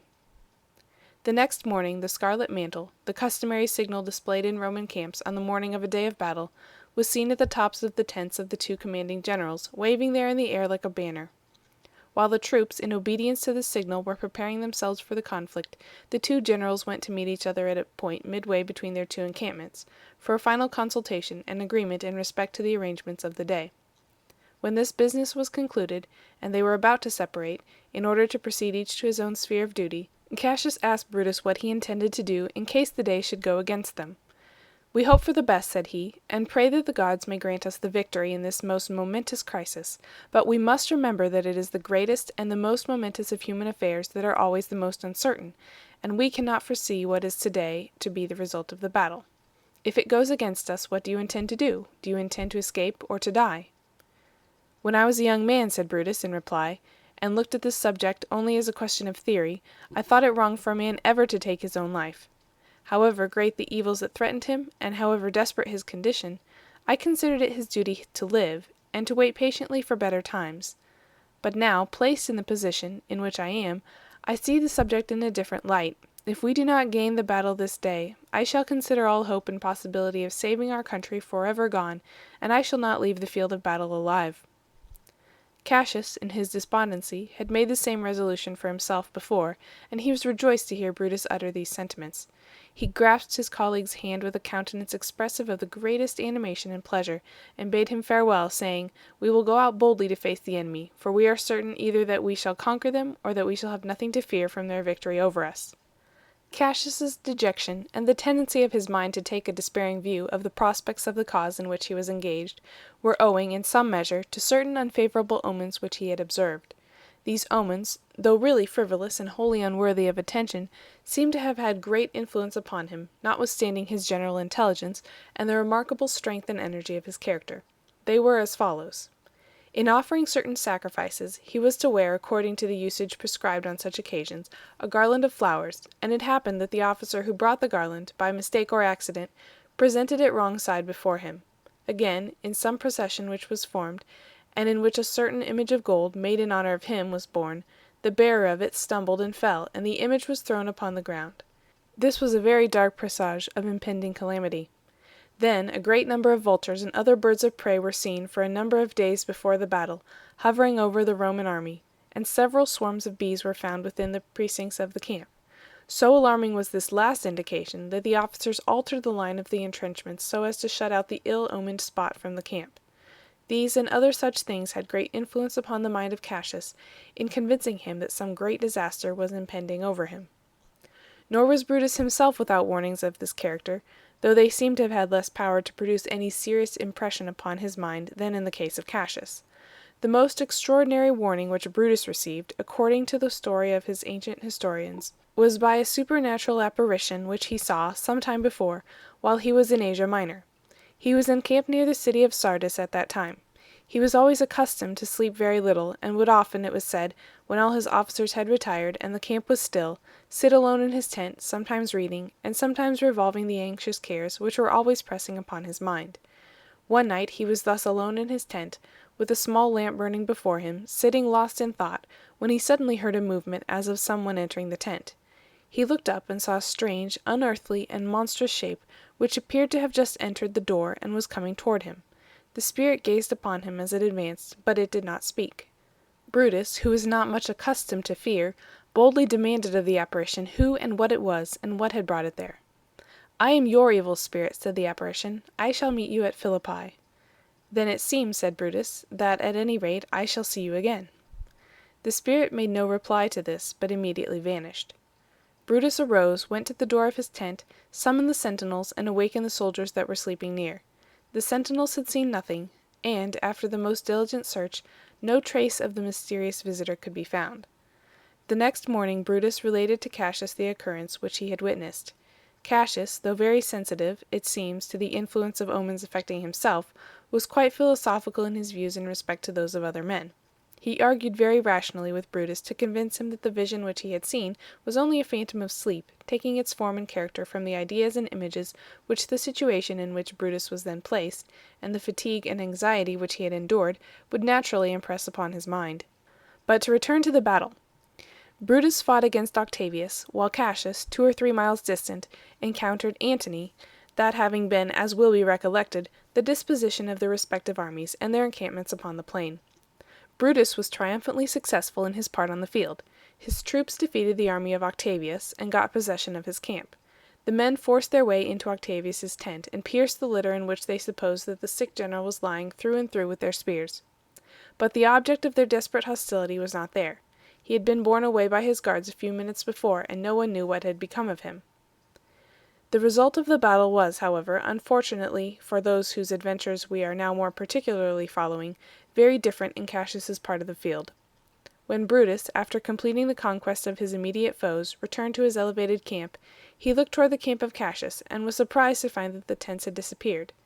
Some of the officers around perceived weapons glancing and glittering in the sun in the place where Cassius's tents ought to appear.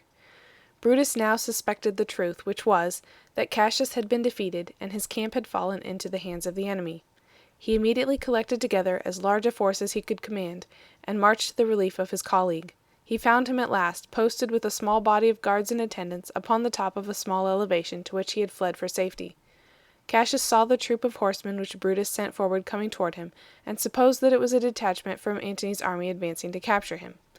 He, however, sent a messenger forward to meet them, and ascertain whether they were friends or foes. The messenger, whose name was Titinius, rode down. The horsemen recognized Titinius, and, riding up eagerly around him, they dismounted from their horses to congratulate him on his safety, and to press him with inquiries in respect to the result of the battle and the fate of his master. Cassius, seeing all this, but not seeing it very distinctly, supposed that the troop of horsemen were enemies, and that they had surrounded Titinius, and had cut him down or made him prisoner. He considered it certain, therefore, that all was now finally lost. Accordingly, in execution of a plan which he had previously formed, he called a servant named Pindarus, whom he directed to follow him, and went into a tent which was near. When Brutus and his horsemen came up, they entered the tent. They found no living person within, but the dead body of Cassius was there, the head being totally dissevered from it. Pindarus was never afterward to be found. Brutus was overwhelmed with grief at the death of his colleague. He was also oppressed by it with a double burden of responsibility and care, since now the whole conduct of affairs devolved upon him alone. He found himself surrounded with difficulties which became more and more embarrassing every day.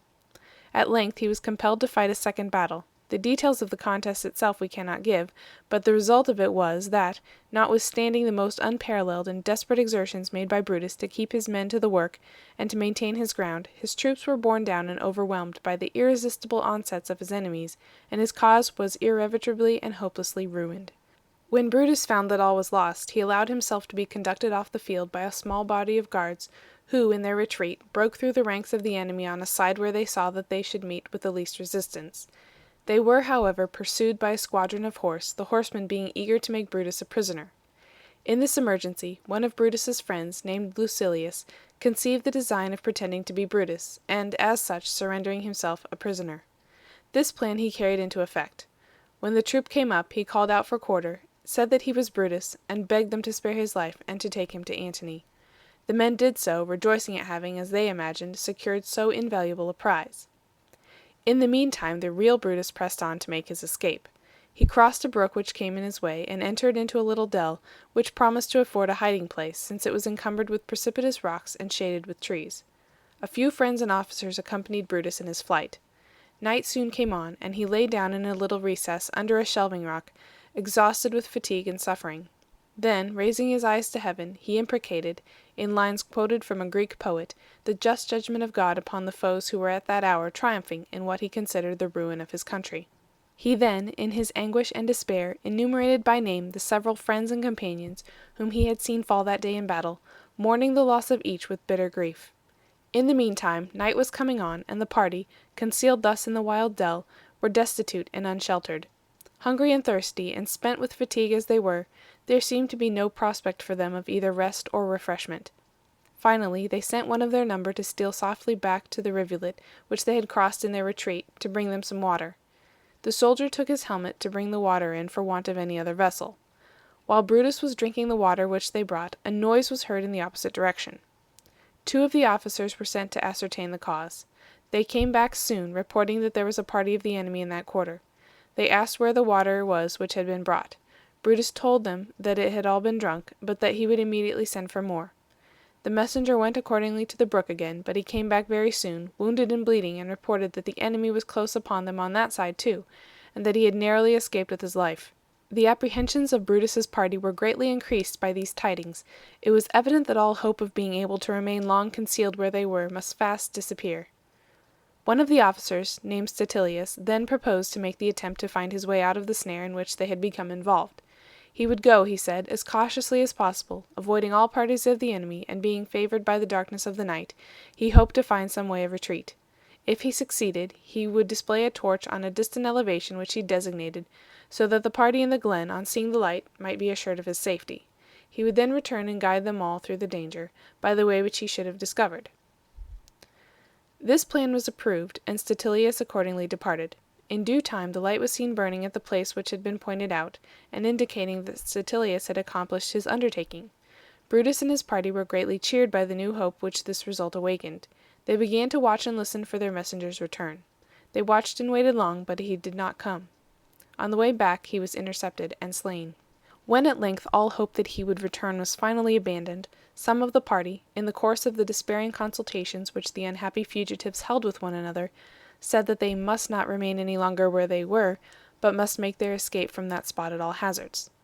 Yes, said Brutus, we must indeed make our escape from our present situation, but we must do it with our hands, and not with our feet. He meant by this that the only means now left to them to evade their enemies was self-destruction.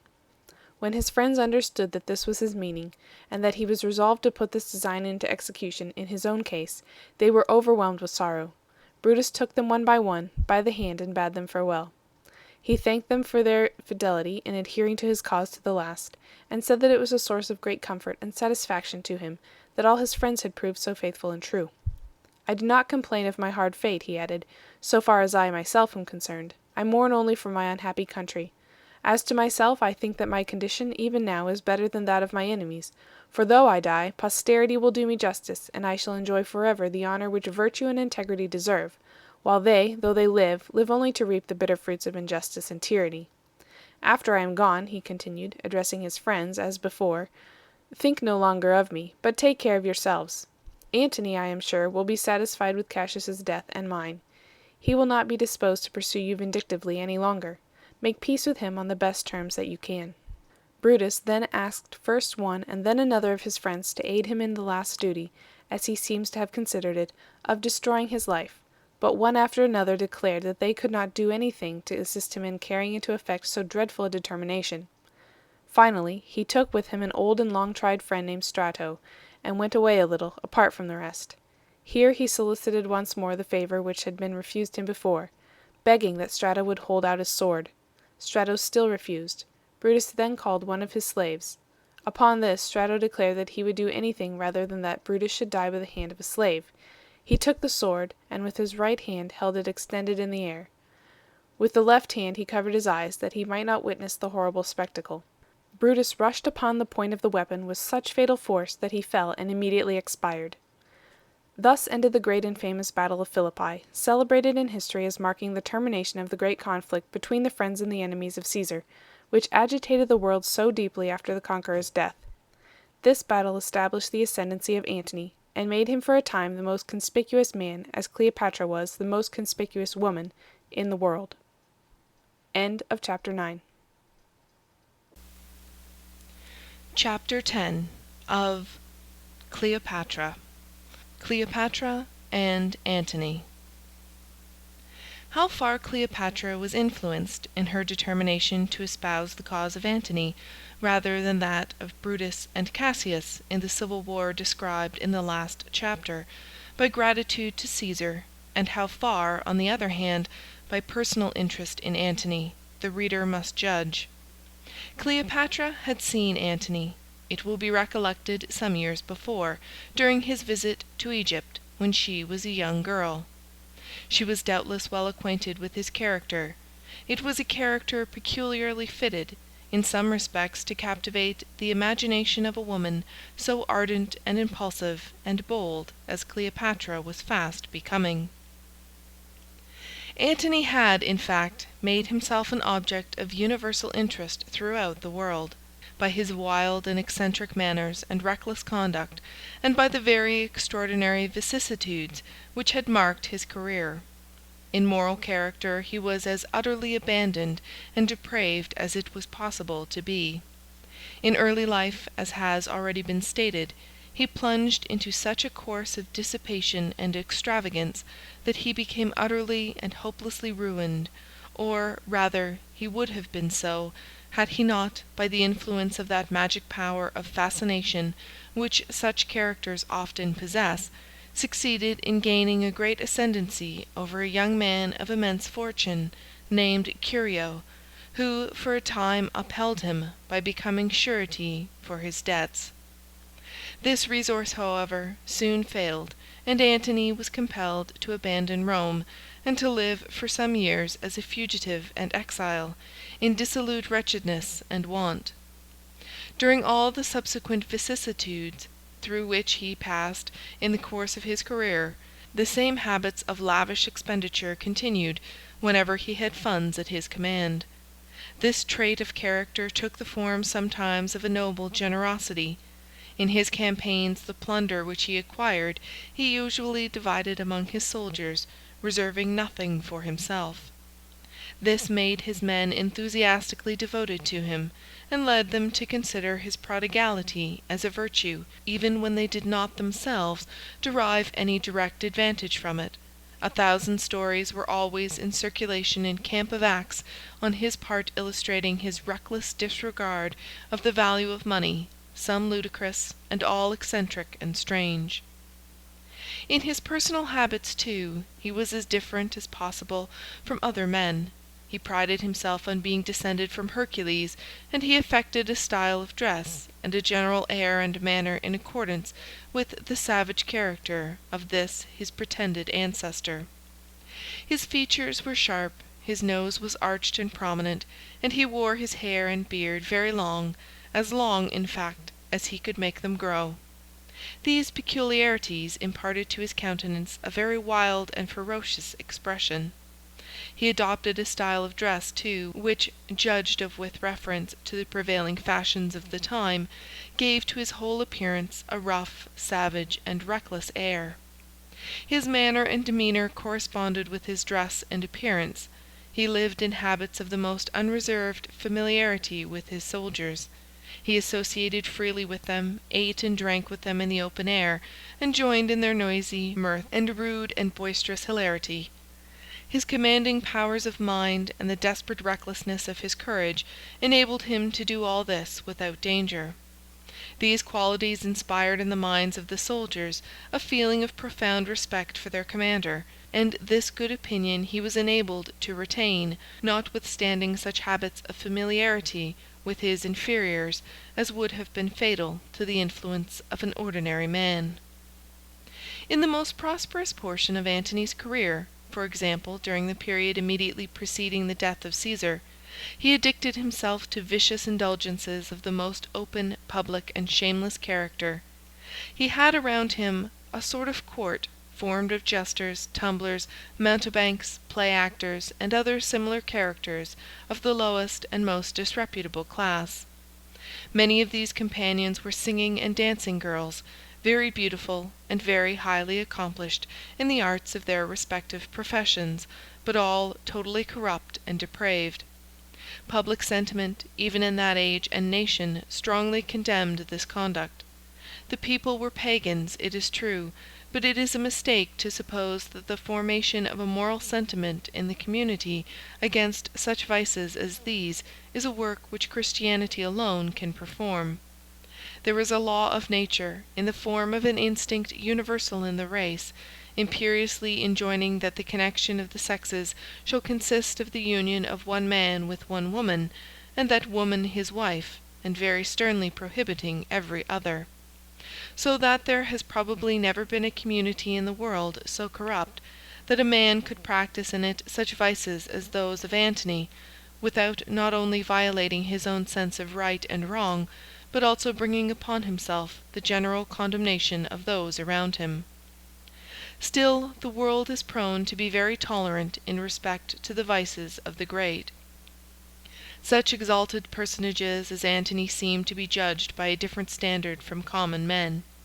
Even in the countries where those who occupy high stations of trust or of power are actually selected, for the purpose of being placed there, by the voices of their fellow men, all inquiry into the personal character of a candidate is often suppressed, such inquiry being condemned as wholly irrelevant and improper, and they who succeed in attaining to power enjoy immunities in their elevation which are denied to common men. But, notwithstanding the influence of Antony's rank and power in shielding him from public censure, he carried his excesses to such an extreme that his conduct was very loudly and very generally condemned. He would spend all the night in carousals, and then, the next day, would appear in public staggering in the streets. Sometimes he would enter the tribunals for the transaction of business when he was so intoxicated that it would be necessary for friends to come to his assistance to conduct him away.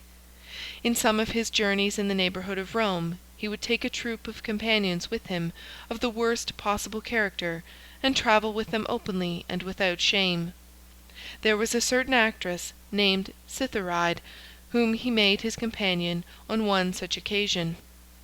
She was borne upon a litter in his train, and he carried about with him a vast collection of gold and silver plate, and of splendid table furniture, together with an endless supply of luxurious articles of food and of wine, to provide for the entertainments and banquets which he was to celebrate with her on the journey. He would sometimes stop by the roadside, pitch his tents, establish his kitchens, set his cooks at work to prepare a feast, spread his tables, and make a sumptuous banquet of the most costly, complete, and ceremonious character, all to make men wonder at the abundance and perfection of the means of luxury which he could carry with him wherever he might go. In fact, he always seemed to feel a special pleasure in doing strange and extraordinary things in order to excite surprise. Once on a journey he had lions harnessed to his carts to draw his baggage, in order to create a sensation. Notwithstanding the heedlessness with which Antony abandoned himself to these luxurious pleasures when at Rome, no man could endure exposure and hardship better when in camp or on the field. In fact, he rushed with as much headlong precipitation into difficulty and danger when abroad, as into expense and dissipation when at home. During his contests with Octavius and Lepidus after Caesar's death, he once had occasion to pass the Alps, which, with his customary recklessness, he attempted to traverse without any proper supplies of stores or means of transportation. He was reduced on the passage, together with the troops under his command, to the most extreme destitution and distress. They had to feed on roots and herbs, and finally on the bark of trees, and they barely preserved themselves by these means from actual starvation. Antony seemed, however, to care nothing for all this, but pressed on through the difficulty and danger, manifesting the same daring and determined unconcern to the end.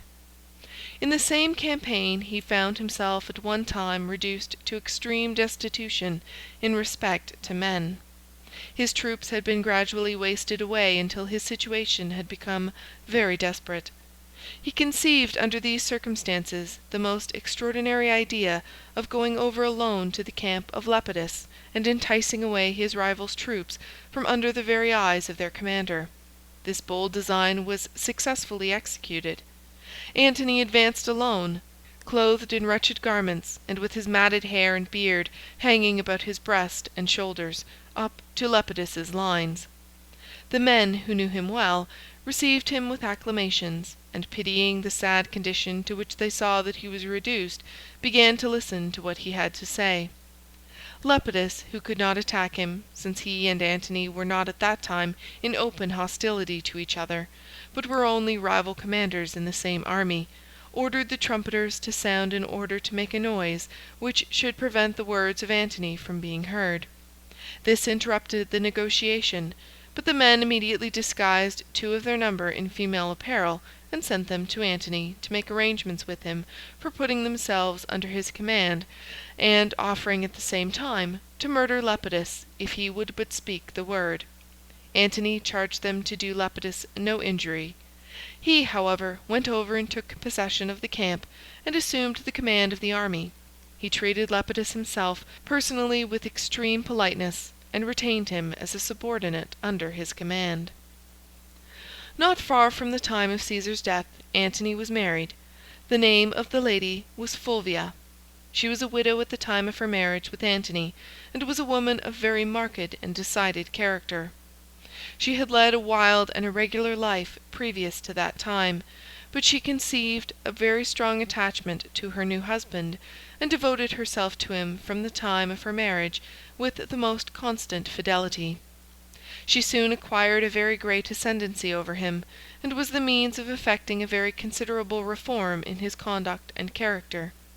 She was an ambitious and aspiring woman, and made many very efficient and successful efforts to promote the elevation and aggrandizement of her husband. She appeared also to take great pride and pleasure in exercising over him herself a great personal control. She succeeded in these attempts in a manner that surprised everybody.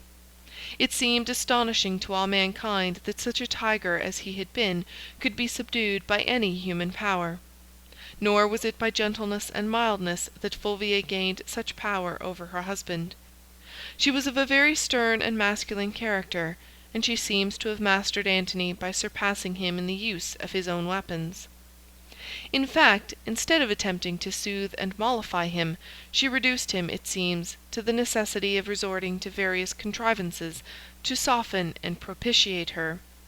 Once, for example, on his return from a campaign in which he had been exposed to great dangers, he disguised himself and came home at night in the garb of a courier bearing dispatches. He caused himself to be ushered, muffled and disguised as he was, into Fulvia's apartments, where he handed her some pretended letters, which he said were from her husband. And while Fulvia was opening them in great excitement and trepidation, he threw off his disguise, and revealed himself to her by clasping her in his arms and kissing her in the midst of her amazement. Antony's marriage with Fulvia, besides being the means of reforming his morals in some degree, softened and civilized him in respect to his manners. His dress and appearance now assumed a different character. In fact, his political elevation after Caesar's death soon became very exalted, and the various democratic arts by which he had sought to raise himself to it, being now no longer necessary, were, as usual in such cases, gradually discarded. He lived in great style and splendor when at Rome, and when absent from home on his military campaigns, he began to exhibit the same pomp and parade in his equipage and in his arrangements as were usual in the camps of other Roman generals. After the Battle of Philippi, described in the last chapter, Antony, who, with all his faults, was sometimes a very generous foe, as soon as the tidings of Brutus's death were brought to him, repaired immediately to the spot, and appeared to be quite shocked and concerned at the sight of the body. He took off his own military cloak or mantle, which was a very magnificent and costly garment, being enriched with many expensive ornaments, and spread it over the corpse. He then gave directions to one of the officers of his household to make arrangements for funeral ceremonies of a very imposing character, as a testimony of his respect for the memory of the deceased. In these ceremonies it was the duty of the officer to have burned the military cloak which Antony had appropriated to the purpose of a pall with the body. He did not, however, do so. The cloak being very valuable, he reserved it, and he withheld also a considerable part of the money which had been given him for the expenses of the funeral. He supposed that Antony would probably not inquire very closely into the details of the arrangements made for the funeral of his most inveterate enemy. Antony, however, did inquire into them, and when he learned what the officer had done, he ordered him to be killed. The various political changes which occurred, and the movements which took place among the several armies after the Battle of Philippi, can not be here detailed. It is sufficient to say that Antony proceeded to the eastward through Asia Minor, and in the course of the following year came to Cilicia. From this place he sent a messenger to Egypt to Cleopatra, summoning her to appear before him. There were charges, he said, against her of having aided Cassius and Brutus in the late war, instead of rendering assistance to him. Whether there really were any such charges, or whether they were only fabricated by Antony as pretexts for seeing Cleopatra, the fame of whose beauty was very widely extended, does not certainly appear. However this may be, he sent to summon the queen to come to him. The name of the messenger whom Antony dispatched on this errand was Dellius. Fulvia, Antony's wife, was not with him at this time. She had been left behind at Rome. Dellius proceeded to Egypt and appeared at Cleopatra's court. The queen was at this time about 28, but more beautiful, as was said, than ever before. Dellius was very much struck with her beauty, and with a certain fascination in her voice and conversation, of which her ancient biographers often speak as one of the most irresistible of her charms. He told her that she need have no fear of Antony. It was of no consequence, he said, what charges there might be against her. She would find that in a very few days after she had entered into Antony's presence she would be in great favor. She might rely, in fact, he said, on gaining very speedily an unbounded ascendancy over the general. He advised her, therefore, to proceed to Cilicia without fear, and to present herself before Antony in as much pomp and magnificence as she could command. He would answer, he said, for the result. Cleopatra, determined to follow this advice, in fact her ardent and impulsive imagination was fired with the idea of making, a second time, the conquest of the greatest general and highest potentate in the world. She began immediately to make provision for the voyage. She employed all the resources of her kingdom in procuring for herself the most magnificent means of display, such as expensive and splendid dresses, rich services of plate, ornaments of precious stones and of gold, and presents in great variety and of the most costly description for Antony. She appointed also a numerous retinue of attendants to accompany her, and, in a word, made all the arrangements complete for an expedition of the most imposing and magnificent character. While these preparations were going forward, she received new and frequent communications from Antony, urging her to hasten her departure, but she paid very little attention to them. It was evident that she felt quite independent, and was intending to take her own time. At length, however, all was ready, and Cleopatra set sail. She crossed the Mediterranean Sea and entered the mouth of the river Cydnus. Antony was at Tarsus, a city upon the Cydnus, a small distance above its mouth. When Cleopatra's fleet had entered the river, she embarked on board a most magnificent barge which she had constructed for the occasion and had brought with her across the sea. This barge was the most magnificent and highly ornamented vessel that had ever been built. It was adorned with carvings and decorations of the finest workmanship, and elaborately gilded. The sails were of purple, and the oars were inlaid and tipped with silver. Upon the deck of this barge Queen Cleopatra appeared, under a canopy of cloth of gold. She was dressed very magnificently in the costume in which Venus, the goddess of beauty, was then generally represented. She was surrounded by a company of beautiful boys, who attended upon her in the form of cupids, and fanned her with their wings, and by a group of young girls representing the nymphs and the graces. There was a band of musicians stationed upon the deck. This music guided the oarsmen, as they kept time to it in their rowing, and, soft as the melody was, the strains were heard far and wide over the water and along the shores. As the beautiful vessel advanced on its way, the performers were provided with flutes, lyres, viols, and all the other instruments customarily used in those times to produce music of a gentle and voluptuous kind. Illustration: Meeting of Cleopatra and Antony. In fact, the whole spectacle seemed like a vision of enchantment. Tidings of the approach of the barge spread rapidly around, and the people of the country came down in crowds to the shores of the river to gaze upon it in admiration as it glided slowly along. At the time of its arrival at Tarsus, Antony was engaged in giving a public audience at some tribunal in his palace, but everybody ran to see Cleopatra and the barge, and the great triumvir was left consequently alone, or at least with only a few official attendants near him. Cleopatra, on arriving at the city, landed and began to pitch her tents on the shores. Antony sent a messenger to bid her welcome, and to invite her to come and sup with him. She declined the invitation, saying that it was more proper that he should come and sup with her. She would accordingly expect him to come, she said, and her tents would be ready at the proper hour. Antony complied with her proposal, and came to her entertainment. He was received with a magnificence and splendor which amazed him.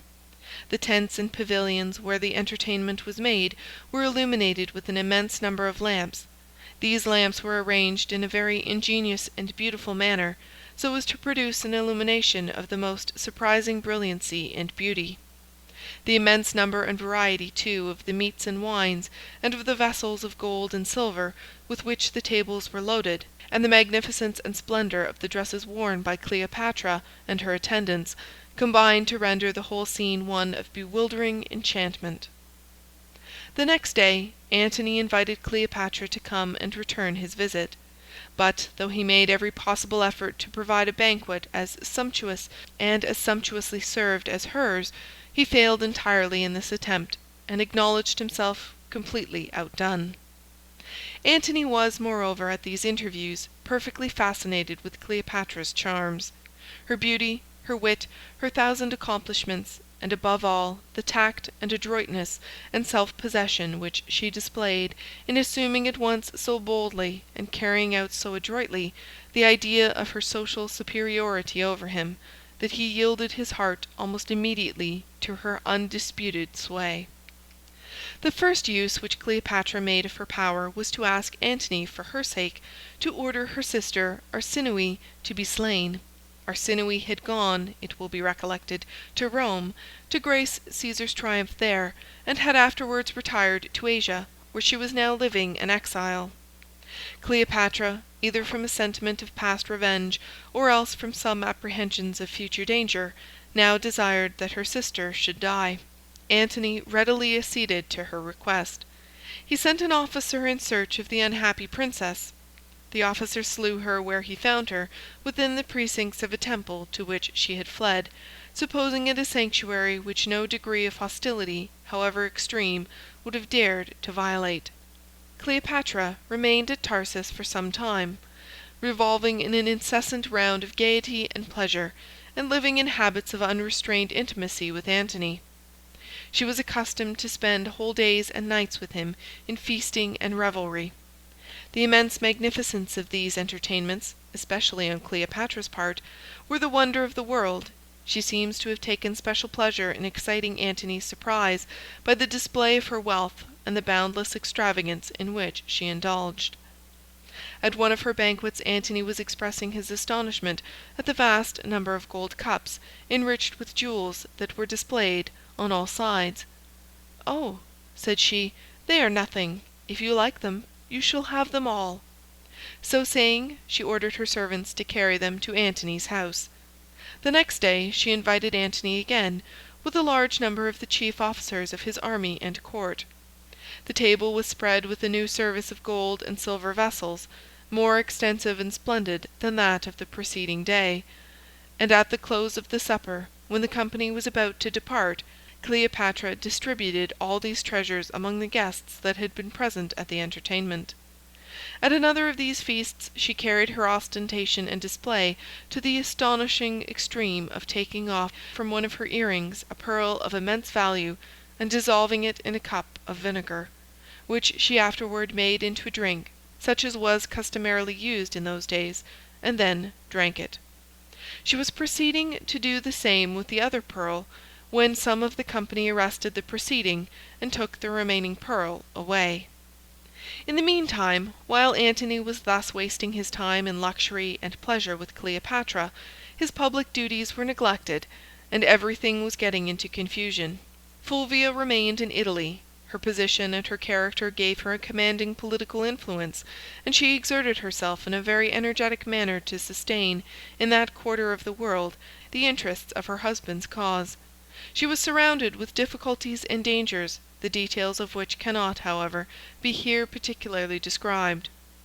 She wrote continually to Antony, urgently entreating him to come to Rome, and displaying in her letters all those marks of agitation and distress which a wife would naturally feel under the circumstances in which she was placed.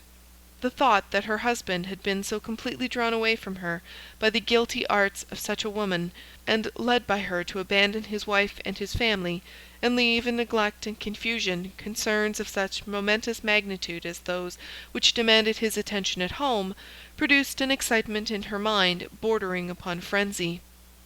Antony was at length so far influenced by his urgency of the case that he determined to return.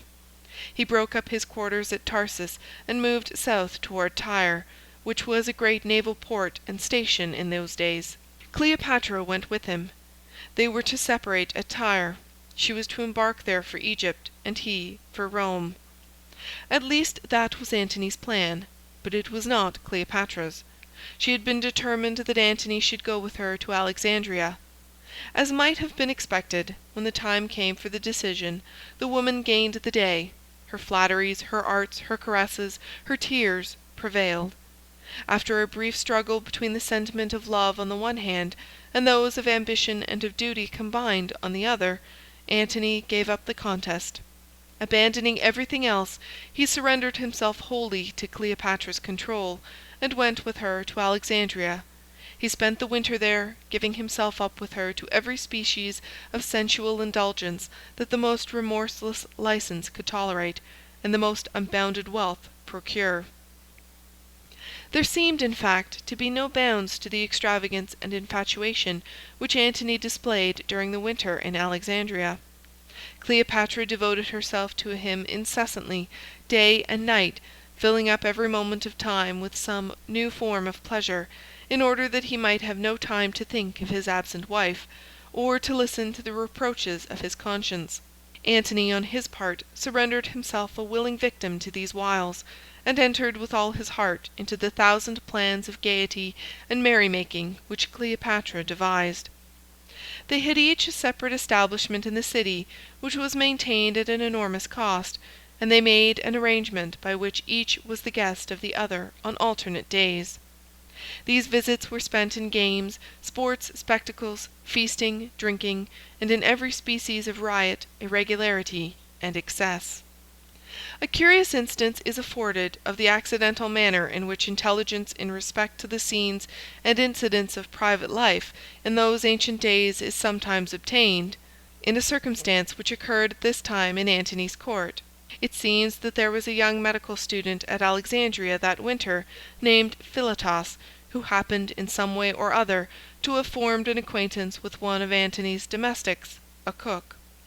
Under the guidance of this cook, Philotas went one day into the palace to see what was to be seen. The cook took his friend into the kitchens, where, to Philotas's great surprise, he saw, among an infinite number and variety of other preparations, 8 wild boars roasting before the fires, some being more and some less advanced in the process. Philotas asked what great company was to dine there that day. The cook smiled at this question, and replied that there was to be no company at all, other than Antony's ordinary party.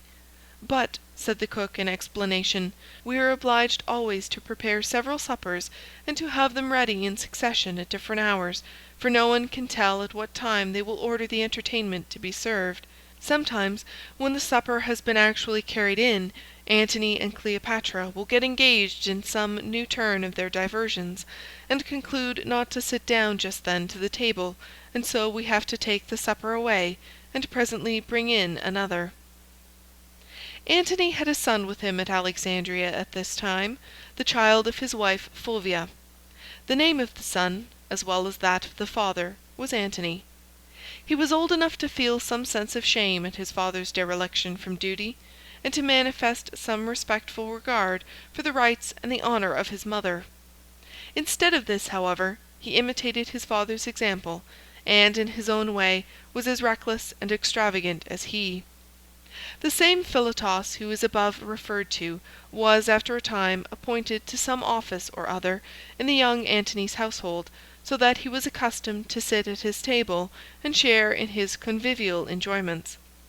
He relates that once, while they were feasting together, there was a guest present, a physician, who was a very vain and conceited man, and so talkative that no one else had any opportunity to speak. All the pleasure of conversation was spoiled by his excessive garrulity. Philotas, however, at length puzzled him so completely with a question of logic, of a kind similar to those often discussed with great interest in ancient days, as to silence him for a time. And young Antony was so much delighted with this feat that he gave Philotas all the gold and silver plate that there was upon the table, and sent the articles home to him after the entertainment was over, telling him to put his mark and stamp upon them, and lock them up.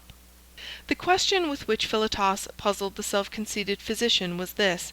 It must be premised, however, that in those days it was considered that cold water in an intermittent fever was extremely dangerous, except in some peculiar cases, and in those the effect was good. Philotas then argued as follows: "In cases of a certain kind it is best to give water to a patient in an ague. All cases of ague are cases of a certain kind. Therefore it is best in all cases to give the patient water." Philotas, having propounded his argument in this way, challenged the physician to point out the fallacy of it, and while the physician sat perplexed and puzzled in his attempts to unravel the intricacy of it, the company enjoyed a temporary respite from his excessive loquacity. Philotas adds, in his account of this affair, that he sent the gold and silver plate back to young Antony again, being afraid to keep them. Antony said that perhaps it was as well that this should be done, since many of the vessels were of great value on account of their rare and antique workmanship, and his father might possibly miss them and wish to know what had become of them. As there were no limits, on the one hand, to the loftiness and grandeur of the pleasures to which Antony and Cleopatra addicted themselves, so there were none to the low and debasing tendencies which characterized them on the other. Sometimes at midnight, after having been spending many hours in mirth and revelry in the palace, Antony would disguise himself in the dress of a slave, and sally forth into the streets, excited with wine, in search of adventures. In many cases Cleopatra herself similarly disguised, would go out with him.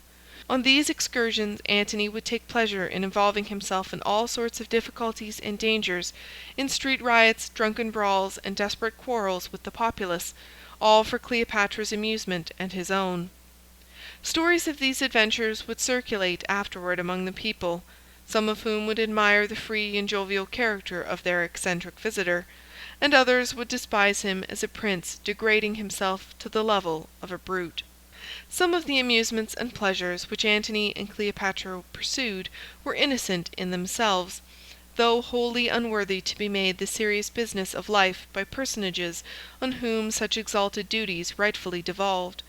They made various excursions upon the Nile, and arranged parties of pleasure to go out on the water in the harbour, and to various rural retreats in the environs of the city. Once they went out on a fishing party in boats in the port. Antony was unsuccessful, and feeling chagrined that Cleopatra should witness his ill luck, he made a secret arrangement with some of the fishermen to dive down, where they could do so unobserved, and fasten fishes to his hook under the water. By this plan he caught very large and fine fish very fast. Cleopatra, however, was too wary to be easily deceived by such a stratagem as this. She observed the maneuver, but pretended not to observe it. She expressed, on the other hand, the greatest surprise and delight at Antony's good luck, and the extraordinary skill which it indicated. The next day she wished to go a-fishing again, and a party was accordingly made as on the day before. She had, however, secretly instructed another fisherman to procure a dried and salted fish from the market, and, watching his opportunity, to get down into the water under the boats and attach it to the hook, before Antony's divers could get there.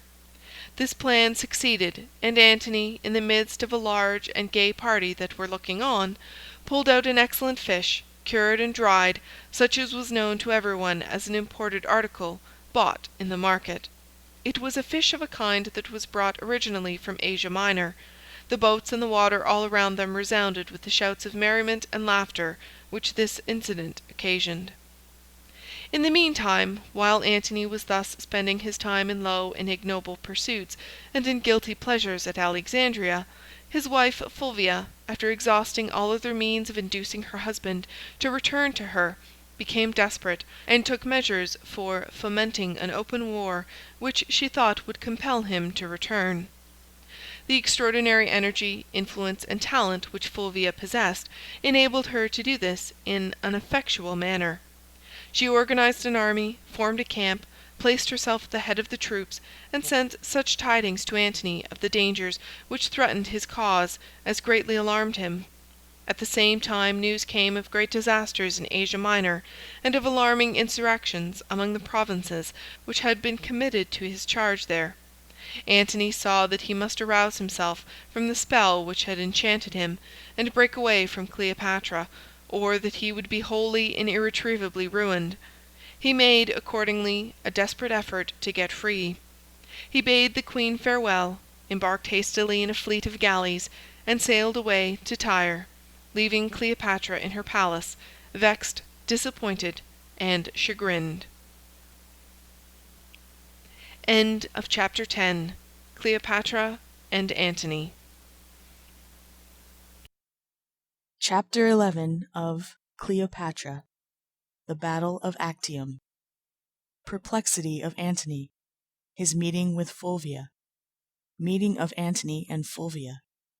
Reconciliation of Antony and Octavius. Octavia. Her marriage to Antony. Octavia's influence over her husband and her brother. Octavia pleads for Antony. Difficulties settled. Antony tired of his wife. He goes to Egypt. Antony again with Cleopatra. Effect on his character. The march to Sidon. Suffering of the troops. Arrival of Cleopatra. She brings supplies for the army. Octavia intercedes for Antony. She brings him reinforcements. Cleopatra's alarm. Her arts. Cleopatra's secret agents. Their representations to Antony. Cleopatra's success. Antony's message to Octavia. Devotion of Octavia. Indignation against Antony. Measures of Antony. Accusations against him. Antony's preparations. Assistance of Cleopatra. Canidius' bribe. His advice in regard to Cleopatra. The fleet at Samos. Antony's infatuation. Riot and revelry. Antony and Cleopatra at Athens. Ostentation of Cleopatra. Honors bestowed on her. Baseness of Antony. Approach of Octavius. Antony's will. Charges against him. Antony's neglect of his duties. Meeting of the fleets. Opinions of the council. Cleopatra's wishes. Battle of Actium. Flight of Cleopatra. Antony follows Cleopatra. He gains her galley. Antony pursued. A severe conflict. The avenger of a father. Antony's anguish. Antony and Cleopatra shun each other. Arrival at Cinaris. Antony and Cleopatra fly together to Egypt. Cleopatra, in parting with Antony as described in the last chapter, lost him for 2 or 3 years. During this time Antony himself was involved in a great variety of difficulties and dangers, and passed through many eventful scenes, which, however, cannot here be described in detail. His life during this period was full of vicissitude and excitement, and was spent probably in alternations of remorse for the past and anxiety for the future.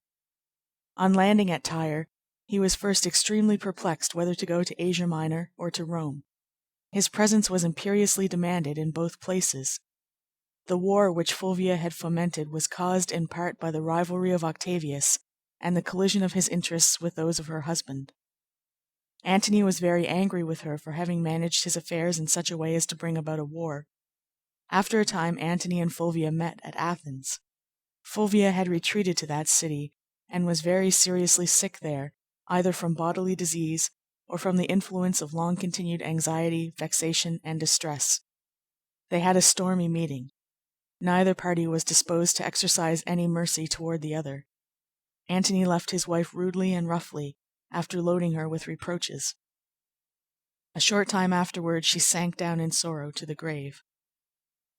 The death of Fulvia was an event which proved to be of advantage to Antony. It opened the way to a reconciliation between him and Octavius. Fulvia had been extremely active in opposing Octavius's designs and in organizing plans for resisting him. He felt, therefore, a special hostility against her, and through her against Antony. Now, however, that she was dead, the way seemed to be in some sense opened for a reconciliation. Octavius had a sister, Octavia, who had been the wife of a Roman general named Marcellus. She was a very beautiful and a very accomplished woman, and of a spirit very different from that of Fulvia. She was gentle, affectionate, and kind, a lover of peace and harmony, and not at all disposed, like Fulvia, to assert and maintain her influence over others by an overbearing and violent demeanor. Octavia's husband died about this time, and in the course of the movements and negotiations between Antony and Octavius, the plan was proposed of a marriage between Antony and Octavia, which, it was thought, would ratify and confirm the reconciliation. This proposal was finally agreed upon. Antony was glad to find so easy a mode of settling his difficulties. The people of Rome, too, and the authorities there, knowing that the peace of the world depended upon the terms on which these two men stood with regard to each other, were extremely desirous that this arrangement should be carried into effect. There was a law of the Commonwealth forbidding the marriage of a widow within a specified period after the death of her husband. That period had not, in Octavia's case, yet expired. There was, however, so strong a desire that no obstacle should be allowed to prevent this proposed union, or even to occasion delay, that the law was altered expressly for this case, and Antony and Octavia were married. The empire was divided between Octavius and Antony, Octavius receiving the western portion as his share, while the eastern was assigned to Antony. It is not probable that Antony felt any strong affection for his new wife, beautiful and gentle as she was. A man, in fact, who had led such a life as his had been, must have become by this time incapable of any strong and pure attachment. He, however, was pleased with the novelty of his acquisition, and seemed to forget for a time the loss of Cleopatra. He remained with Octavia a year. After that he went away on certain military enterprises which kept him some time from her. He returned again, and again he went away. All this time Octavia's influence over him and over her brother was of the most salutary and excellent character. She soothed their animosities, quieted their suspicions and jealousies, and at one time, when they were on the brink of open war, she effected a reconciliation between them by the most courageous and energetic, and at the same time gentle and unassuming efforts. At the time of this danger she was with her husband in Greece, but she persuaded him to send her to her brother at Rome, saying that she was confident that she could arrange a settlement of the difficulties impending. Antony allowed her to go. She proceeded to Rome, and procured an interview with her brother in the presence of his two principal officers of state. Here she pleaded her husband's cause with tears in her eyes. She defended his conduct, explained what seemed to be against him, and entreated her brother not to take such a course as should cast her down from being the happiest of women to being the most miserable. "Consider the circumstances of my case," said she. "The eyes of the world are upon me.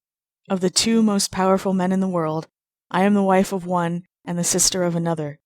If you allow rash counsels to go on and war to ensue, I am hopelessly ruined, for whichever is conquered, my husband or my brother, my own happiness will be forever gone." Octavius sincerely loved his sister, and he was so far softened by her entreaties that he consented to appoint an interview with Antony in order to see if their difficulties could be settled.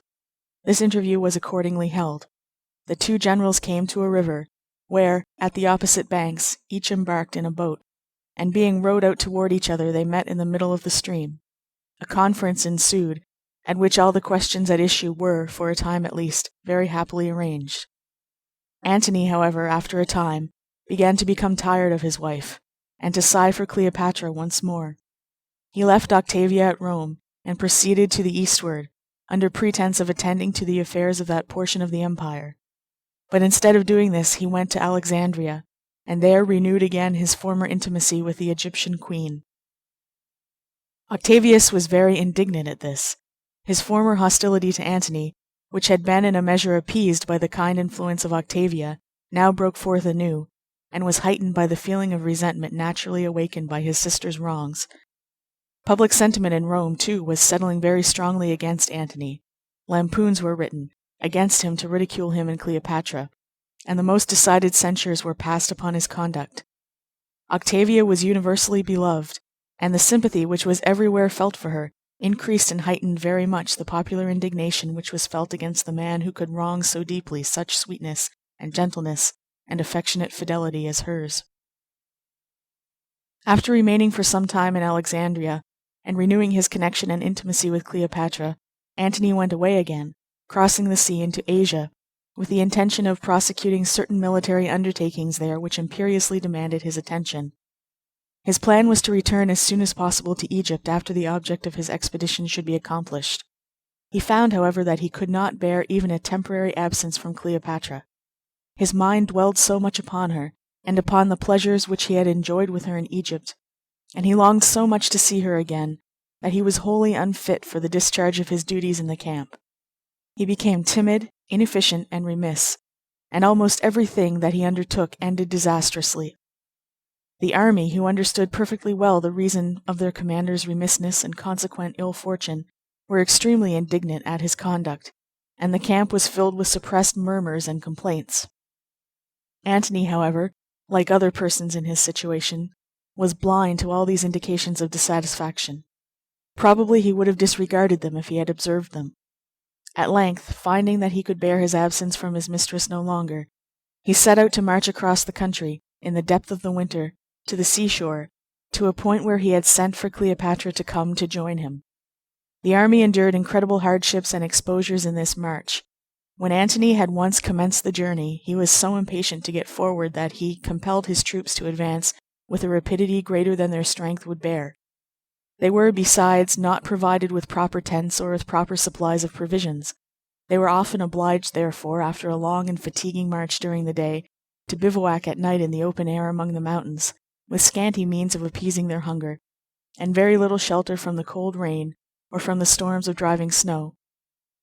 8,000 men died on this march, from cold, fatigue, and exposure, a greater sacrifice perhaps than had ever been made before to the mere ardor and impatience of a lover. When Antony reached the shore, he advanced to a certain seaport near Sidon, where Cleopatra was to land. At the time of his arrival but a very small part of his army was left, and the few men that survived were in a miserably destitute condition. Antony's eagerness to see Cleopatra became more and more excited as the time drew nigh. She did not come so soon as he had expected, and during the delay he seemed to pine away under the influence of love and sorrow. He was silent, absent-minded, and sad. He had no thoughts for anything but the coming of Cleopatra, and felt no interest in any other plans. He watched for her incessantly, and would sometimes leave his place at the table in the midst of the supper, and go down alone to the shore, where he would stand gazing out upon the sea and saying mournfully to himself, "Why does she not come?" The animosity and the ridicule which these things awakened against him on the part of the army were extreme, but he was so utterly infatuated that he disregarded all the manifestations of public sentiment around him, and continued to allow his mind to be wholly engrossed with the single idea of Cleopatra's coming. She arrived at last. She brought a great supply of clothes and other necessaries for the use of Antony's army, so that her coming not only gratified his love, but afforded him, also, a very essential relief in respect to the military difficulties in which he was involved. After some time spent in the enjoyment of the pleasure which being thus reunited to Cleopatra afforded him, Antony began to think of the affairs of his government, which every month more and more imperiously demanded his attention. He began to receive urgent calls from various quarters, rousing him to action. In the meantime, Octavia, who had been all this while waiting in distress and anxiety at Rome, hearing continually the most gloomy accounts of her husband's affairs, and the most humiliating tidings in respect to his infatuated devotion to Cleopatra, resolved to make one more effort to save him. She interceded with her brother to allow her to raise troops and to collect supplies, and then proceed to the eastward to reinforce him. Octavius consented to this. He in fact assisted Octavia in making her preparations. It is said, however, that he was influenced in this plan by his confident belief that this noble attempt of his sister to reclaim her husband would fail, and that by the failure of it Antony would be put in the wrong, in the estimation of the Roman people, more absolutely and hopelessly than ever, and that the way would thus be prepared for his complete and final destruction. Octavia was rejoiced to obtain her brother's aid to her undertaking, whatever the motive might be which induced him to afford it. She accordingly levied a considerable body of troops, raised a large sum of money, provided clothes and tents and military stores for the army, and when all was ready she left Italy and put to sea, having previously dispatched a messenger to her husband to inform him that she was coming. Cleopatra began now to be afraid that she was to lose Antony again, and she at once began to resort to the usual artifices employed in such cases in order to retain her power over him. She said nothing, but assumed the appearance of one pining under the influence of some secret suffering or sorrow. She contrived to be often surprised in tears. In such cases she would hastily brush her tears away, and assume a countenance of smiles and good humor, as if making every effort to be happy, though really oppressed with a heavy burden of anxiety and grief.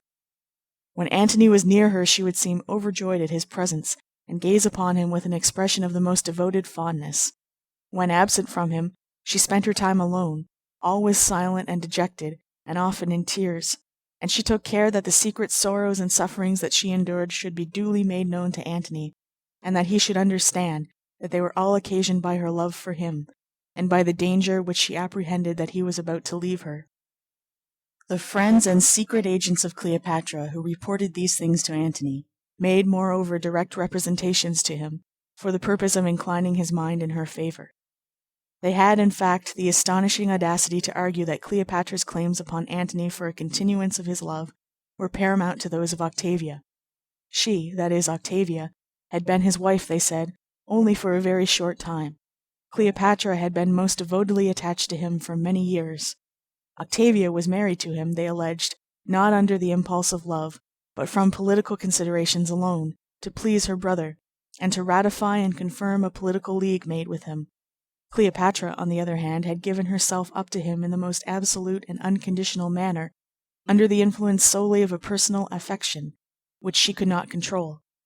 She had surrendered and sacrificed everything to him. For him she had lost her good name, alienated the affections of her subjects, made herself the object of reproach and censure to all mankind, and now she had left her native land to come and join him in his adverse fortunes. Considering how much she had done, and suffered, and sacrificed for his sake, it would be extreme and unjustifiable cruelty in him to forsake her now. She never would survive such an abandonment. Her whole soul was so wrapped up in him that she would pine away and die if he were now to forsake her. Antony was distressed and agitated beyond measure by the entanglements in which he found that he was involved. His duty, his inclination perhaps, certainly his ambition, and every dictate of prudence and policy required that he should break away from these snares at once and go to meet Octavia. But the spell that bound him was too mighty to be dissolved. He yielded to Cleopatra's sorrows and tears. He dispatched a messenger to Octavia, who had by this time reached Athens, in Greece, directing her not to come any farther. Octavia, who seemed incapable of resentment or anger against her husband, sent back to ask what she should do with the troops and money and the military stores which she was bringing. Antony directed her to leave them in Greece. Octavia did so, and mournfully returned to her home. As soon as she arrived at Rome, Octavius, her brother, whose indignation was now thoroughly aroused at the baseness of Antony, sent to his sister to say that she must leave Antony's house and come to him. A proper self-respect, he said, forbade her remaining any longer under the roof of such a man. Octavia replied that she would not leave her husband's house. That house was her post of duty, whatever her husband might do, and there she would remain. She accordingly retired within the precincts of her old home, and devoted herself in patient and uncomplaining sorrow to the care of the family and the children. Among these children was one young son of Antony's, born during his marriage with her predecessor Fulvia.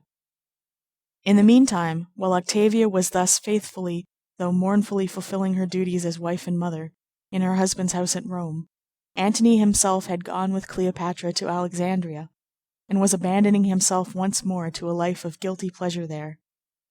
The greatness of mind which this beautiful and devoted wife thus displayed attracted the admiration of all mankind. It produced, however, one other effect, which Octavia must have greatly deprecated. It aroused a strong and universal feeling of indignation against the unworthy object toward whom this extraordinary magnanimity was displayed. In the meantime, Antony gave himself up wholly to Cleopatra's influence and control, and managed all the affairs of the Roman Empire in the East in the way best fitted to promote her aggrandizement and honor. He made Alexandria his capital, celebrated triumphs there, arranged ostentatious expeditions into Asia and Syria with Cleopatra and her train, gave her whole provinces as presents, and exalted her two sons, Alexander and Ptolemy, children born during the period of his first acquaintance with her, to positions of the highest rank and station as his own acknowledged sons. The consequences of these and similar measures at Rome were fatal to Antony's character and standing. Octavius reported everything to the Roman Senate and people, and made Antony's misgovernment and his various misdemeanors the ground of the heaviest accusations against him. Antony, hearing of these things, sent his agents to Rome and made accusations against Octavius, but these counter-accusations were of no avail. Public sentiment was very strong, and decided against him at the capital, and Octavius began to prepare for war. Antony perceived that he must prepare to defend himself. Cleopatra entered into the plans which he formed for this purpose with great ardor. Antony began to levy troops, and collect and equip galleys and ships of war, and to make requisitions of money and military stores from all the eastern provinces and kingdoms. Cleopatra put all the resources of Egypt at his disposal. She furnished him with immense sums of money, and with an inexhaustible supply of corn, which she procured for this purpose from her dominions in the valley of the Nile. The various divisions of the immense armament which was thus provided for were ordered to rendezvous at Ephesus, where Antony and Cleopatra were awaiting to receive them, having proceeded there when their arrangements in Egypt were completed, and they were ready to commence the campaign. When all was ready for the expedition to set sail from Ephesus, it was Antony's judgment that it would be best for Cleopatra to return to Egypt, and leave him to go forth with the fleet to meet Octavius alone. Cleopatra was, however, determined not to go away. She did not dare to leave Antony at all to himself, for fear that in some way or other a peace would be effected between himself and Octavius, which would result in his returning to Octavia and abandoning her. She accordingly contrived to persuade Antony to retain her with him by bribing his chief counselor to advise him to do so. His counselor's name was Canidius. Canidius, having received Cleopatra's money, while yet he pretended to be wholly disinterested in his advice, represented to Antony that it would not be reasonable to send Cleopatra away, and deprive her of all participation in the glory of the war, when she was defraying so large a part of the expense of it. Besides, a large portion of the army consisted of Egyptian troops, who would feel discouraged and disheartened if Cleopatra were to leave them, and would probably act far less efficiently in the conflict than they would do if animated by the presence of their queen. Then, moreover, such a woman as Cleopatra was not to be considered, as many women would be, an embarrassment and a source of care to a military expedition which she might join, but a very efficient counselor and aid to it. She was, he said, a very sagacious, energetic, and powerful queen, accustomed to the command of armies and to the management of affairs of state, and her aid in the conduct of the expedition might be expected to conduce very materially to its success. Antony was easily won by such persuasions as these, and it was at length decided that Cleopatra should accompany him. Antony then ordered the fleet to move forward to the island of Samos. Here it was brought to anchor and remained for some time, waiting for the coming in of new reinforcements, and for the completion of the other arrangements. Antony, as if becoming more and more infatuated as he approached the brink of his ruin, spent his time while the expedition remained at Samos, not in maturing his plans and perfecting his arrangements for the tremendous conflict which was approaching, but in festivities, games, revellings, and every species of riot and dissolute excess. This, however, is not surprising. Men almost always, when in a situation analogous to his, fly to similar means of protecting themselves in some small degree from the pangs of remorse, and from the forebodings which stand ready to terrify and torment them at every instant in which these gloomy spectres are not driven away by intoxication and revelry. At least Antony found it so. Accordingly, an immense company of players, tumblers, fools, jesters, and mountebanks were ordered to assemble at Samos, and to devote themselves with all zeal to the amusement of Antony's court. The island was one universal scene of riot and revelry. People were astonished at such celebrations and displays, wholly unsuitable, as they considered them, to the occasion. If such are the rejoicings, said they, which Antony celebrates before going into battle, what festivities will he contrive on his return, joyous enough to express his pleasure if he shall gain the victory? After a time, Antony and Cleopatra, with a magnificent train of attendants, left Samos, and, passing across the Aegean Sea, landed in Greece and advanced to Athens, while the fleet, proceeding westward from Samos, passed around Taenarus, the southern promontory of Greece, and then moved northward along the western coast of the peninsula. Cleopatra wished to go to Athens for a special reason. It was there that Octavia had stopped on her journey toward her husband with reinforcements and aid, and while she was there, the people of Athens, pitying her sad condition, and admiring the noble spirit of mind which she displayed in her misfortunes, had paid her great attention, and during her stay among them had bestowed upon her many honors. Cleopatra now wished to go to the same place, and to triumph over her rival there, by making so great a display of her wealth and magnificence, and of her ascendancy over the mind of Antony, as should entirely transcend and outshine the more unassuming pretensions of Octavia. She was not willing, it seems, to leave to the unhappy wife whom she had so cruelly wronged even the possession of a place in the hearts of the people of this foreign city, but must go and enviously strive to efface the impression which injured innocence had made, by an ostentatious exhibition of the triumphant prosperity of her own shameless wickedness. She succeeded well in her plans. The people of Athens were amazed and bewildered at the immense magnificence that Cleopatra exhibited before them. She distributed vast sums of money among the people. The city, in return, decreed to her the most exalted honors. They sent a solemn embassy to her to present her with these decrees. Antony himself, in the character of a citizen of Athens, was one of the ambassadors. Cleopatra received the deputation at her palace. The reception was attended with the most splendid and imposing ceremonies. One would have supposed that Cleopatra's cruel and unnatural hostility to Octavia might now have been satisfied, but it was not. Antony, while he was at Athens, and doubtless at Cleopatra's instigation, sent a messenger to Rome with a notice of divorcement to Octavia, and with an order that she should leave his house. Octavia obeyed. She went forth from her home, taking the children with her, and bitterly lamenting her cruel destiny. In the meantime, while all these events had been transpiring in the east, Octavius had been making his preparations for the coming crisis, and was now advancing with a powerful fleet across the sea. He was armed with authority from the Roman Senate and people, for he had obtained from them a decree deposing Antony from his power. The charges made against him all related to misdemeanors and offenses arising out of his connection with Cleopatra. Octavius contrived to get possession of a will which Antony had written before leaving Rome, and which he had placed there in what he supposed a very sacred place of deposit.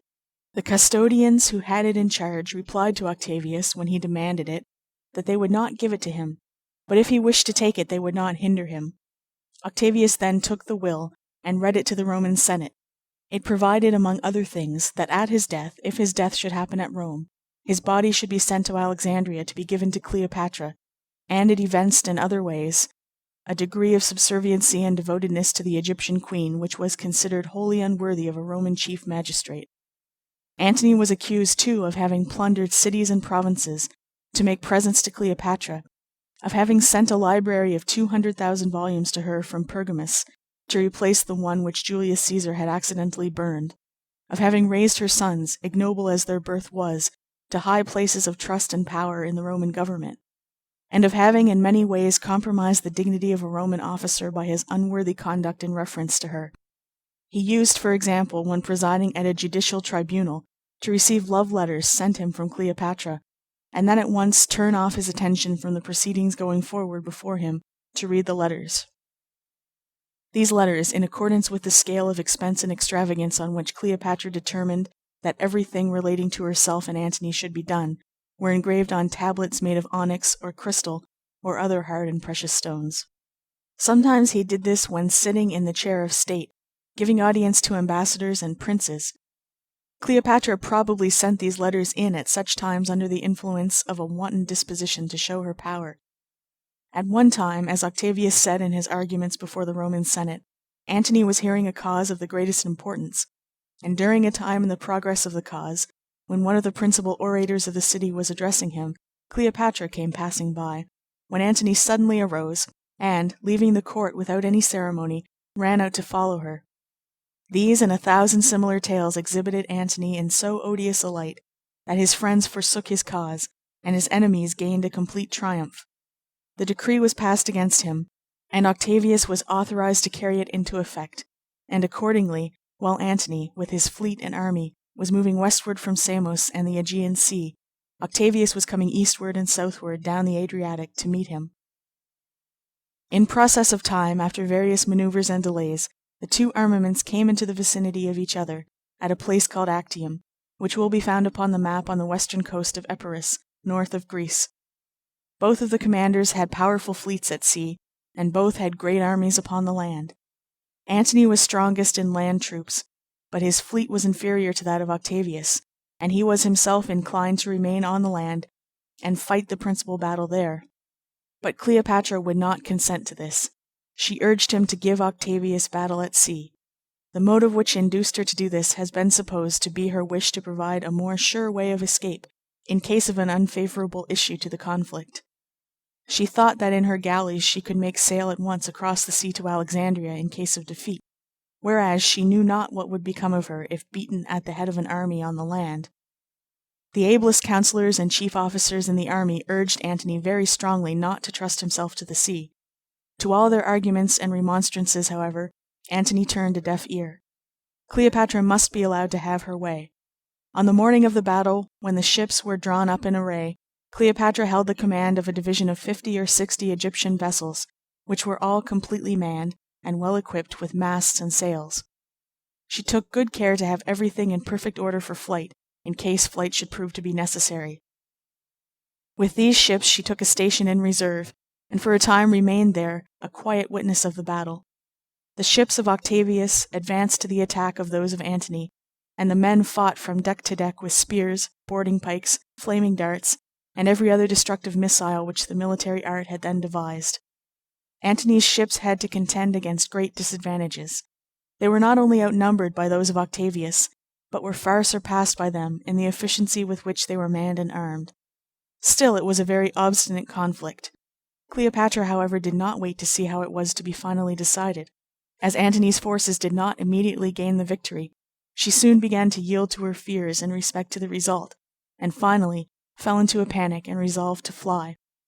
She ordered the oars to be manned and the sails to be hoisted, and then forcing her way through a portion of the fleet that was engaged in the contest, and throwing the vessels into confusion as she passed, she succeeded in getting to sea, and then pressed on under full sail down the coast to the southward. Antony, as soon as he perceived that she was going, abandoning every other thought, and impelled by his insane devotedness to her, hastily called up a galley of 5 banks of oarsmen to pull with all their force after Cleopatra's flying squadron. Cleopatra, looking back from the deck of her vessel, saw this swift galley pressing on toward her. She raised a signal at the stern of the vessel which she was in, that Antony might know for which of the 50 flying ships he was to steer. Guided by the signal, Antony came up to the vessel, and the sailors hoisted him up the side and helped him in. Cleopatra had, however, disappeared. Overcome with shame and confusion, she did not dare, it seems, to meet the look of the wretched victim of her arts, whom she had now irretrievably ruined. Antony did not seek her. He did not speak a word. He went forward to the prow of the ship, and, throwing himself down there alone, pressed his head between his hands, and seemed stunned and stupefied, and utterly overwhelmed with horror and despair. He was, however, soon aroused from his stupor by an alarm raised on board his galley that they were pursued. He rose from his seat, seized a spear, and, on ascending to the quarter-deck, saw that there were a number of small light boats full of men and of arms, coming behind them, and gaining rapidly upon his galley. Antony, now free for a moment from his enchantress's sway, and acting under the impulse of his own indomitable boldness and decision, instead of urging the oarsmen to press forward more rapidly in order to make good their escape, ordered the helm to be put about, and thus, turning the galley around, he faced his pursuers, and drove his ship into the midst of them. A violent conflict ensued, the din and confusion of which was increased by the shocks and collisions between the boats and the galley. In the end, the boats were beaten off, all excepting one, that one kept still hovering near, and the commander of it, who stood upon the deck, poising his spear with an aim at Antony, and seeking eagerly an opportunity to throw it, seemed by his attitude and the expression of his countenance to be animated by some peculiarly bitter feeling of hostility and hate. Antony asked him who he was that dared so fiercely to threaten him. The man replied by giving his name, and saying that he came to avenge the death of his father. It proved that he was the son of a man whom Antony had at a previous time, on some account or other, caused to be beheaded. There followed an obstinate contest between Antony and this fierce assailant, in the end of which the latter was beaten off. The boats then, having succeeded in making some prizes from Antony's fleet, though they had failed in capturing Antony himself, gave up the pursuit and returned. Antony then went back to his place, sat down in the prow, buried his face in his hands, and sank into the same condition of hopeless distress and anguish as before. When husband and wife are overwhelmed with misfortune and suffering, each instinctively seeks a refuge in the sympathy and support of the other. It is, however, far otherwise with such connections as that of Antony and Cleopatra. Conscience, which remains calm and quiet in prosperity and sunshine, rises up with sudden and unexpected violence as soon as the hour of calamity comes, and thus, instead of mutual comfort and help, each finds in the thoughts of the other only the means of adding the horrors of remorse to the anguish of disappointment and despair. So extreme was Antony's distress that for 3 days he and Cleopatra neither saw nor spoke to each other. She was overwhelmed with confusion and chagrin, and he was in such a condition of mental excitement that she did not dare to approach him. In a word, reason seemed to have wholly lost its sway, his mind, in the alternations of his insanity, rising sometimes to fearful excitement, in paroxysms of uncontrollable rage, and then sinking again for a time into the stupor of despair. In the meantime, the ships were passing down as rapidly as possible on the western coast of Greece. When they reached Taenarus, the southern promontory of the peninsula, it was necessary to pause and consider what was to be done. Cleopatra's women went to Antony and attempted to quiet and calm him. They brought him food. They persuaded him to see Cleopatra. A great number of merchant ships from the ports along the coast gathered around Antony's little fleet and offered their services. His cause, they said, was by no means desperate. The army on the land had not been beaten. It was not even certain that his fleet had been conquered. They endeavored thus to revive the ruined commander's sinking courage, and to urge him to make a new effort to retrieve his fortunes. But all was in vain. Antony was sunk in a hopeless despondency. Cleopatra was determined on going to Egypt, and he must go too. He distributed what treasure remained at his disposal among his immediate followers and friends, and gave them advice about the means of concealing themselves until they could make peace with Octavius. Then, giving up all as lost, he followed Cleopatra across the sea to Alexandria. End of chapter 11. Chapter 12 of Cleopatra. The End of Cleopatra. Infatuation of Antony, his early character, powerful influence of Cleopatra over Antony, indignation at Antony's conduct, plans of Cleopatra, Antony becomes a misanthrope, his hut on the island of Pharos, Antony's reconciliation with Cleopatra, scenes of revelry.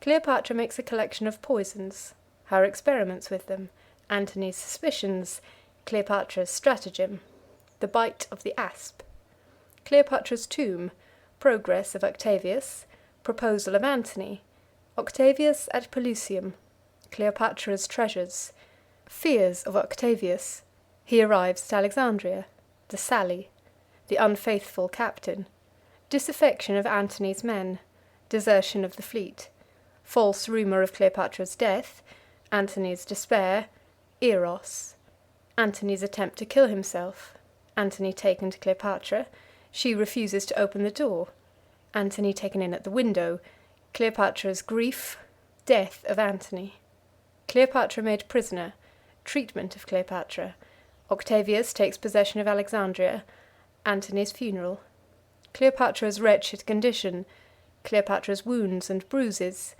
she resolves to starve herself, threats of Octavius, their effect, Octavius visits Cleopatra, her wretched condition, the false inventory, Cleopatra in a rage, Octavius deceived, Cleopatra's determination, Cleopatra visits Antony's tomb, her composure on her return, Cleopatra's supper, the basket of figs, Cleopatra's letter to Octavius, she is found dead, death of Charmian, amazement of the bystanders, various conjectures as to the cause of Cleopatra's death, opinion of Octavius, his triumph.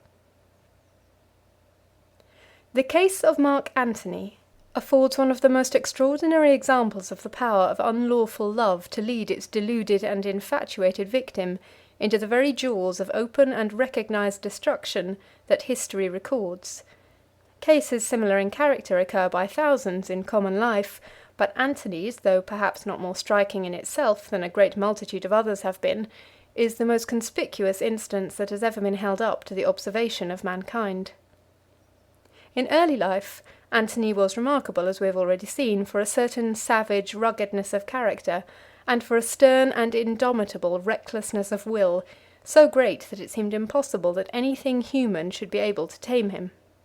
He was under the control, too, of an ambition so lofty and aspiring that it appeared to know no bounds, and yet we find him taken possession of, in the very midst of his career and in the height of his prosperity and success, by a woman, and so subdued by her arts and fascinations as to yield himself wholly to her guidance, and allow himself to be led about by her entirely at her will.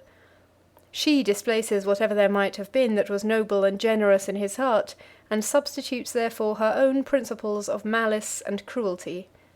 She extinguishes all the fires of his ambition, originally so magnificent in its aims that the world seemed hardly large enough to afford it scope, and instead of this lofty passion, fills his soul with a love of the lowest, vilest, and most ignoble pleasures.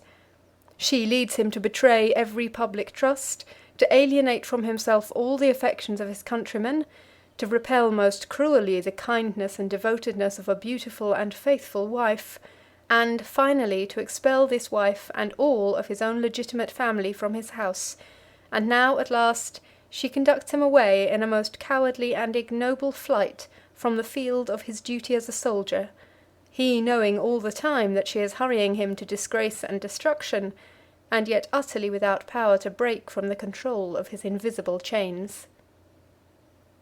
The indignation which Antony's base abandonment of his fleet and army at the Battle of Actium excited, over all that part of the empire which had been under his command, was extreme. There was not the slightest possible excuse for such a flight. His army, in which his greatest strength lay, remained unharmed, and even his fleet was not defeated. The ships continued their combat until night, notwithstanding the betrayal of their cause by their commander. They were at length, however, subdued. The army also, being discouraged and losing all motive for resistance, yielded too. In a very short time the whole country went over to Octavius's side. In the meantime, Cleopatra and Antony, on their first return to Egypt, were completely beside themselves with terror. Cleopatra formed a plan for having all the treasures that she could save, and a certain number of galleys sufficient for the transportation of these treasures, and a small company of friends, carried across the Isthmus of Suez, and launched upon the Red Sea, in order that she might escape in that direction, and find some remote hiding place and safe retreat on the shores of Arabia or India, beyond the reach of Octavius's dreaded power. She actually commenced this undertaking, and sent one or two of her galleys across the isthmus, but the Arabs seized them as soon as they reached their place of destination, and killed or captured the men that had them in charge, so that this desperate scheme was soon abandoned. She and Antony then finally concluded to establish themselves at Alexandria, and made preparation as well as they could for defending themselves against Octavius there. Antony, when the first effects of his panic subsided, began to grow mad with vexation and resentment against all mankind. He determined that he would have nothing to do with Cleopatra or with any of her friends, but went off in a fit of sullen rage and built a hermitage in a lonely place on the island of Pharos, where he lived for a time, cursing his folly and his wretched fate, and uttering the bitterest invectives against all who had been concerned in it. Here tidings came continually in, informing him of the defection of one after another of his armies, of the fall of his provinces in Greece and Asia Minor, and of the irresistible progress which Octavius was now making toward universal dominion. The tidings of these disasters coming incessantly upon him kept him in a continual fever of resentment and rage. At last he became tired of his misanthropic solitude. A sort of reconciliation ensued between himself and Cleopatra, and he went back again to the city. Here he joined himself once more to Cleopatra, and collecting together what remained of their joint resources, they plunged again into a life of dissipation and vice, with the main attempt to drown in mirth and wine the bitter regrets and the anxious forebodings which filled their souls. They joined with them a company of revellers as abandoned as themselves, and strove very hard to disguise and conceal their cares in their forced and unnatural gaiety. They could not, however, accomplish this purpose. Octavius was gradually advancing in his progress, and they knew very well that the time of his dreadful reckoning with them must soon come, nor was there any place on earth in which they could look with any hope of finding a refuge in it from his vindictive hostility. Cleopatra, warned by dreadful presentiments of what would probably at last be her fate, amused herself in studying the nature of poisons, not theoretically, but practically, making experiments with them on wretched prisoners and captives, whom she compelled to take them, in order that she and Antony might see the effects which they produced. She made a collection of all the poisons which she could procure, and administered portions of them all, that she might see which were sudden and which were slow in their effects, and also learn which produced the greatest distress and suffering, and which, on the other hand, only benumbed and stupefied the faculties, and thus extinguished life with the least infliction of pain. These experiments were not confined to such vegetable and mineral poisons as could be mingled with the food or administered in a potion. Cleopatra took an equal interest in the effects of the bite of venomous serpents and reptiles. She procured specimens of all these animals, and tried them upon her prisoners, causing the men to be stung and bitten by them, and then watching the effects. These investigations were made not directly with a view to any practical use which she was to make of the knowledge thus acquired, but rather as an agreeable occupation, to divert her mind and to amuse Antony and her guests. The variety in the forms and expressions which the agony of her poisoned victims assumed, their writhings, their cries, their convulsions, and the distortions of their features when struggling with death, furnished exactly the kind and degree of excitement which she needed to occupy and amuse her mind. Illustration: Cleopatra testing the poisons upon the slaves. Antony was not entirely at ease, however, during the progress of these terrible experiments. His foolish and childless fondness for Cleopatra was mingled with jealousy, suspicion, and distrust, and he was so afraid that Cleopatra might secretly poison him that he would never take any food or wine without requiring that she should taste it before him. At length, one day, Cleopatra caused the petals of some flowers to be poisoned, and then had the flowers woven into the chaplet which Antony was to wear at supper. In the midst of the feast, she pulled off the leaves of the flowers from her own chaplet, and put them playfully into her wine, and then proposed that Antony should do the same with his chaplet, and that they should then drink the wine, tinctured as it would be, with the colour and the perfume of the flowers. Antony entered very readily into this proposal, and when he was about to drink the wine, she arrested his hand, and told him that it was poisoned. "You see now," said she, "how vain it is for you to watch against me. If it were possible for me to live without you, how easy it would be for me to devise ways and means to kill you." Then, to prove that her words were true, she ordered one of the servants to drink Antony's wine. He did so, and died before their sight in dreadful agony. The experiments which Cleopatra thus made on the nature and effects of poison were not, however, wholly without practical result. Cleopatra learned from them, it is said, that the bite of the asp was the easiest and least painful mode of death. The effect of the venom of that animal appeared to her to be the lulling of the sensorium into a lethargy or stupor, which soon ended in death without the intervention of pain. This knowledge she seems to have laid up in her mind for future use. The thoughts of Cleopatra appear in fact to have been much disposed at this time to flow in gloomy channels, for she occupied herself a great deal in building for herself a sepulchral monument in a certain sacred portion of the city. This monument had in fact been commenced many years ago, in accordance with the custom prevailing among Egyptian sovereigns of expending a portion of their revenues during their lifetime in building and decorating their own tombs. Cleopatra now turned her mind with new interest to her own mausoleum. She finished it, provided it with the strongest possible bolts and bars, and in a word seemed to be preparing it in all respects for occupation. In the meantime, Octavius, having made himself master of all the countries which had formerly been under Antony's sway, now advanced, meeting none to oppose him, from Asia Minor into Syria, and from Syria toward Egypt. Antony and Cleopatra made one attempt, while he was thus advancing toward Alexandria, to avert the storm which was impending over them, by sending an embassage to ask for some terms of peace. Antony proposed in this embassage to give up everything to his conqueror, on condition that he might be permitted to retire unmolested with Cleopatra to Athens, and allowed to spend the remainder of their days there in peace, and that the kingdom of Egypt might descend to their children. Octavius replied that he could not make any terms with Antony, though he was willing to consent to anything that was reasonable in behalf of Cleopatra. The messenger who came back from Octavius with this reply spent some time in private interviews with Cleopatra. This aroused Antony's jealousy and anger. He accordingly ordered the unfortunate messenger to be scourged, and then sent back to Octavius, all lacerated with wounds, with orders to say to Octavius that if it displeased him to have one of his servants thus punished, he might revenge himself by scourging a servant of Antony's, who was then, as it happened, in Octavius's power. The news at length suddenly arrived at Alexandria that Octavius had appeared before Pelusium, and that the city had fallen into his hands.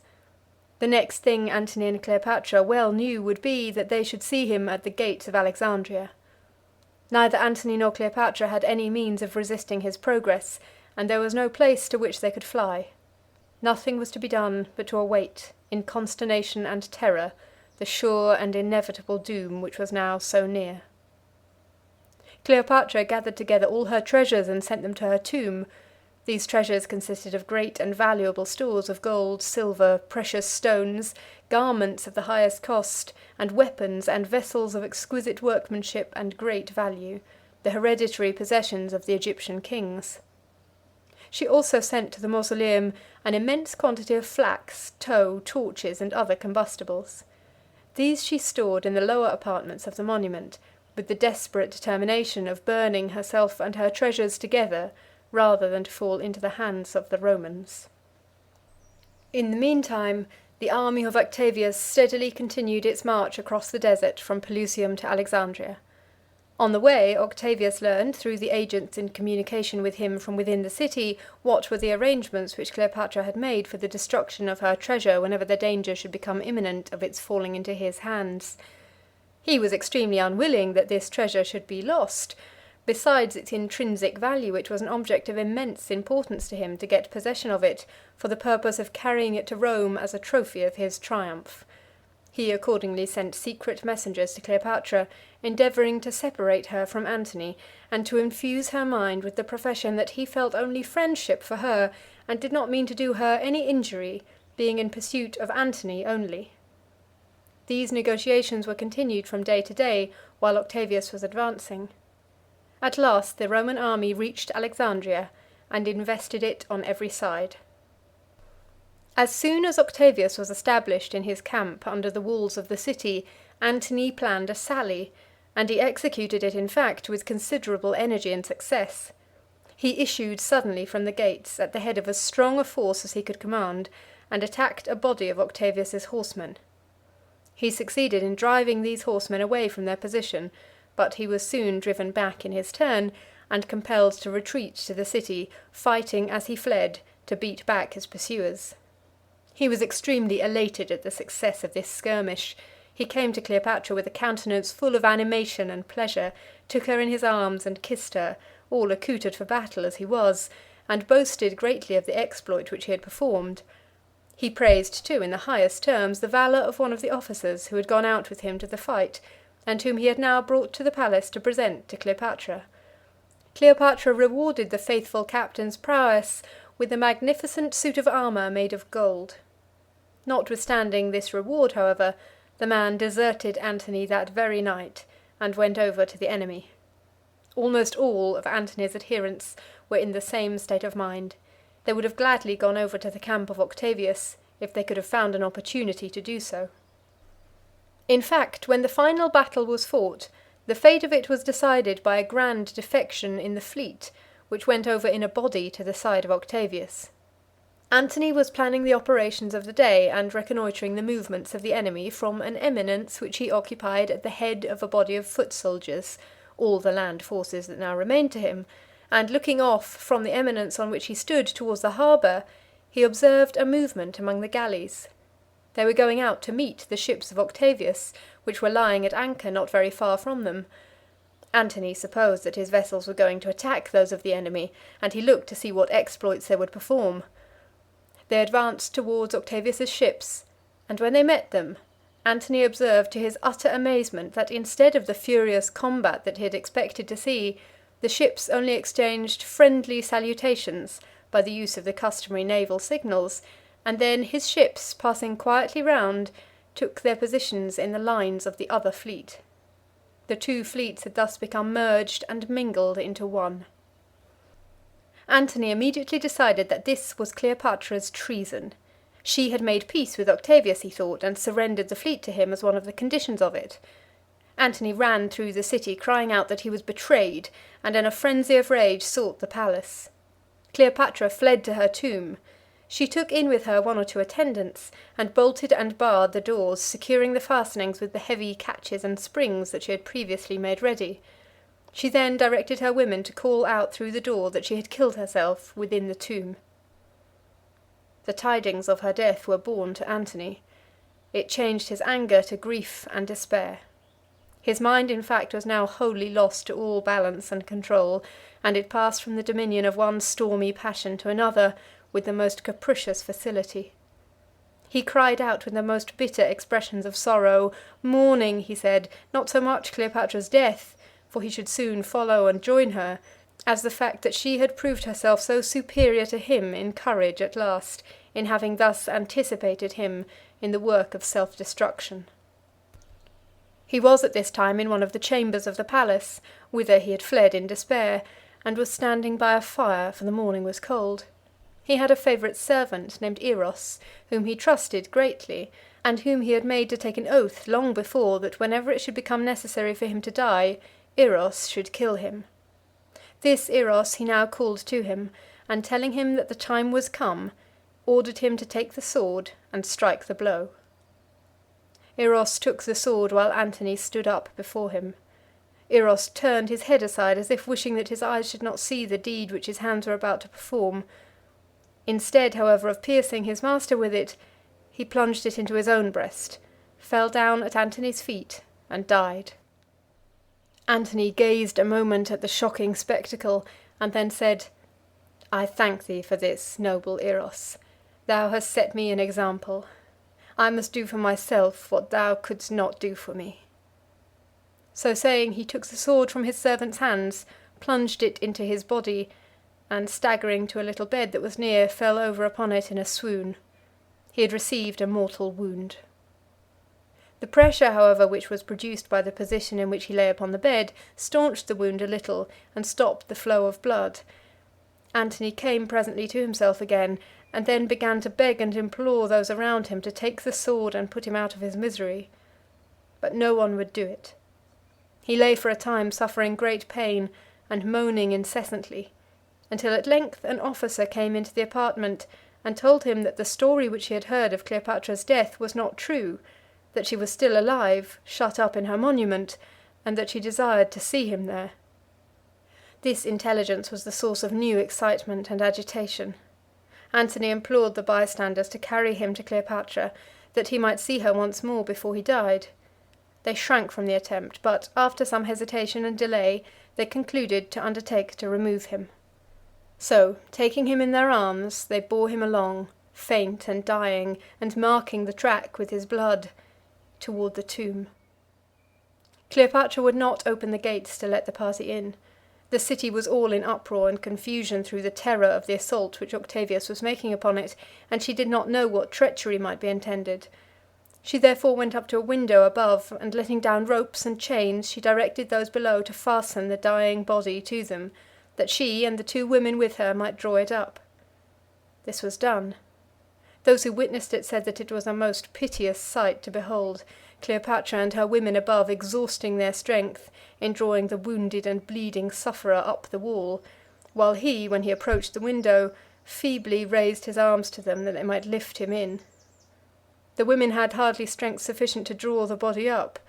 At one time it seemed that the attempt would have to be abandoned, but Cleopatra reached down from the window as far as she could to get hold of Antony's arms, and thus, by dint of great effort, they succeeded at last in taking him in.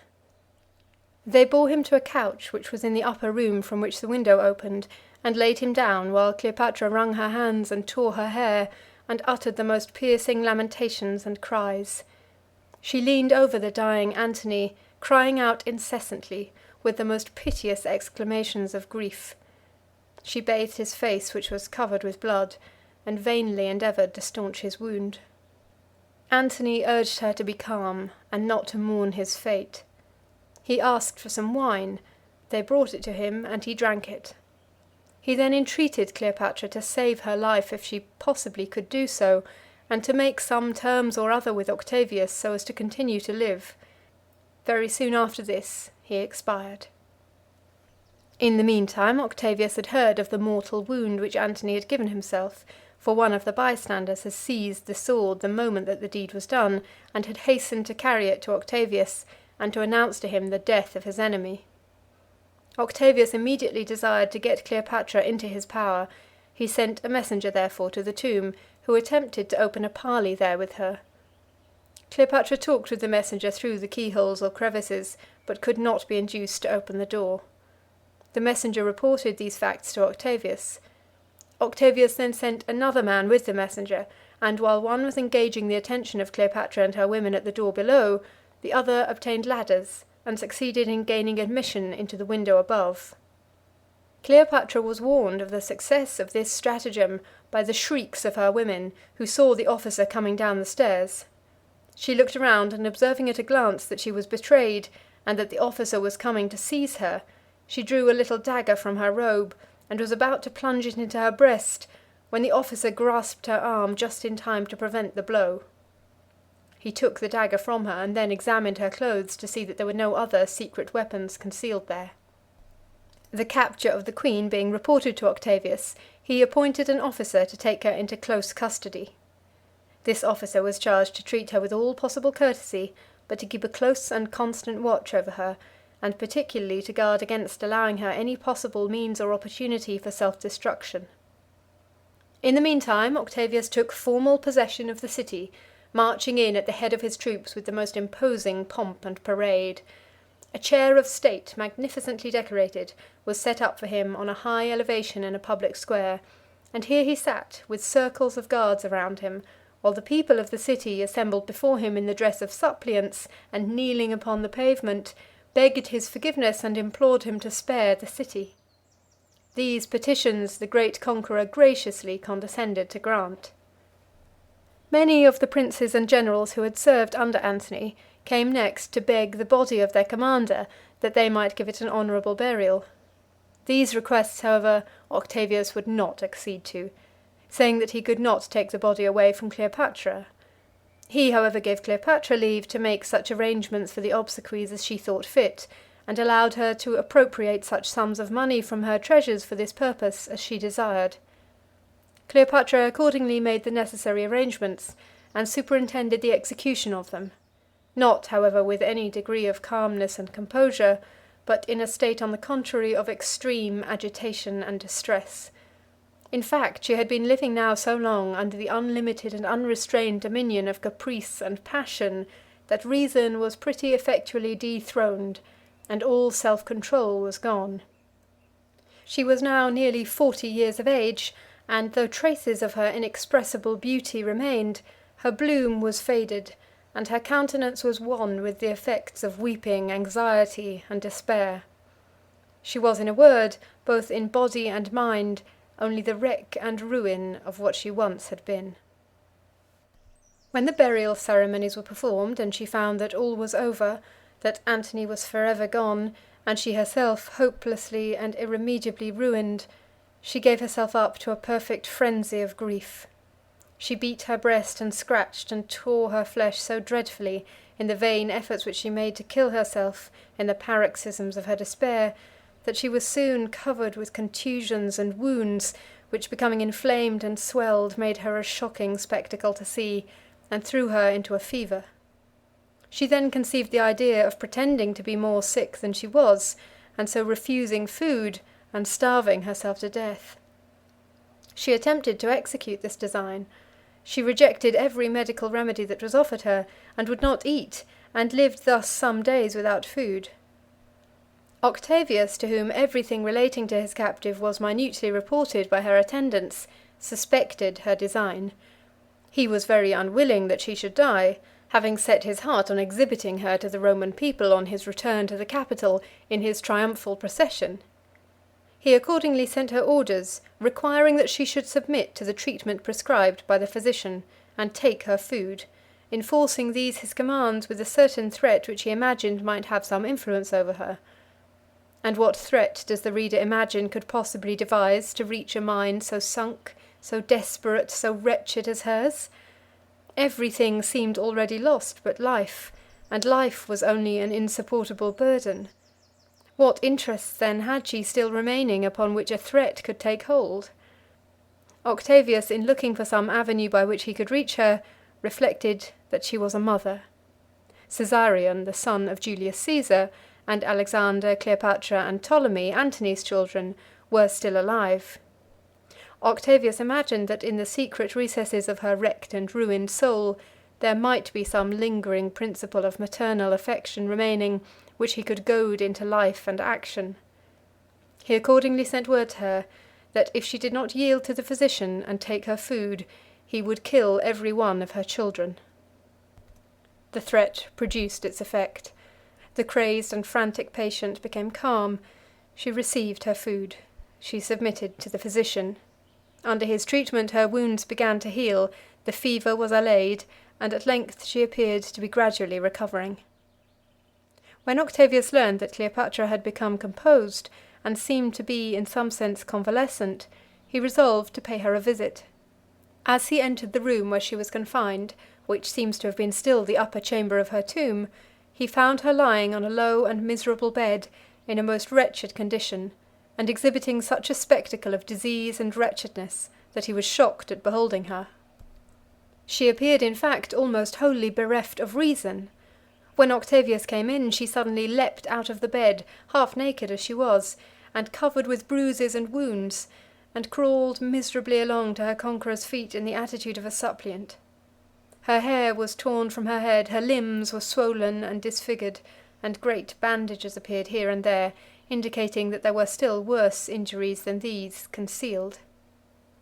From the midst of all this squalidness and misery, there still beamed from her sunken eyes a great portion of their former beauty, and her voice still possessed the same inexpressible charm that had characterized it so strongly in the days of her prime. Octavius made her go back to her bed again and lie down. Cleopatra then began to talk and excuse herself for what she had done, attributing all the blame of her conduct to Antony.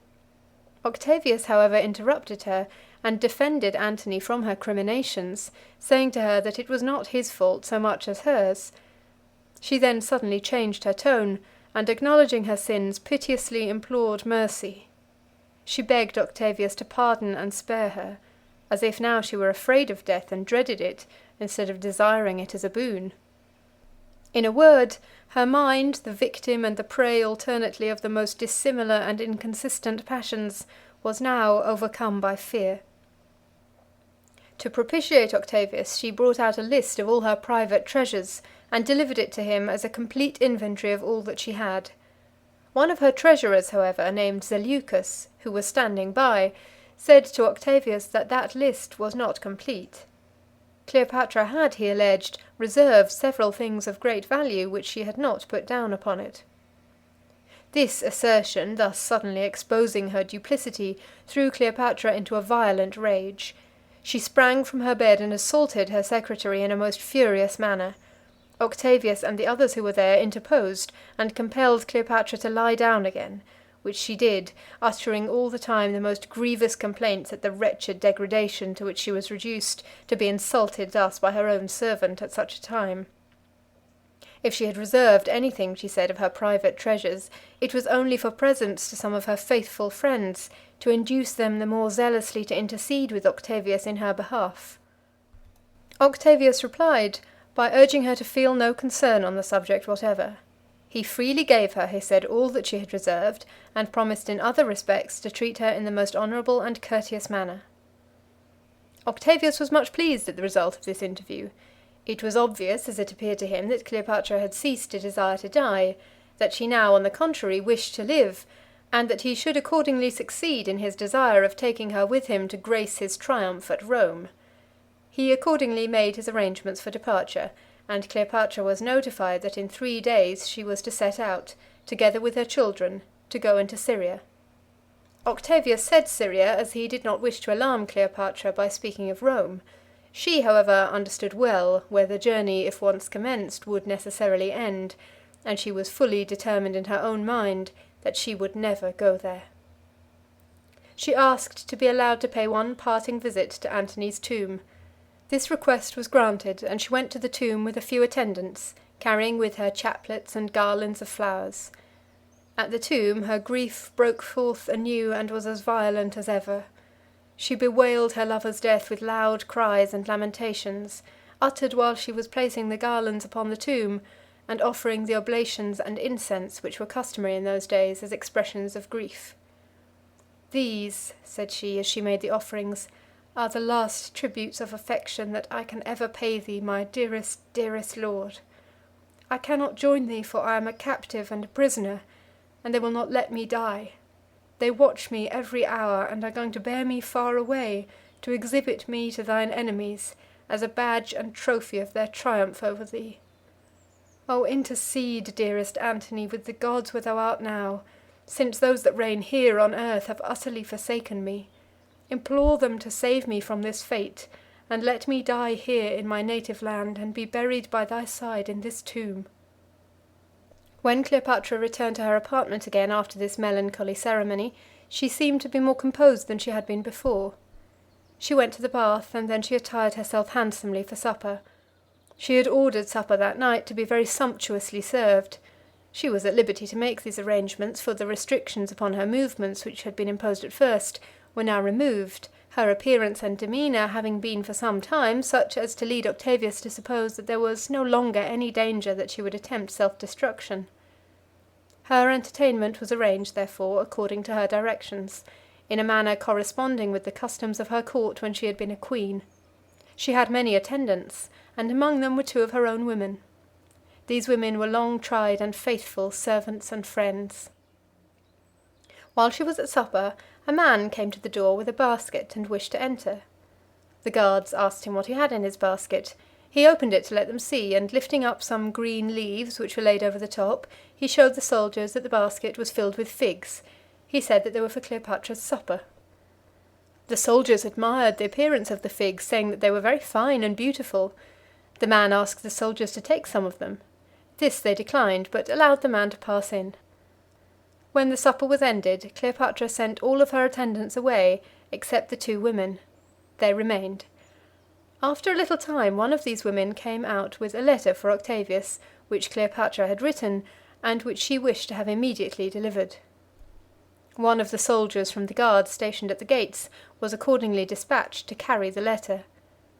Octavius, when it was given to him, opened the envelope at once, and read the letter, which was written, as was customary in those days, on a small tablet of metal. He found that it was a brief but urgent petition from Cleopatra, written evidently in agitation and excitement, praying that he would overlook her offence and allow her to be buried with Antony. Octavius immediately inferred that she had destroyed herself. He sent off some messengers at once, with orders to go directly to her place of confinement and ascertain the truth, intending to follow them himself immediately. The messengers, on their arrival at the gates, found the sentinels and soldiers quietly on guard before the door, as if all were well. On entering Cleopatra's room, however, they beheld a shocking spectacle. Cleopatra was lying dead upon a couch. One of her women was upon the floor, dead too.